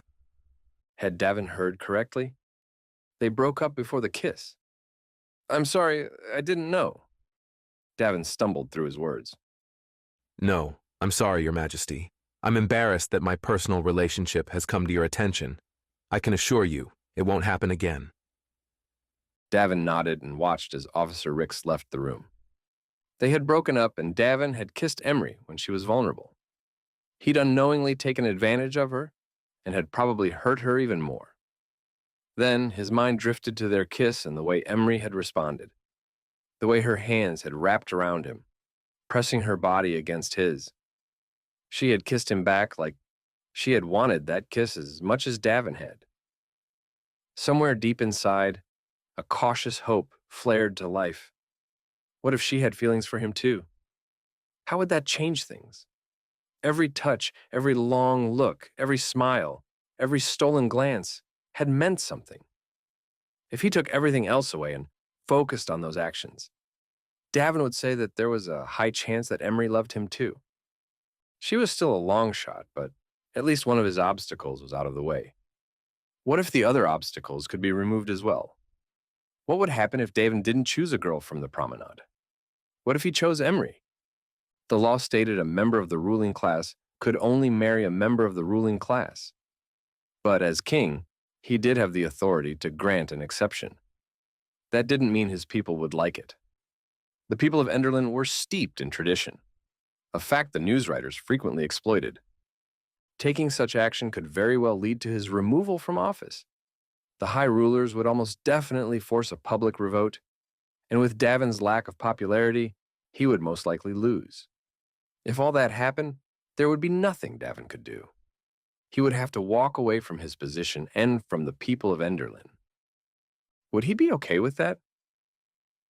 Hope surged in his heart, and he knew he would be. If Emree was by his side, he would be content living a normal life, maybe running a book exchange store with her. He'd still be helping people, and the trade-off would be a full and happy life with the woman he loved. That was the worst-case scenario. But what about the best-case scenario? There was a chance that the high rulers wouldn't force a revote. There was also a chance that the people of Enderlin would like a working-class woman as their queen. After all, the majority of the population of Enderlin was working class. There was only one way Davin could find out. Could he gamble with his future like that? And was Emree worth the gamble? A few weeks ago, even hours ago, Davin had no choice. He had resigned to marrying a woman he didn't love, because that's how it had always been done. All the doors had been closed to him. But suddenly, a window had been opened in his mind. There was a chance to be with Emree, and Davin wanted to take it. She was worth the gamble. But first, he needed to find out if she felt the same way. Chapter 25. Emree. Emree walked to the king's room, pumping herself up for the performance of a lifetime. She hadn't spoken to him since their kiss yesterday. The kiss he'd said was a mistake. None of that mattered. Right now, she was a professional, meeting with her boss to hear who he had chosen to be his wife. She would smile her best smile and beam with excitement when Davin confirmed that he had decided to choose Patrice Kenson.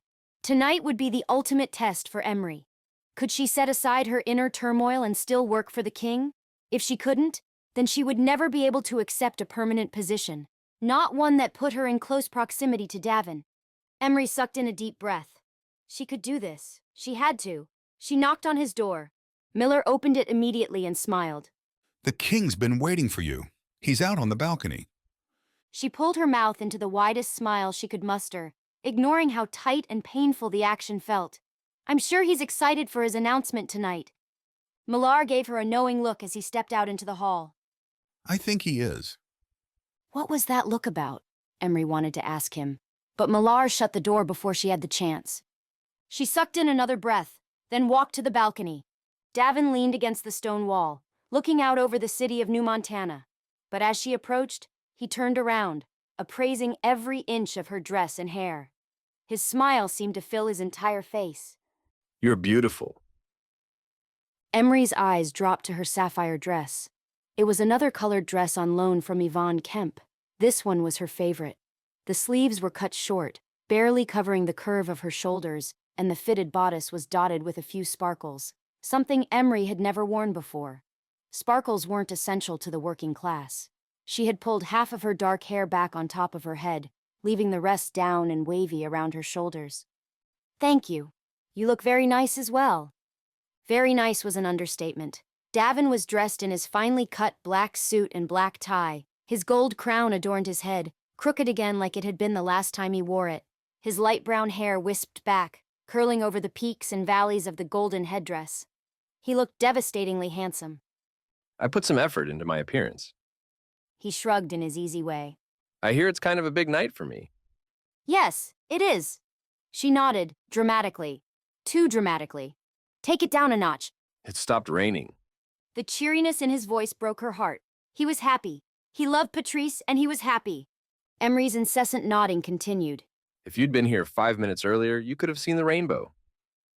"Oh?" she said in a tone that was too high. Why were they talking about rainbows? Anyway, Davin shook his head, taking in a deep breath. there's something I want to ask you, and I want your complete honesty. Okay. She tried to keep her breathing at an even pace. Why did you like Gale best? Emree leaned forward like she hadn't heard him, but really she just didn't understand. He went from rainbows to the love triangle in the Hunger Games. Had he lost his mind? He took a step toward her. In the Hunger Games, why did you like Gale best? She didn't say anything. Instead, she waited with bated breath for his next move, reading each cue, weighing each movement. He was the king of Enderlin, and this was his show. Did you like Gale because he and Katniss had grown up together? Because they were childhood sweethearts like you and Portland? Emree creased her brows together. I think you're reading into my choice a little too much. Davin nodded, taking another slow step toward her. So there's room in your heart for Peeta? Emree looked around as if there was someone else there, witnessing the ridiculousness of their conversation. Can we talk about this later? What happened with Portland? Emree straightened. What do you mean? He took another slow step toward her like he was scared she would run away. Why did you and Portland break up? Was it because of me? We drifted apart and didn't want the same things anymore. Emree scratched her shoulder even though it didn't itch. You're supposed to be in the Grand Hall in 20 minutes. People will start to wonder. I don't care what people think. That's not true. She shook her head. You told me that you do care. In fact, you alluded to the fact that you cared a lot. Davin took another step forward, making Emree's heart race. 3 more feet and he would be directly in front of her. I've spent the last 2 years caring about what everyone thinks about me and my reign. It's made me miserable. I can't even be myself anymore. I have to think through everything I say and everything I do. Will the news writers like this? Will the people of Enderlin like me better if I don't say that? There went another step. Did he have to exude so much confidence? It made him even more attractive and distracting. His eyes softened. Then you came along, reminding me how nice it is to be myself again. And now, all I want to do is be true to myself. Emree bit her lip, terrified about what Davin would say next. But you loved Portland. So I tried to fight my feelings for you. I tried to play by the rules. I tried to throw myself into the promenade. But at the end of every day, my mind always came back to you. He took the last step forward, closing the gap between them. Emree, I don't want to fight my feelings anymore. Fiona Rudd! She folded her arms across her chest as if she could somehow ease her racing heart. What about her? She said you went on and on last night about how much you loved Patrice. Davin brought his hand up and caressed her cheek, sending chills rushing down her back. I wasn't talking about or thinking about Patrice. It was you. I love you. Emree's heart exploded inside her chest, and she went weak in the knees. She hadn't thought such a thing was even possible. Weak in the knees was only some cliché saying authors used in books. Oh, how she had been wrong. I'll ask you again. Davin said softly. Is there room in your heart for Peeta? Are you Peeta in this scenario? She asked, trying to wrap her mind around their entire conversation. I think so. He smiled and amusement filled his eyes. Davin loved her. Emree had convinced herself for weeks that it wasn't possible. He was the king. He was her boss. He was supposed to be with Patrice. Despite all of that, he loved her. Her chest heaved up and down and she blurted out, "I love you too!" There was probably a better time in the conversation to convey that message, but the words were like a spasm erupting out of her uncontrollably. Davin grinned. I've wondered about that. Heat crept from the tips of her toes to the top of her face, making her want to run away and hide. But she stood there, owning her embarrassment. Yes. Well, I wanted you to be up to speed regarding my feelings. I'm glad we got that cleared up. Davin smoothly leaned forward, slipping his hand behind her back. I would have really hated confessing my love to find out you had feelings for Darl Bitter or something. Emree laughed. Darl Bitter? The news writer? Yeah. She lifted an eyebrow, relaxing into his body. Do you think I have a chance? He shook his head, pulling her closer. No. Emree got lost in his brown eyes and the intensity behind them. Her breath stilled as she waited for his next move. She pressed her body into him, trying to convey how much she wanted him to kiss her. His eyes dropped to her lips, and instinctively she swiped her tongue over them. The anticipation killed her. What was he waiting for? He loved her. She loved him. In every book Emree had ever read, the characters sealed their love with a kiss. Slowly, his head bent down. The tingling in her stomach roared to life as he brought his mouth to hers. His strong arms closed around her waist and shoulder, wrapping her up in his warmth. She grabbed the fabric of his suit jacket, pulling him closer. A rush of chills flowed from Emree's head to her toes, leaving goosebumps in their wake. His lips were soft and tasted like mint as they moved back and forth with hers. Then something changed, and everything intensified. What had started as a slow, innocent kiss quickly turned into something deeper, like they depended on each other for oxygen. Davin groaned, suddenly pulling apart. He clasped his hands behind his neck like they were in time out. You know how to kiss, he said through heavy breaths. We've established that many times now. Emree bit her lip, fighting to keep her own passion at bay. He waved his hand out in front of him, gesturing to her. Would you stop that? Confusion creased her brow. What? Stop biting your lip and looking so attractive. I'm trying to be a gentleman. She rolled her eyes. Seriously? He paced back and forth, shielding his eyes from her. I need to focus. I have a significant announcement to make downstairs. Emree's heart plummeted. What announcement? He stopped pacing, looking at her like she was crazy. That I'm choosing you to be queen. Emree didn't know what to say. Why hadn't she gone through the consequences of their actions? If Davin didn't choose Patrice, his approval rating would take a steep nosedive and it would be all her fault. Can you even do that? The person in charge of granting exceptions to the marriage law is me, so... He raised his shoulders in a shrug. Yes. So he could change the law, at least for himself. Still, doing so would ruin all that they'd done to improve how the people saw him. She shuddered. No, I can't let you do this. Davin pulled his head back. I want to do this. I want you. More than I want to be king. More than anything else in this life. In my mind, in my heart, you come first. You're all I've ever wanted. Emree closed her eyes. She wanted to laugh or cry or maybe throw her arms around Davin's neck and kiss him again. Instead, she stood there speechless, letting his words weave inside her mind and soul. This was what she'd never had with Portland. This was what her heart had ached for. Someone who truly loved her more than himself. She had found it with Davin, and it made her heart leap with happiness. She was a pre-desolation firework shooting across the sky, sprinkling lights and sparks of joy everywhere. Alarms went off in her head, blaring that same old message she'd been telling herself ever since she'd gotten the job. They couldn't be together. The promenade and Davin's public image were the reality that brought her back down to earth. Her job was to save the promenade and the king's reputation, not ruin it. There were too many obstacles to overcome, their difference in class the biggest among them. Emotion filled her eyes. Thank you for loving me that much, but I can't let you ruin everything. He shook his head. Don't do that. Don't give up on us before we even get started. Your reputation can't handle a scandal like this. So what? Davin, don't you want to be king? His eyes lit up and his lips curled into a smile. You said my name. What? That's the first time you've said my name. Except for when you were heavily medicated, but that doesn't count. Although you did say I was handsome when you were medicated, and I am counting that. She stared back at him, blinking. Sorry, I digressed. He sighed. Yes, I want to be king. But I also want to be happy, and if there's a chance that I can have you and remain king, then I'm willing to risk everything to make that happen. What if it doesn't work out? He reached for her hands, interlocking his fingers with hers. Then we'll still have each other. But Emree, what if it does? Emree studied his handsome face and kind eyes. She wanted a life with Davin and everything that came with it. If there was a chance at that future, she wanted to go after it too. She loved him, and now she wanted her happily ever after. Okay, Davin laughed. Okay? She nodded, laughing too. He pulled her into a hug. We're doing this? Emree let out a deep breath. Yes, we're doing this.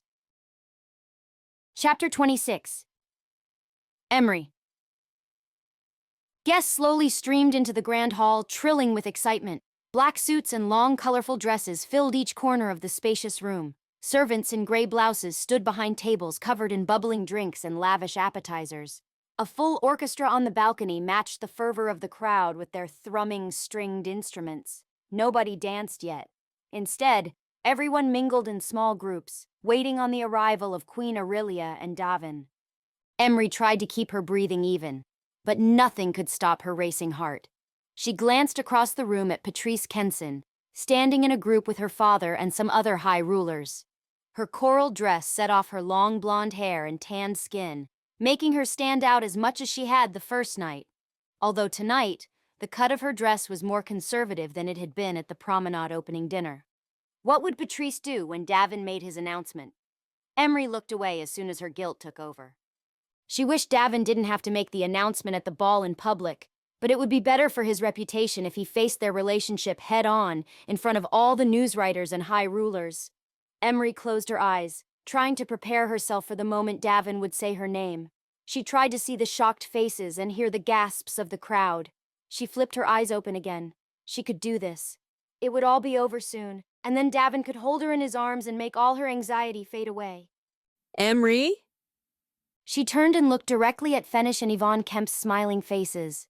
They reached out to hug her. You look so beautiful, Yvonne said. Fenish put a hand on her shoulder. I'm sure glad we wrote that letter of recommendation. Look at all you've accomplished.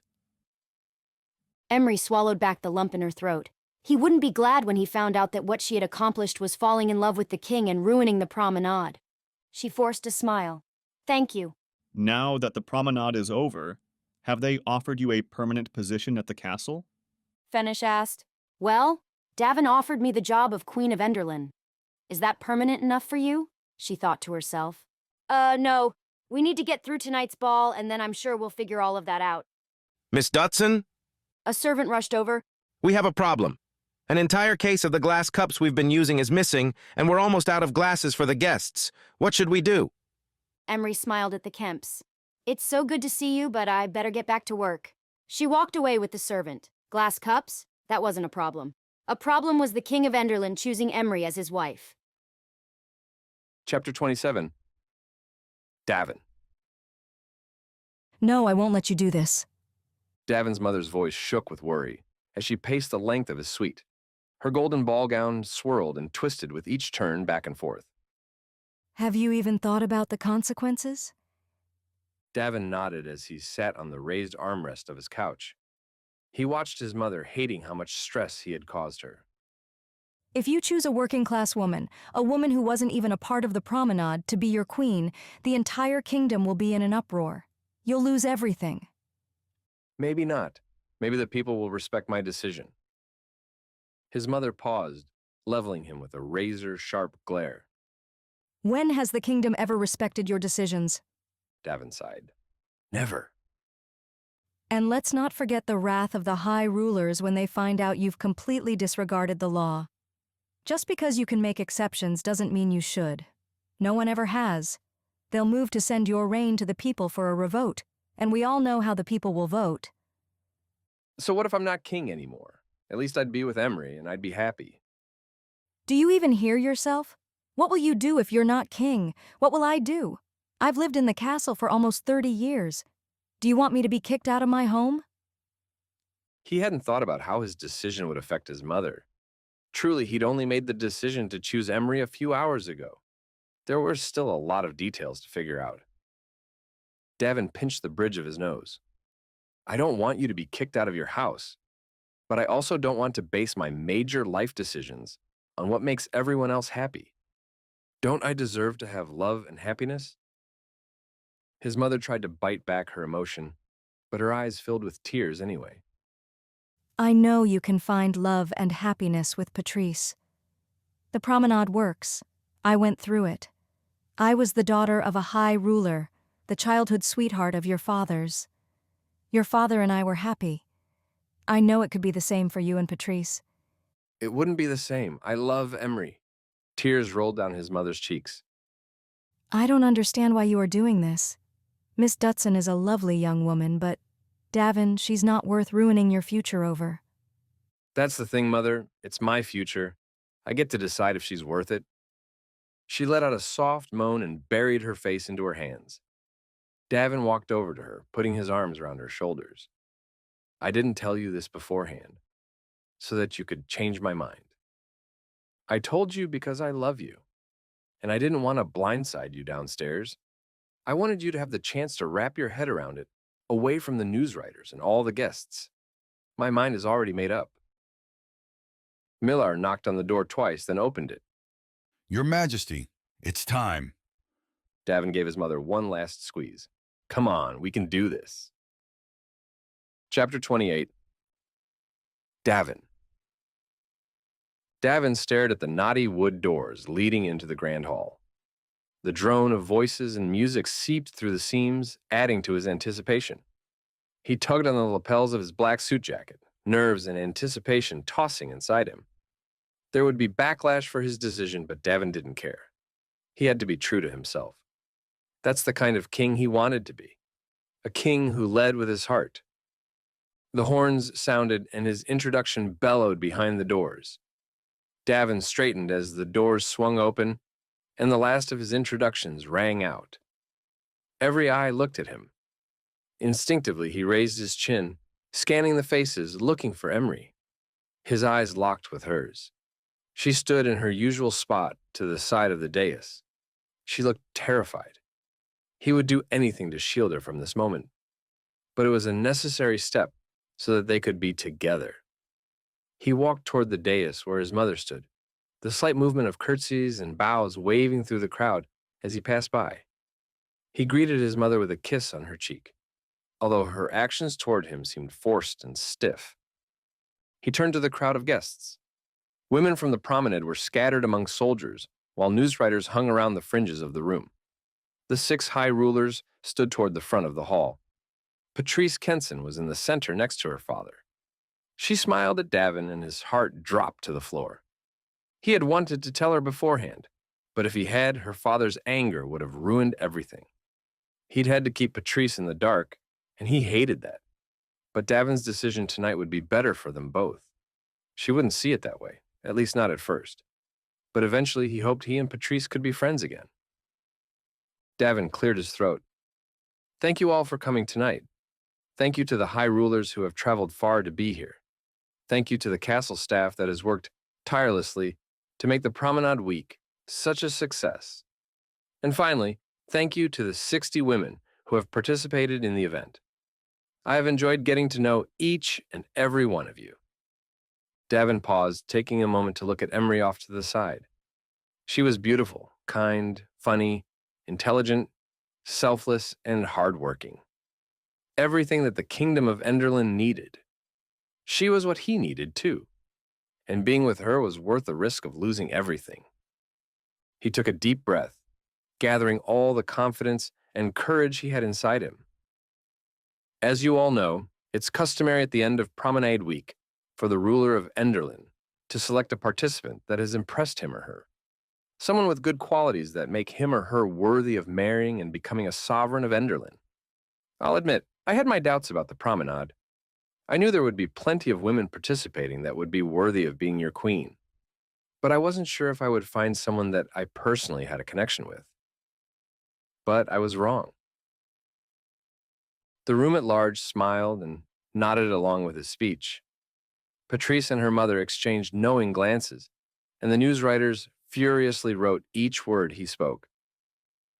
My path to finding love was unexpected and unorthodox, and I know my decision may surprise a lot of you, but at the end of the day, it is my decision.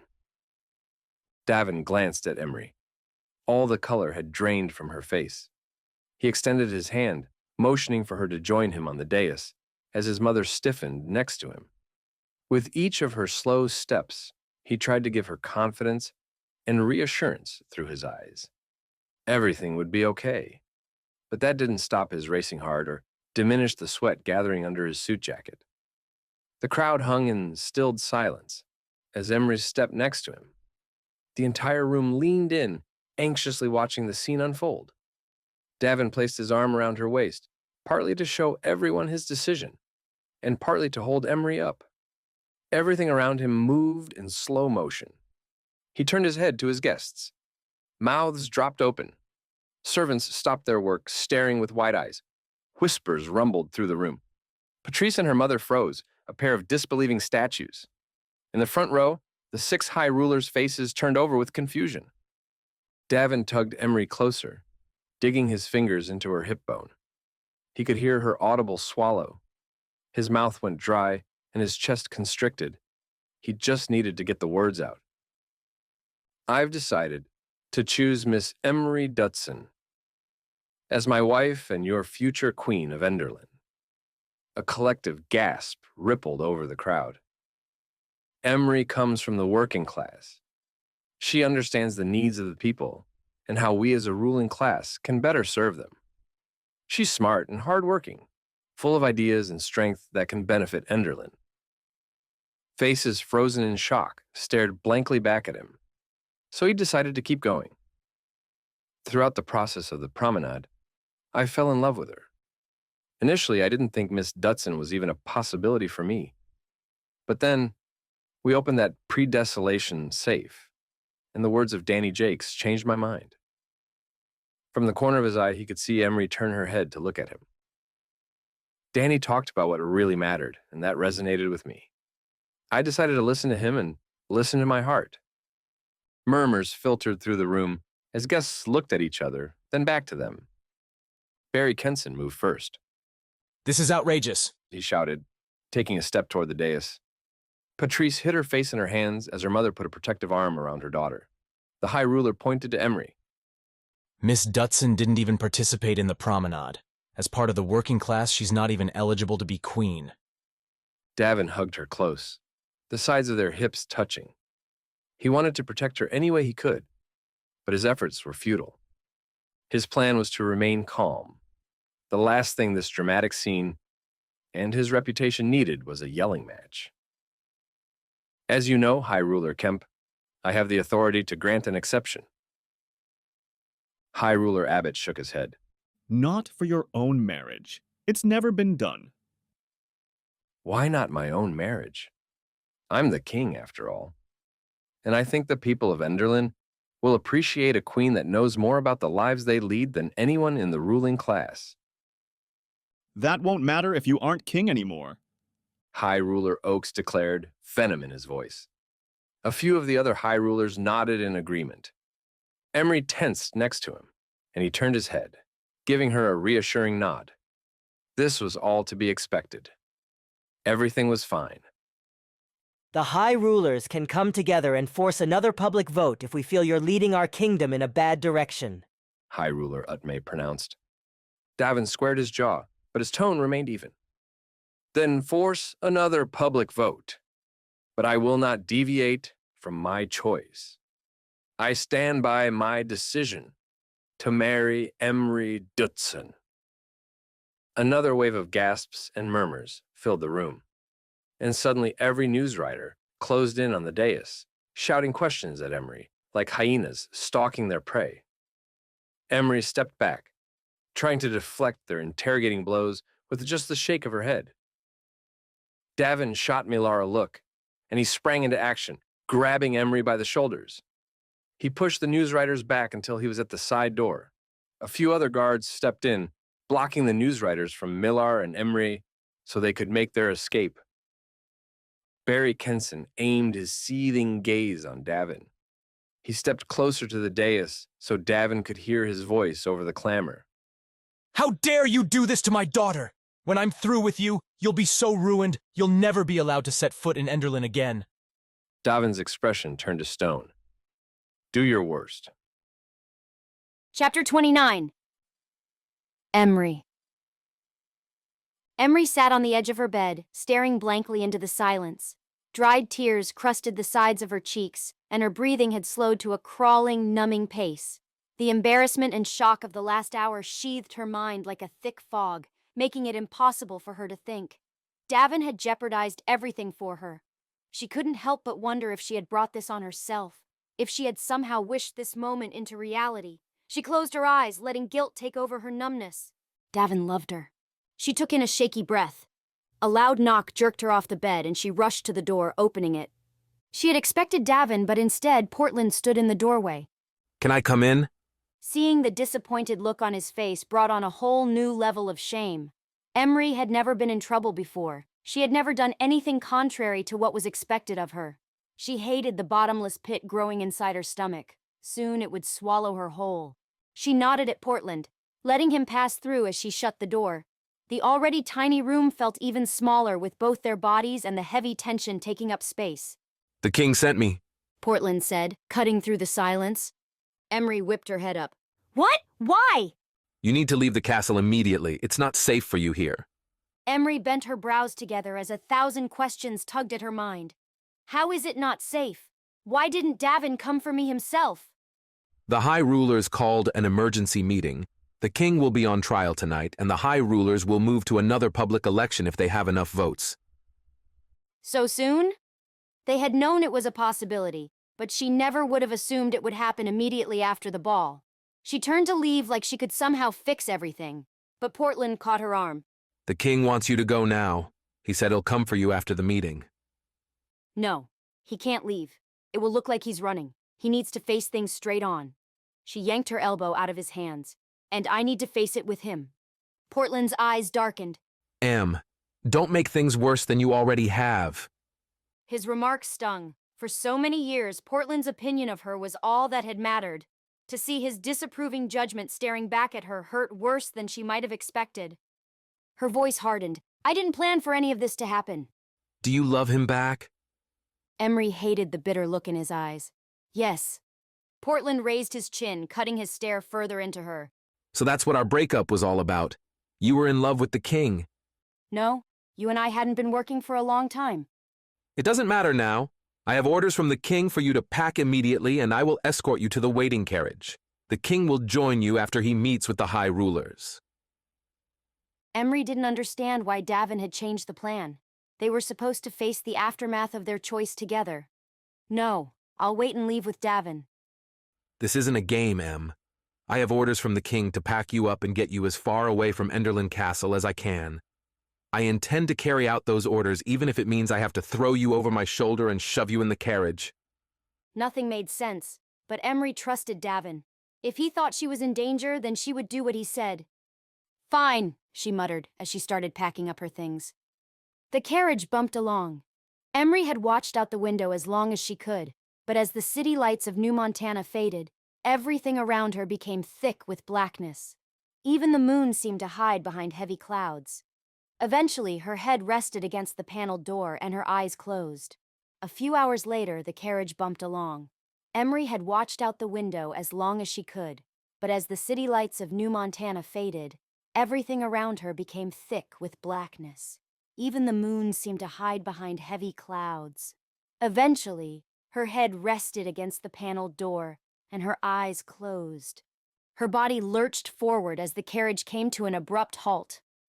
Emree didn't know how long she had slept, but she guessed by the purple sky that dawn was blooming behind the tall mountains. The carriage door opened and Portland peeked his head inside. We're stopping. Emree stretched her muscles, thankful to have a break. She climbed out of the carriage and surveyed the land around her. The mountains of New Montana had faded behind her as they had gotten farther and farther away from Enderlin Castle. Plainland stretched out far into the distance, reminding her of Kenmare. But Emree wasn't in Kenmare. Where are we? Portland shoved a letter in her hand. This will explain everything. She eyed him cautiously as she unfolded the letter. The swirls in the handwriting didn't match Davin's. Her eyes glanced to the signature at the bottom. Queen Aurelia.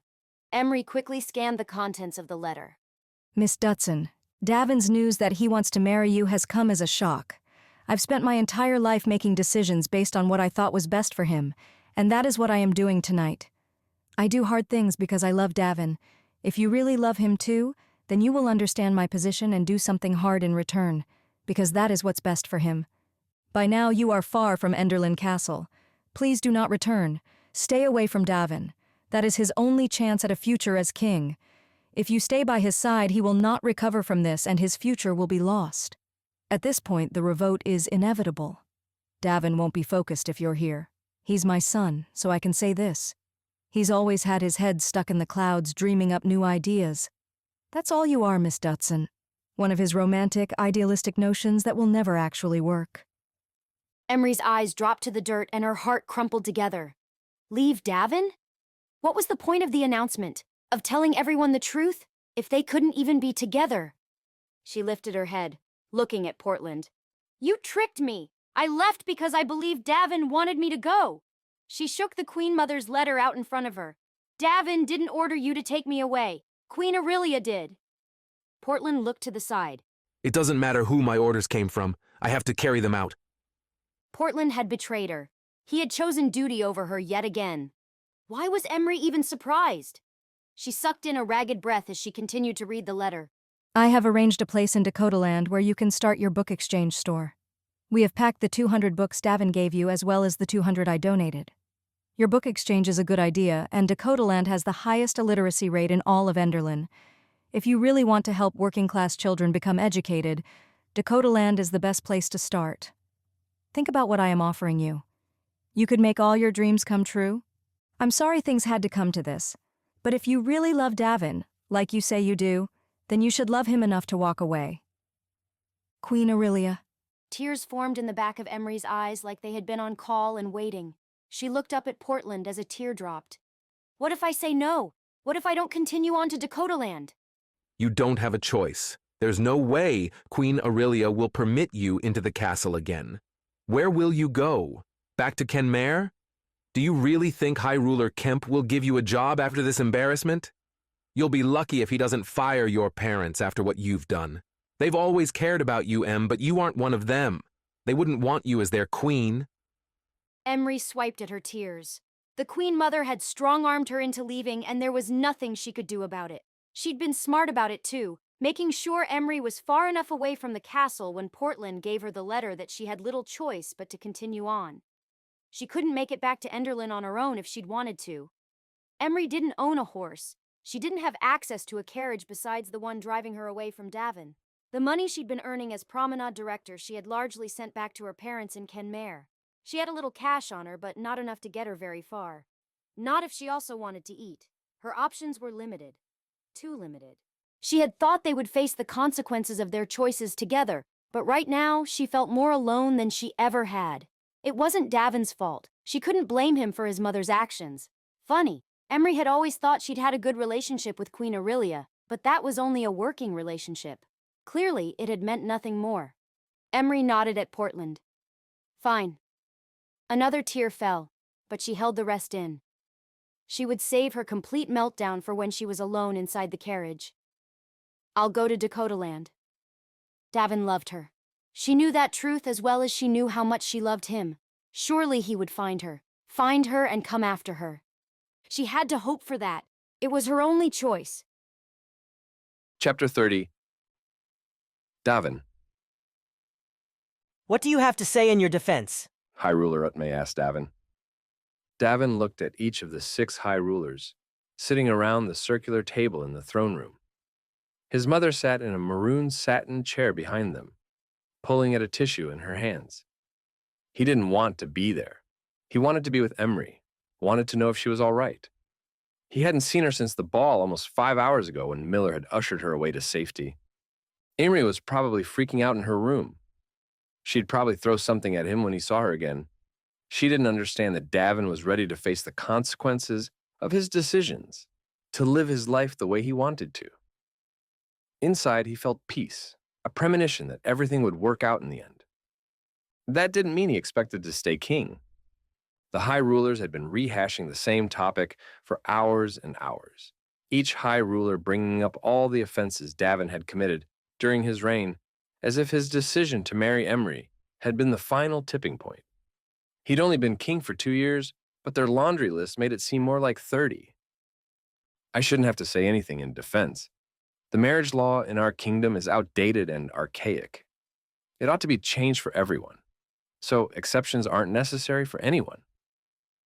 What makes you think you have that kind of power? High Ruler Kenson asked. The laws and traditions of this kingdom have been in place for over a century. Are you so above the laws of the land? Davin squared his shoulders. When the laws are wrong, it's our responsibility to fix them. What makes us think that we are better than everyone else because we are a part of the ruling class? A few of the men rolled their eyes. If you disagree with me, that's fine. Let the people, most of them working class, choose if they want me as their king or not. I don't mean any disrespect, Your Majesty, High Ruler Kemp said. He had been the one high ruler throughout the meeting that had somewhat been on Davin's side. Fenish Kemp's loyalty probably had more to do with Emree than it did with him. Your public approval rating is low. If the High Ruler's motion to have another public vote, you'll most likely be voted out of office. High Ruler Oaks nodded. Kemp is right. We have to make sure we all understand the consequences. I think we all understand, Barry Kenson said. It's late. The king clearly isn't going to change his mind. I think we should vote and end this meeting. Everyone nodded. Davin glanced at his mother. Her face was tense and she held her breath. High Ruler Utme looked around the room as he spoke. All in favor of sending His Majesty's kingship to a public referendum, say aye.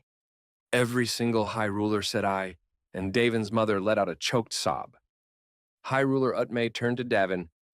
The High Rulers of Enderlin have spoken. King Davin Parkins, in 1 month, the people of Enderlin will vote and decide your fate as King of Enderlin. If the majority decides you are no longer fit to be king, you will be removed from office, 2 new candidates will be brought forth, and a new king's election will take place. Do you understand your position? Davin hated how patronizing Utme sounded. Of course Davin understood his position. He wasn't an idiot. He was still the king of Enderlin. A few hours ago, every single one of these men had bowed before him. He nodded. I understand. Davin, His mother called after him as he rushed out of the meeting. where are you going? Davin weaved through the dimmed halls of Enderlin Castle. I'm going to see Emree. But it's so early in the morning. His mother's shoes clapped against the wood floor behind him, trying to keep up with his pace. Let her sleep. He stopped, turning around to face her. I think the events of the evening were big enough to warrant an early morning visit. Don't you think? His mother sighed, looking away. She's She hesitated, and tension pooled in Davin's gut. gone, Davin. What do you mean she's gone? His mother wouldn't look at him. Where is she? The Queen Mother's eyes slowly met his. She left after the ball. Davin's breath escaped his chest. Emree wouldn't have left without a single word. He looked at Millar, who had been trailing behind them. His guard immediately understood and sped ahead in the direction of Emree's room. Davin turned to his mother. Where did she go? Why did she leave? I think it's best for now if you don't know where she is. But she's safe and in a place where she can start a new life. His fists clenched. How do you know all this? His mother looked away, guilt written across her face. You did this, didn't you? He said, unable to hide the bitterness in his voice. You made her go away. I didn't make her do anything. She chose to leave on her own. Even she realized that your actions were foolish.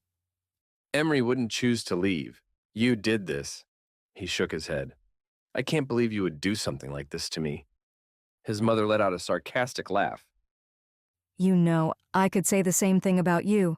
I can't believe you would do something like this to me. I'm heartbroken and embarrassed. You've completely ruined my life and yours. I'm sorry I ruined your life, but what about my life, my happiness? Your happiness is why I sent her away. You are blinded by love and unwilling to see the bigger picture. Davin didn't even recognize his mother right now. He turned to leave. I have to go after her. You can't. His mother caught his arm. Did you not hear anything in that meeting? You're now in the middle of an election. You can't run away. If you tell me what direction she went, I can go after her and be back by nightfall. His mother shook her head. If the news writers find out that you ran after Emree, they will tear you apart. They will say that you don't take your position seriously and that you love a woman more than you love Enderlin. Your chances at the revote will be ruined. So I'm supposed to let Emree go? The woman I'm doing all of this for in the first place? For now. She placed a capitulating hand on his arm. Just until things settle. They won't care what your motives are. If you leave, you'll lose what little chance of winning you still have. Davin sighed, weariness overwhelming him. His mother was right. He couldn't leave. If he left, he would definitely lose the election. He could accept being removed from office if the people of Enderlin wanted that, but until they voted him out, he had to fight. Because in his heart, he did believe he could do good things for Enderlin, and because he believed Emree could too. Whether the people knew it or not, she would be a remarkable queen. He would regret it if he didn't at least try. He didn't like it, but until he knew exactly where Emree had ended up, he couldn't waste time trying to find her. After the election, he would move heaven and earth to get to her, either as the king of Enderlin or as a regular man. He could only hope that by then, it wasn't too late. Chapter 31. Emree. It had been 1 month since the promenade ball and 1 month since Emree had been forced away from Davin. She had traveled for days to her new home in Dakota Land. She had spent the first few nights in the province staying at a local inn until she had found a small apartment to rent. As promised, Queen Aurelia had lined up a storefront for Emree to start her book exchange. The space was small and old, but it was perfect for what she needed. It took Emree a week to renovate the room, adding fresh paint and new shelves. She'd had a professional sign made for the front of the shop, and she had stayed up late several nights organizing the books into genres so they would be easy to locate. The book exchange had officially been open for 2 weeks. Emree had tried to be happy about it, but every time she looked around at the books, all she saw was Davin and everything she had been forced to give up. Each day she went through the motions, thinking that today would be the day Davin would come for her, but he never did. Perhaps he thought she'd left him on her own accord. Emree had no clue what the Queen Mother had told him, but she doubted that Queen Aurelia would want to take the blame herself. Each day that Davin didn't come, she tried to calm her broken heart with a personal pep talk, where she listed in her mind all the reasons why everything was fine. Why she was fine. He'll come for you. If he doesn't come for you, it's because he needs to focus on being king. You have your own journey ahead of you. You needed to save him. He deserves to be king. It wasn't meant to be. And Emree's personal favorite, something better will come along. As if there was something better than Davin. Nobody liked handsome, smart, creative, powerful, well-read men. They were the worst. And don't forget about the king's sculpted abs. Gross. She wondered if he would still be king. She might have to amend her thoughts to rejected king. Even as much as she hurt at his absence, she couldn't squelch the tiny flame of hope that he wouldn't be rejected after all. The pep talk was 90% effective, which was good, but the 10% of Emree's mind that wasn't buying into the pep talk wreaked havoc on her heart, especially at night. That's when the cruel 10% reminded her of every moment, every touch, and every laugh that she and Davin had shared together. It was a great pastime for someone that liked torturing herself, which apparently Emree very much did. She also enjoyed the wonder game. I wonder why Davin hasn't come after me. I wonder what Davin's doing now. I wonder if Davin will be forced to marry Patrice if he wins the vote. The wonder game got old quickly, especially since Emree didn't have any way to get answers. Today was different, though. Today was voting day. Emree could still remember the shock when she had overheard an innkeeper talking about the revote. Couldn't Fenish Kemp have done something? Couldn't he have convinced the other high rulers not to force a revote? Emree had done what the Queen Mother had asked. She had left, removed herself from the situation. She tried not to be angry with Queen Aurelia, but it was hard. She had been forced to give up so much. Davin needed more than 50% of the votes to keep him in office. If he didn't get them, he would be out. The entire situation gave Emree anxiety. Her stomach churned. When she had first left Enderlin Castle, she had bought a newswriter thinking she wanted to know the headlines. Oh, how wrong she was. The newswriters had ripped Davin apart for his stunt at the ball, and then they had lain into her, saying she had planned this all along to try and become queen. It had taken Emree an entire day of crying to get over that article, written by none other than Fiona Rudd. After that, Emree decided she wouldn't read the papers anymore. She would move on completely. Voting for Davin would be the last thing she did before she completely shut the door on that chapter of her life. She waited in the long line of people outside the province building in Dakota Land. Around her, murmurs of conversation discussed Davin and whether or not he was fit to be king. I like King Davin even more now, The woman in front of Emree said to her friends. She had a gray headband tied at the top of her head that matched her gray eyes. I like that he chose a working-class woman. It makes me think he's the type of king that would fight for us working-class people, and maybe we'd get some more essentials. Emree bit her lip, hoping this woman wasn't in the minority. Her friend shook her head. Nah, I don't like him. His choice shows how immature he is. I don't think I can trust him as king. Yeah, if he's going to make stupid decisions like the one he made at the promenade ball, then I don't want anything to do with him. The other friend said. Emree swallowed. Davin was definitely going to lose, and there was nothing Emree could do about it. She questioned herself. Had she made the right decision to leave? Should she have tried to fight to get back to him? The way her entire body hurt from missing him made her feel like she had made an awful mistake. Chapter 32. Davin. 3 days passed since the vote. The final count from each province had arrived at the castle that morning. Davin sat on his throne on top of the dais in the grand hall. The 6 high rulers sat at a long table facing him. Behind the high rulers, a large group of newswriters sat in rows of chairs. The moment reminded Davin of that first promenade briefing. He could still see Emree's smile and the confident way she had portrayed herself. He missed her so much. No matter what happened with the vote, he was going after her, and soon. Davin had been living under a microscope the last month. Several of the high rulers had stayed in New Montana, as if they couldn't trust him to run the kingdom anymore. Every morning he had an exclusive interview with different province newswriters. He tried to take Emree's plan, the one she had implemented for Fenish Kemp when he was in the king's election, and use it for himself. Davin had really opened up in the interviews, trying to be himself. Nothing was off limits. He told the newswriters fun stories from his life, future plans he had for the kingdom, and when they asked about Emree, he was honest. Enderlin wasn't only voting for Davin. If he won, Emree would become the first working-class queen their kingdom had ever had, assuming Emree would still have him. In a way, they were voting for or against that possibility. There had been so many times over the past month that he had wished he could talk to her. It had taken Davin 2 weeks to figure out where she even was. Once he'd traced the arrangements his mother had made, he had fought every urge to drop everything and run after her. But it would have taken him at least a week to get to her and then another week to travel back. He couldn't afford to lose that time campaigning right before the election.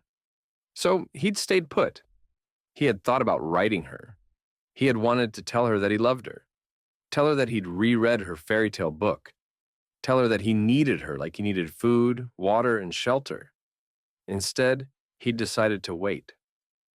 When Emree heard from him again, he wanted her to know exactly who Davin was. Was he confessing his love to her as the king of Enderlin, or as a regular man? In his heart, their relationship wasn't over. It was all about timing, and then he could be with her again. His mother squeezed his hand next to him. Their relationship had improved since the night of the ball. Davin had forgiven her for her part in sending Emree away. He understood why she had done it. She had wanted to protect him, and protect her own security. He couldn't approve of her deceit, but he had been laser-focused over the past few weeks, as much motivated by a desire to get back to Emree as to win the revote. His mother had been pleased with the amount of effort he'd put into gaining votes over the last month. Davin could only hope it would all pay off, and that the projections in the headlines were wrong. They reported Davin only having 30% of the population in favor of him remaining king, High Ruler Utme stood, clearing his throat. Each High Ruler will read the votes from their province. I'll start. He unfolded the envelope in his hand. In the province of Marrow, 49% in favor of the king and 51 against. Whispers filtered through the room, and Davin cringed. He had hoped to win Marrow, especially since the new Marrow Dam was up and running, providing more power and energy for the people that live there. Barry Kenson stood up next. Patrice's father had been actively campaigning against Davin. It hadn't surprised him. His daughter was supposed to be the next queen. Instead, she'd been left humiliated. High Ruler Kenson looked down at his paper, then back up at Davin. His smug expression told Davin everything. In the province of Carrington, 27% in favor of the king and 73 against. Davin pursed his lips together as sweat formed at the top of his brow. He was behind in the vote, way behind. Fenish Kemp pushed his chair back, standing. Davin needed this province desperately if he had any chance of winning. In the province of Kenmare, High Ruler Kemp said, his lips rolling into a small smile. 83% in favor of King Davin and 17 against. Davin's heart pounded with relief. That was Emree's province. The people there had supported her. He closed his eyes, trying to ease a little bit of his worry. He was still in this. High Ruler Oaks stood next. In the province of Dakota Land, 52% in favor, 48% against. Davin let out a rough laugh. He was ahead in the vote. The room must have realized this as well because the whispers in the background picked up volume. His mother's grip on his hand tightened, thickening the tension pulling in his chest. In the province of Greena, High Ruler Wilker said, 31% in favor of the king and 69% against. The jolt of optimism Davin had felt moments ago slowly faded. He was behind again. His mother leaned over, whispering in his ear. You need at least 58% in New Montana to win. Davin nodded, giving his mother a nervous smile. I know. I can do math. His knee bounced up and down. 58% was a lot. Besides Kenmare, none of the provinces had been that high. His mother let out a deep breath and leaned back to her spot. The last High Ruler, Usan Abbott, stood. He seemed to take an extra long time unfolding his envelope. Davin swore it was just for a dramatic effect. The room quieted like everyone held their breath. High Ruler Abbott glanced down at his paper, reading it first. His eyes met Davin's, his expression unreadable. Did he win or lose? Davin couldn't tell. In the province of New Montana, 63% in favor of the king. The room erupted into a loud mixture of cheers and protests, but Davin ignored it all, jumping up to hug his mother. I knew you could do it, she said, laughing into his ear. Relief coursed through his veins. This entire ordeal had been harrowing for his mother. Davin didn't like seeing her pain. He wanted her to have the chance to finish her life at Enderlin Castle. And now she could. Davin pulled back. I know this has been hard, but I just wanted to say thank you for supporting me and standing by me. His mother's eyes dropped. It has been hard. I'm not proud of the way I handled every situation over the last month. Davin wondered if she was referring to Emree. But I'm glad everything ended well. Fenish Kemp came up, offering out his hand. I'm glad it ended up the way it did. Thank you. Davin shook the High Ruler's hand. You might be the only one. Davin nodded to the other High Rulers, their scowls apparent as they conversed. Nah, they're just scared of losing power. Fenish placed a hand on Davin's shoulder, the way his father used to. You've proven them all wrong. They never believed the people of Enderlin would vote you in. But now they've done it twice. Move on from this idea that nobody wants you as king because it isn't true. Be the king you want to be and don't worry about the rest. Davin appreciated Fenish's advice. It sounded like something his father would have said. He already knew what kind of king he wanted to be, the king with Emree by his side. Millar came up behind him, bowing. Your Majesty, I've never been more proud to belong to the kingdom of Enderlin than I am today. Davin reached his hand out and pulled his guard into a hug. Millar, ready the horses. It's time to bring Emree back home. Chapter 33. Emree. Emree stood on a ladder, stacking books on the top shelf of her store. Her hand brushed the wood, sending dust specks floating into the scattered rays coming through the shop's front windows. The front door swung open, ringing the bell in the corner, and a mother and her 2 small daughters walked in. Each girl was no older than 7 or 8. They were dressed in gray with their hair tied back at the nape of their necks. Emree smiled at them, climbing down the ladder. "Can I help you?" My daughters were hoping to borrow a book about Cinderella or perhaps another fairy tale. Emree smiled at the young girls. "You like fairy tales?" Both girls nodded, half smiling, half hiding behind their mother's skirt. Yes. Their mother patted them on their heads. They've been begging me every day to bring them here.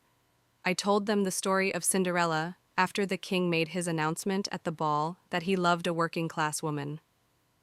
Emree's smile faltered. "Oh."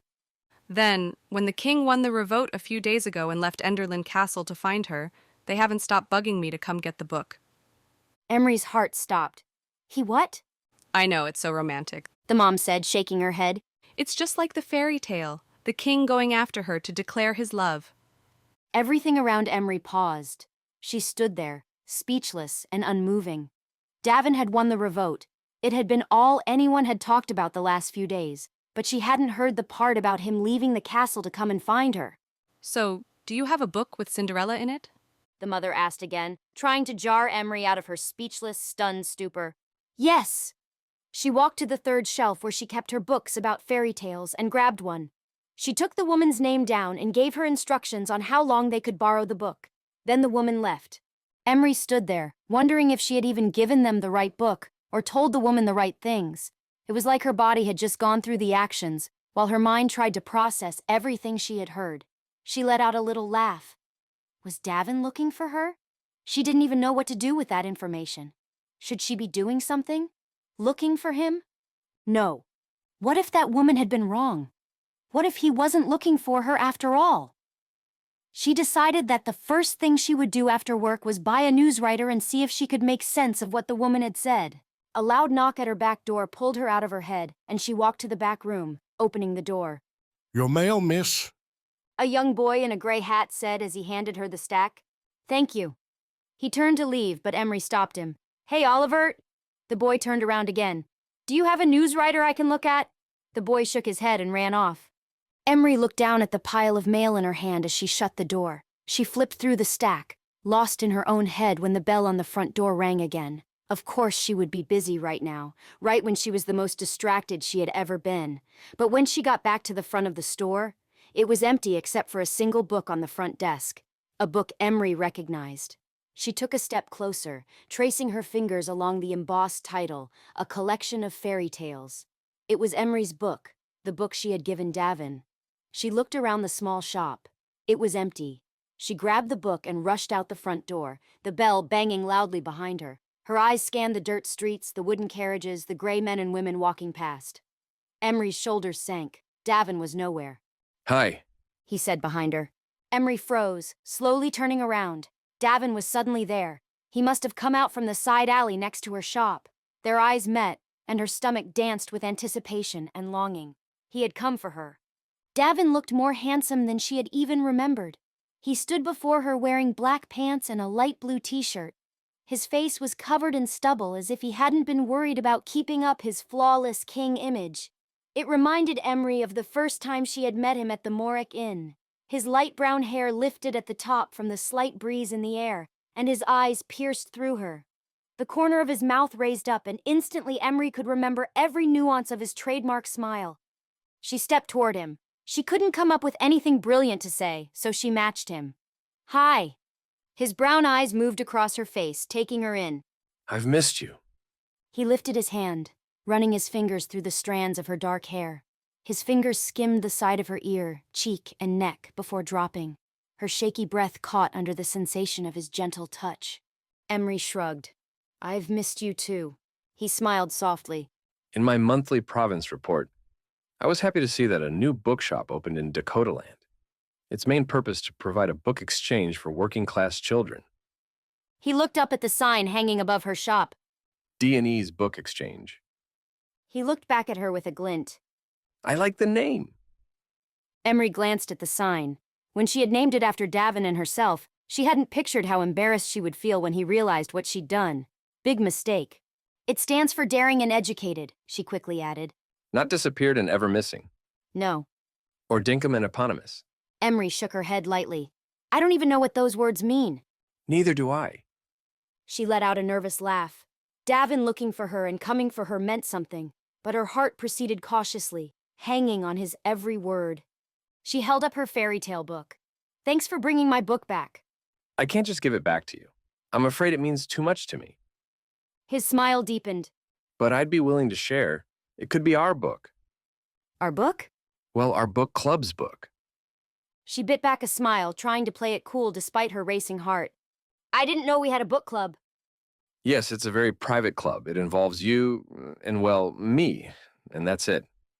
I see. Emree nodded. Which brings me to the reason I came. Davin reached behind him to his back pocket, pulling out a new book, not brand new. She could tell by the torn edges and faded paper that it had come from before Desolation. He held it up for Emree to see. This is your next book club, Reed. She dropped her chin reading the title. The Count of Monte Cristo? Yes, it's pretty long, so you might want to get started soon. I think you'll love it, though. He placed the book in Emree's hands. This? The book follows my pattern of disturbing and emotional reads. Davin's eyes spread wide, and he pointed to her store sign. Maybe that's what your shop stands for. Disturbing and emotional book exchange. Emree looked down at the book, then back up at him, ignoring his joke. This is what you came for? Davin's eyes glimmered. Were you expecting more from my visit? No. She scratched her ear. I'm not expecting anything. But I think you should know, I didn't choose to leave. She didn't know how much Davin knew or how much she should say. She didn't want to cause a problem between him and Queen Aurelia, but she needed Davin to hear the truth. I never would have left you. He stepped closer, grabbing her free hand. His touch was warm, sending sparks through her chest. I know, and I am sorry that my mother did that to you. Rest assured, from here on out, she's on your side. Our side. Emree bit her lip, grateful he and his mother had worked things out. If Davin could get over it and forgive, then she could too. I would have come for you sooner, but it took some time to figure out where you were. And then I couldn't just up and leave right before the election. He cupped her cheek. But you were always on my mind. Emree melted into the warmth of his hand. I won the revote. I did hear that. My approval rating is above 50%. Apparently, the working class liked my choice of queen. Her breath escaped her. His choice of queen. Emree couldn't even wrap her mind around being the queen of Enderlin and everything that came with that. Right now, all she could focus on was the fact that Davin was in front of her. His hand slid behind her back, pulling her to him. The books in her arms smashed between them, and her other hand went to his chest. His muscles rippled under her fingers, and his pounding heart thumped against her skin, connecting their energy into one. Everything faded away around them as they stared at each other. There were probably 100 things to say, 100 things to clear up, but Emree was lost in Davin's eyes and the love that shone through. His head eased toward hers, and her breath stilled. Was he going to kiss her? The notion seemed crazy, since 20 minutes ago, Emree had been alone in her bookshop, pretending like she didn't miss Davin every second of every day. She watched his every move, anticipating the moment when his lips would be on hers. His mouth moved closer, lightly brushing against hers. Electricity spilled between them with each soft skim and pull of their lips. His movements were slow, endearing, creating a massive swoop inside her stomach. He pulled away, looking her in the eyes. I love you, he whispered between his heavy breaths. I think I've loved you from the moment you curled up next to me in bed at the Morak Inn. You were just a dream girl then, but now you're what my dreams are made of. Emree smiled. If someone had told her a few months ago that real life and real love could be better than the fairy tales she had read her whole life, she wouldn't have believed them. But Davin was better than anything written in a story, better than anything she could have dreamed up. He reached into his front pocket. So I have this ring. He held a gold diamond ring out in front of her, Emily Jakes's ring. Emree raised a brow. Do you always carry pre-desolation artifacts around with you? Not always. He smirked. Only on special occasions. He swallowed hard, twisting the ring around in his fingers. I think I made it pretty clear in front of everyone at the promenade ball that I wanted to marry you. I was all confident and determined that night. He shifted his weight. For some reason, standing in front of you now, I'm a nervous wreck. His racing heart pulsed under her palm. She bit back a smile, loving every moment of his discomfort. It might have something to do with the fact that I haven't seen you for a month, and that I somehow forgot how beautiful you are, and how much I love your dimples. Her smile widened. You love my dimples? There was a playful look in his eyes. Not as much as you love my abs. She pushed his shoulder. I do not! It's okay, I love my abs too. Emree rolled her eyes. His eyes turned serious. Yes, I love your dimples. They're the first thing I noticed about you. The first thing I want to see every day and the last thing I want to see every night. Davin sucked in a breath as he knelt on one knee in the dirt road. His expression held hers, and emotion filled his voice. I want to marry you, Emree Dutson, for all the right reasons. Images of you consume my everyday life. You are my future, every special moment I don't want to forget, and all my dreams coming true. You're not just a random girl at the Morek Inn, the promenade director, or a working-class woman in gray. You're my everything, and I don't want to live another day without you. He held the ring out in front of her. Please say that you'll marry me and be my forever. Emree's eyes filled with tears. This is what it felt like to be truly loved. Her heart tumbled, feeling as though it would burst wide open from so much happiness. I'll be your forever. Davin laughed as he jumped up, pulling her into a hug. He let go of the hug as fast as he'd started it and kissed her lips. Then he giggled like a boy as he fidgeted with the ring, slipping it on her finger. I think Danny and Emily Jakes would be happy to know that their ring ended up with you. She flipped her hand out in front of her. It's a perfect fit. That's because it's meant to be. Davin pulled her closer, wrapping his arms around her waist. He leaned his forehead against hers. I love you, Emree. I love you too, she whispered back. They stood there for a moment, holding each other until Emree finally said, Do you want to see my bookstore? Davin slung his arm around her shoulder. You mean the one you named after me? You better watch yourself, she warned. I'm trained in chair weaponry. Oh, I know. There's no way I could ever forget that. This has been The Rejected King by Kortney Keisel. Read Book 2 in the Desolation series, The Promised Prince.